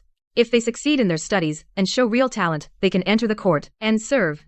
If they learn nothing and act like bullies, then step by step strip their titles. Let them know that royal status is not a license to do wrong, or a shield, but a responsibility. Amin, this plan of yours is truly excellent. It can not only handle those royal kin who break the law and deter the petty troublemakers, but also give those who play it safe a lesson. More importantly, it can make young royals mend their ways. Learn real skills and serve Sia, rather than resting on their ancestors' achievements, and doing nothing, or preying on the people. This truly cuts to the root of the royal clan's troubles. You flatter me, your Majesty. I was merely speaking off the cuff. After all, the royal kin are the branches, and this big tree won't last long. Instead of constant pruning, we should nurture it well, so they can truly be, for this great tree, a shelter from wind and rain, and not hold it back. You're absolutely right. The royal clan are the branches of Xia. The common people are its roots, and the officials are its trunk. Only when the roots are stable, the trunk is strong, and the leaves are lush, can this great tree of Xia last for generations and stand unyielding. As for this matter, I'll do as you suggest. First, I'll richly reward Prince Yu and the other meritorious royal kin. Then I'll severely punish the wrongdoers and reform the royal clan's schooling, so they can all excel in their studies and serve the nation. Your Majesty is truly wise. But there is one more thing. Prince Yu is advanced in years. After this affair, his health has greatly declined. Besides rewards, your Majesty, you should also show him more consideration. Send imperial physicians to visit him regularly, so he can enjoy his final years in peace. After all, he is, in the royal clan, the one with the greatest prestige. Once you put him at ease, the other royal kin will naturally settle down. You've thought this through more thoroughly than I have. I've taken note of everything. With you at my side, considering everything for me, every last detail, I really do worry far less. They say a virtuous wife is all a man could ask for. I know that well now. Today, the Imperial Household Department came to ask about the palace rules and the staffing arrangements throughout the palace. Whether they should be revised and adjusted. I thought that matters of the palace still need your Majesty's decision, so I sent them back for now. Speaking of palace matters, I'm full of rage. This whole farce at the end of the day. The root cause is that people in the palace don't know the rules. They fawn over the powerful and shift with the wind. That dog of a eunuch, Sia, just because I said, send her to the Empress's chambers, he dared to take a merchant's daughter and present her as the Empress. He propped her up and let her run amok in the palace and threw the court into chaos. If it weren't for him, this farce would never have gotten to this point. Please calm down, your Majesty. Eunuch should truly deserves death, as your Majesty's personal steward not only fails to distinguish right from wrong, but also helps the wicked and has thrown the palace into utter chaos. He truly deserves severe punishment. However, now he's already locked in the imperial prison. How does your majesty plan to deal with him? I originally thought to execute him by 1,000 cuts to satisfy my hatred, but then I thought again, although he is a scoundrel, but ultimately it was because he misread my command and took it the wrong way, and he was too eager to curry favor, which led to this grave mistake. It wasn't that he truly intended to rebel. Besides, while I was unconscious, although he was promoting Su Qingqing, he also secretly protected many loyal officials and sent letters to the Empress Dowager and you, so it can be said he still has a shred of conscience, so I've been hesitating about how to handle him. If your majesty can remember this tiny bit of goodness that is truly benevolent. In my opinion, Eunuch Shah's crimes are monstrous. A death sentence is unavoidable, but he can't escape suffering either. Death by 1,000 cuts, however, is too cruel. Why not sentence him to immediate beheading and give him a quick death? That would also be for those he killed, a way to see justice done. As for his family, those who didn't participate in his crimes should not be implicated. Exile them to the frontier, never to return to the capital. That should be sufficient. Very well. I'll do as you suggest. Immediate beheading, no implicating his family, that gives him the punishment he deserves while preserving my reputation for mercy. Speaking of which, in this palace, eunuchs and maids who, like Eunuch Shah, are sycophantic and don't know the rules, there are still many. I'm thinking of using this opportunity to revise the palace rules so that such scandals don't happen again or even lead to disaster. Your Majesty, this idea is well timed. The rules of the palace indeed need to be well reorganized. Su Qingqing could act with impunity in the palace. Besides Eunuch Xia's indulgence, it was also because the palace rules had become lax. The eunuchs and maids only recognized the jade pendant and not the rules. They only looked at power and couldn't tell right from wrong. That's how she exploited the loophole. If the palace rules were strict and clear, and everyone acted according to the rules and knew their place, it would have been completely impossible for such a big incident to occur. You're absolutely right. Without rules, nothing can be accomplished, especially in the imperial palace. In the past, I always felt that the palace rules just needed to be roughly in place. Not overly strict, so as not to make those below tremble in fear every day. But in the end, it hurt them instead. This incident has taught me a huge lesson. The palace rules cannot be off by even a single step. It's just that, Your Majesty, rules must be strict, but they can't be too harsh. The eunuchs and maids in the palace are mostly poor souls. Once inside, they lose their freedom. They're already walking on thin ice. If the rules are too strict, it would be too heartless. It would also make everyone in the palace feel insecure, which is counterproductive. I think we should teach them the rules and their place, and give them a bit of room. So in your view, how should the palace rules be revised? First, we must clarify the hierarchy and assign clear responsibilities. Every part of the palace has its own role and duties. What should be done and what shouldn't will be written down clearly. If something goes wrong, we hold the responsible person accountable. There won't be another situation like this time, where everyone joins in the chaos, but no one takes responsibility. If anyone else, like Eunuch Shah, freely twists Your Majesty's words and steps on others to climb up, they'll be severely punished, with no leniency. These two things must be written into the palace rules and engraved in everyone's heart. What else? We also need clear rewards and punishments. Those who do well should be rewarded, like a raise in their monthly stipend, and those who do wrong should be punished, according to the severity of the mistake. The punishment should fit the fault. We can't just kill or beat people on a whim, nor can we condone or cover up. As for the palace's expenses, they also need clear rules. Each department's allocation should follow the rules, and there must be no more cases like Su Qingqing, who squandered the treasury at will, treating the palace's possessions as her personal property. In particular, Your Majesty's private purse and the state treasury must be clearly separated. They can never. You've thought of everything. You've covered all aspects. You've not only set rules, but also considered human feeling. You've cleaned up the palace, without making everyone in the palace panic. Even those old foxes in the Imperial Household Department couldn't have thought it through more thoroughly. Your Majesty, you're teasing me again. I was merely at Huangjue Temple, accompanying the Empress Dowager, where I saw many of the palace rules, and heard a lot about palace affairs. That's why I dared to speak so casually. Once I take charge of the Imperial Harem, the affairs of the harem will naturally be up to me to manage. I can't let Your Majesty's harem fall into chaos again, and trouble Your Majesty. With you as my empress, managing the harem for me, what else could I worry about? I'm entrusting the harem to you from now on. How the palace rules are set, how personnel are arranged, it's all up to you. I'll follow your lead. I only hope that you can keep the harem stable and peaceful, clean and orderly, with no more of those murky, unpleasant affairs, so that I, in the court, can focus on state affairs, without any worries behind me. Rest assured, Your Majesty, I will not let you down. I'll take good care of the harem, and protect our home. so you can be in court and focus wholly on governing the realm. And be a great emperor.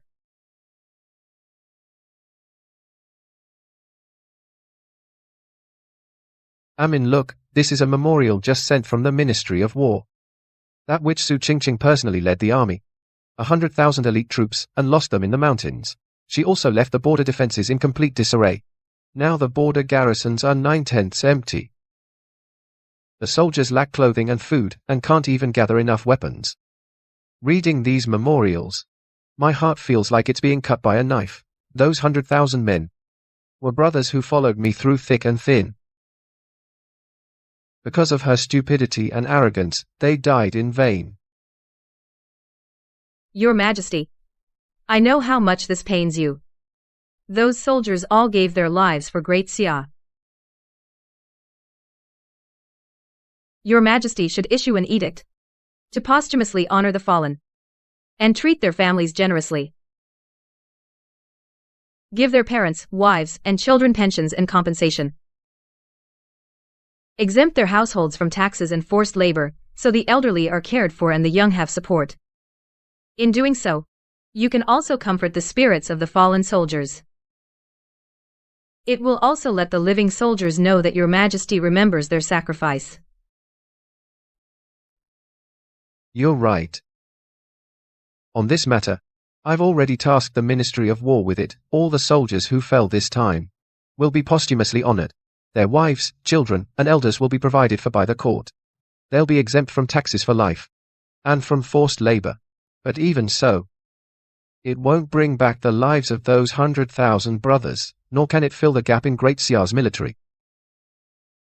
The border is now defenseless, and Great Liang has massed 100,000 troops at the border, eyeing us like a tiger.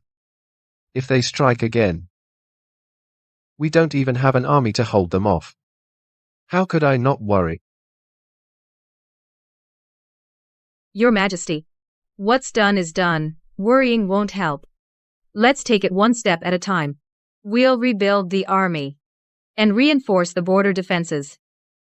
First, on the issue of manpower, could we draw elite soldiers from the local garrisons and transfer them to the border camps? Stabilize the border defense line first, so that Great Liang won't dare strike easily. I've already issued the order. From the local garrisons I'm moving 30,000 elite troops to the border under General Sun's command to hold the line for now. But the best of those garrison troops were mostly taken by Su Qingqing and lost in the mountains. The rest are mostly raw recruits who've never fought.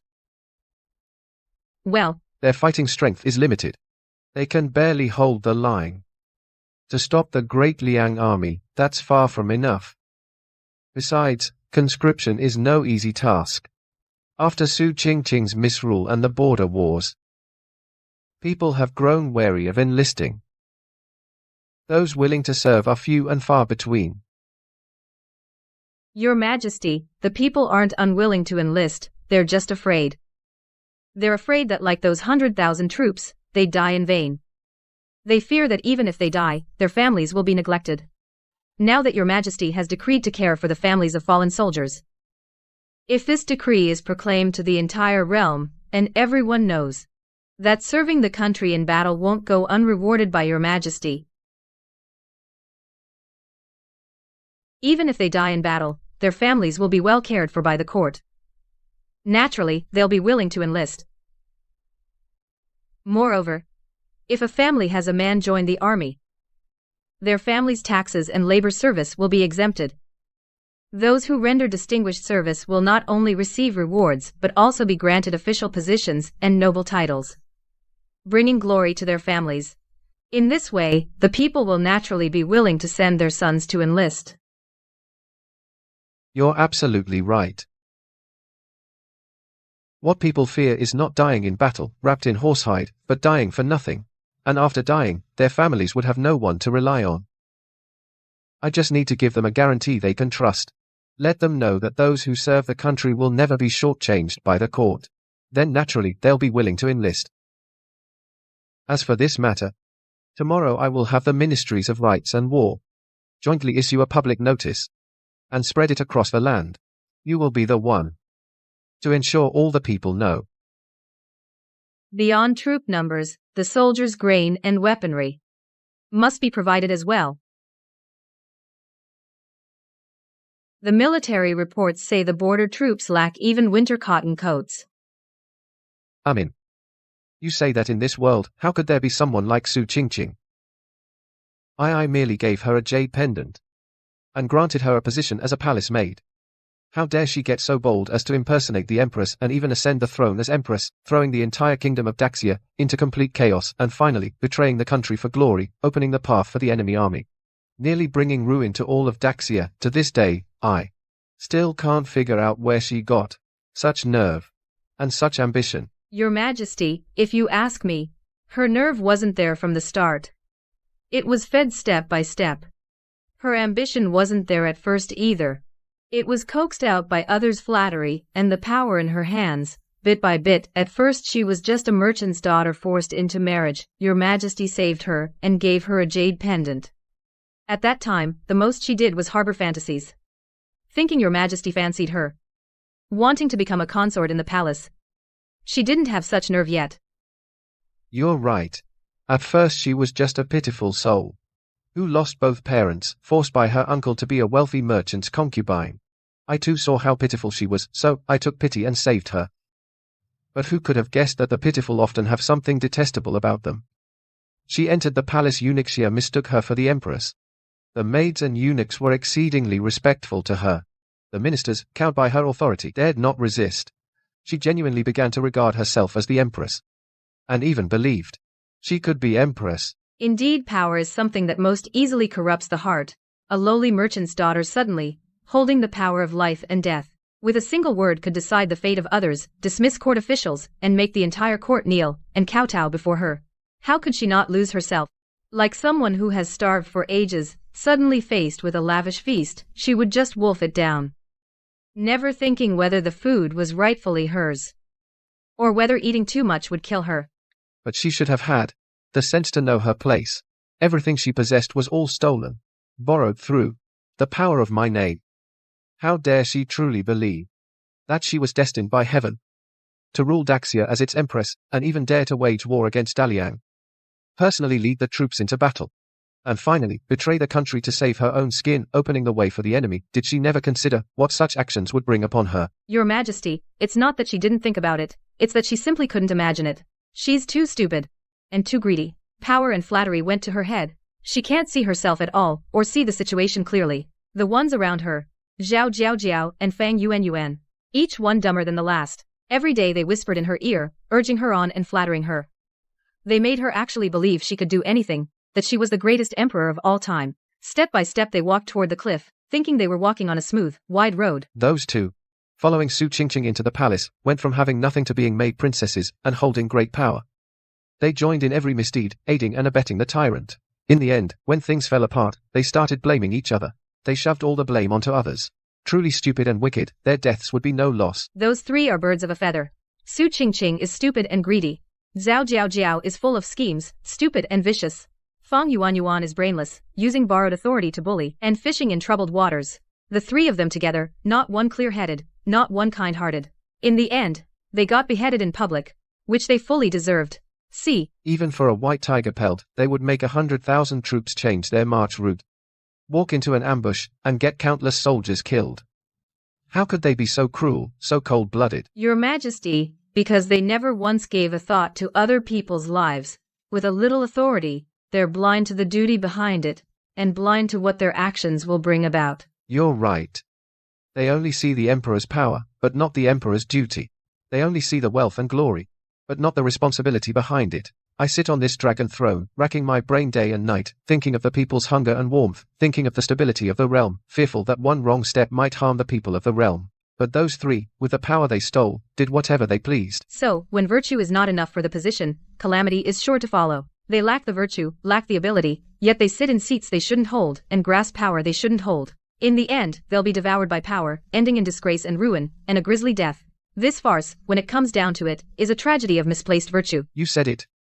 After this farce, I've come to understand that whether court officials or people in the palace, virtue is always the first thing. If one's heart is wicked, no matter how talented, they must not be trusted. That your majesty understands this is a blessing for the great Xia. A moment of kindness is not wrong. Your majesty, don't, because of this, deny your own goodwill. One more bit of judgment in reading people, that's enough. Just treat this as the biggest lesson of my life. I'll remember it forever, and never make the same mistake again.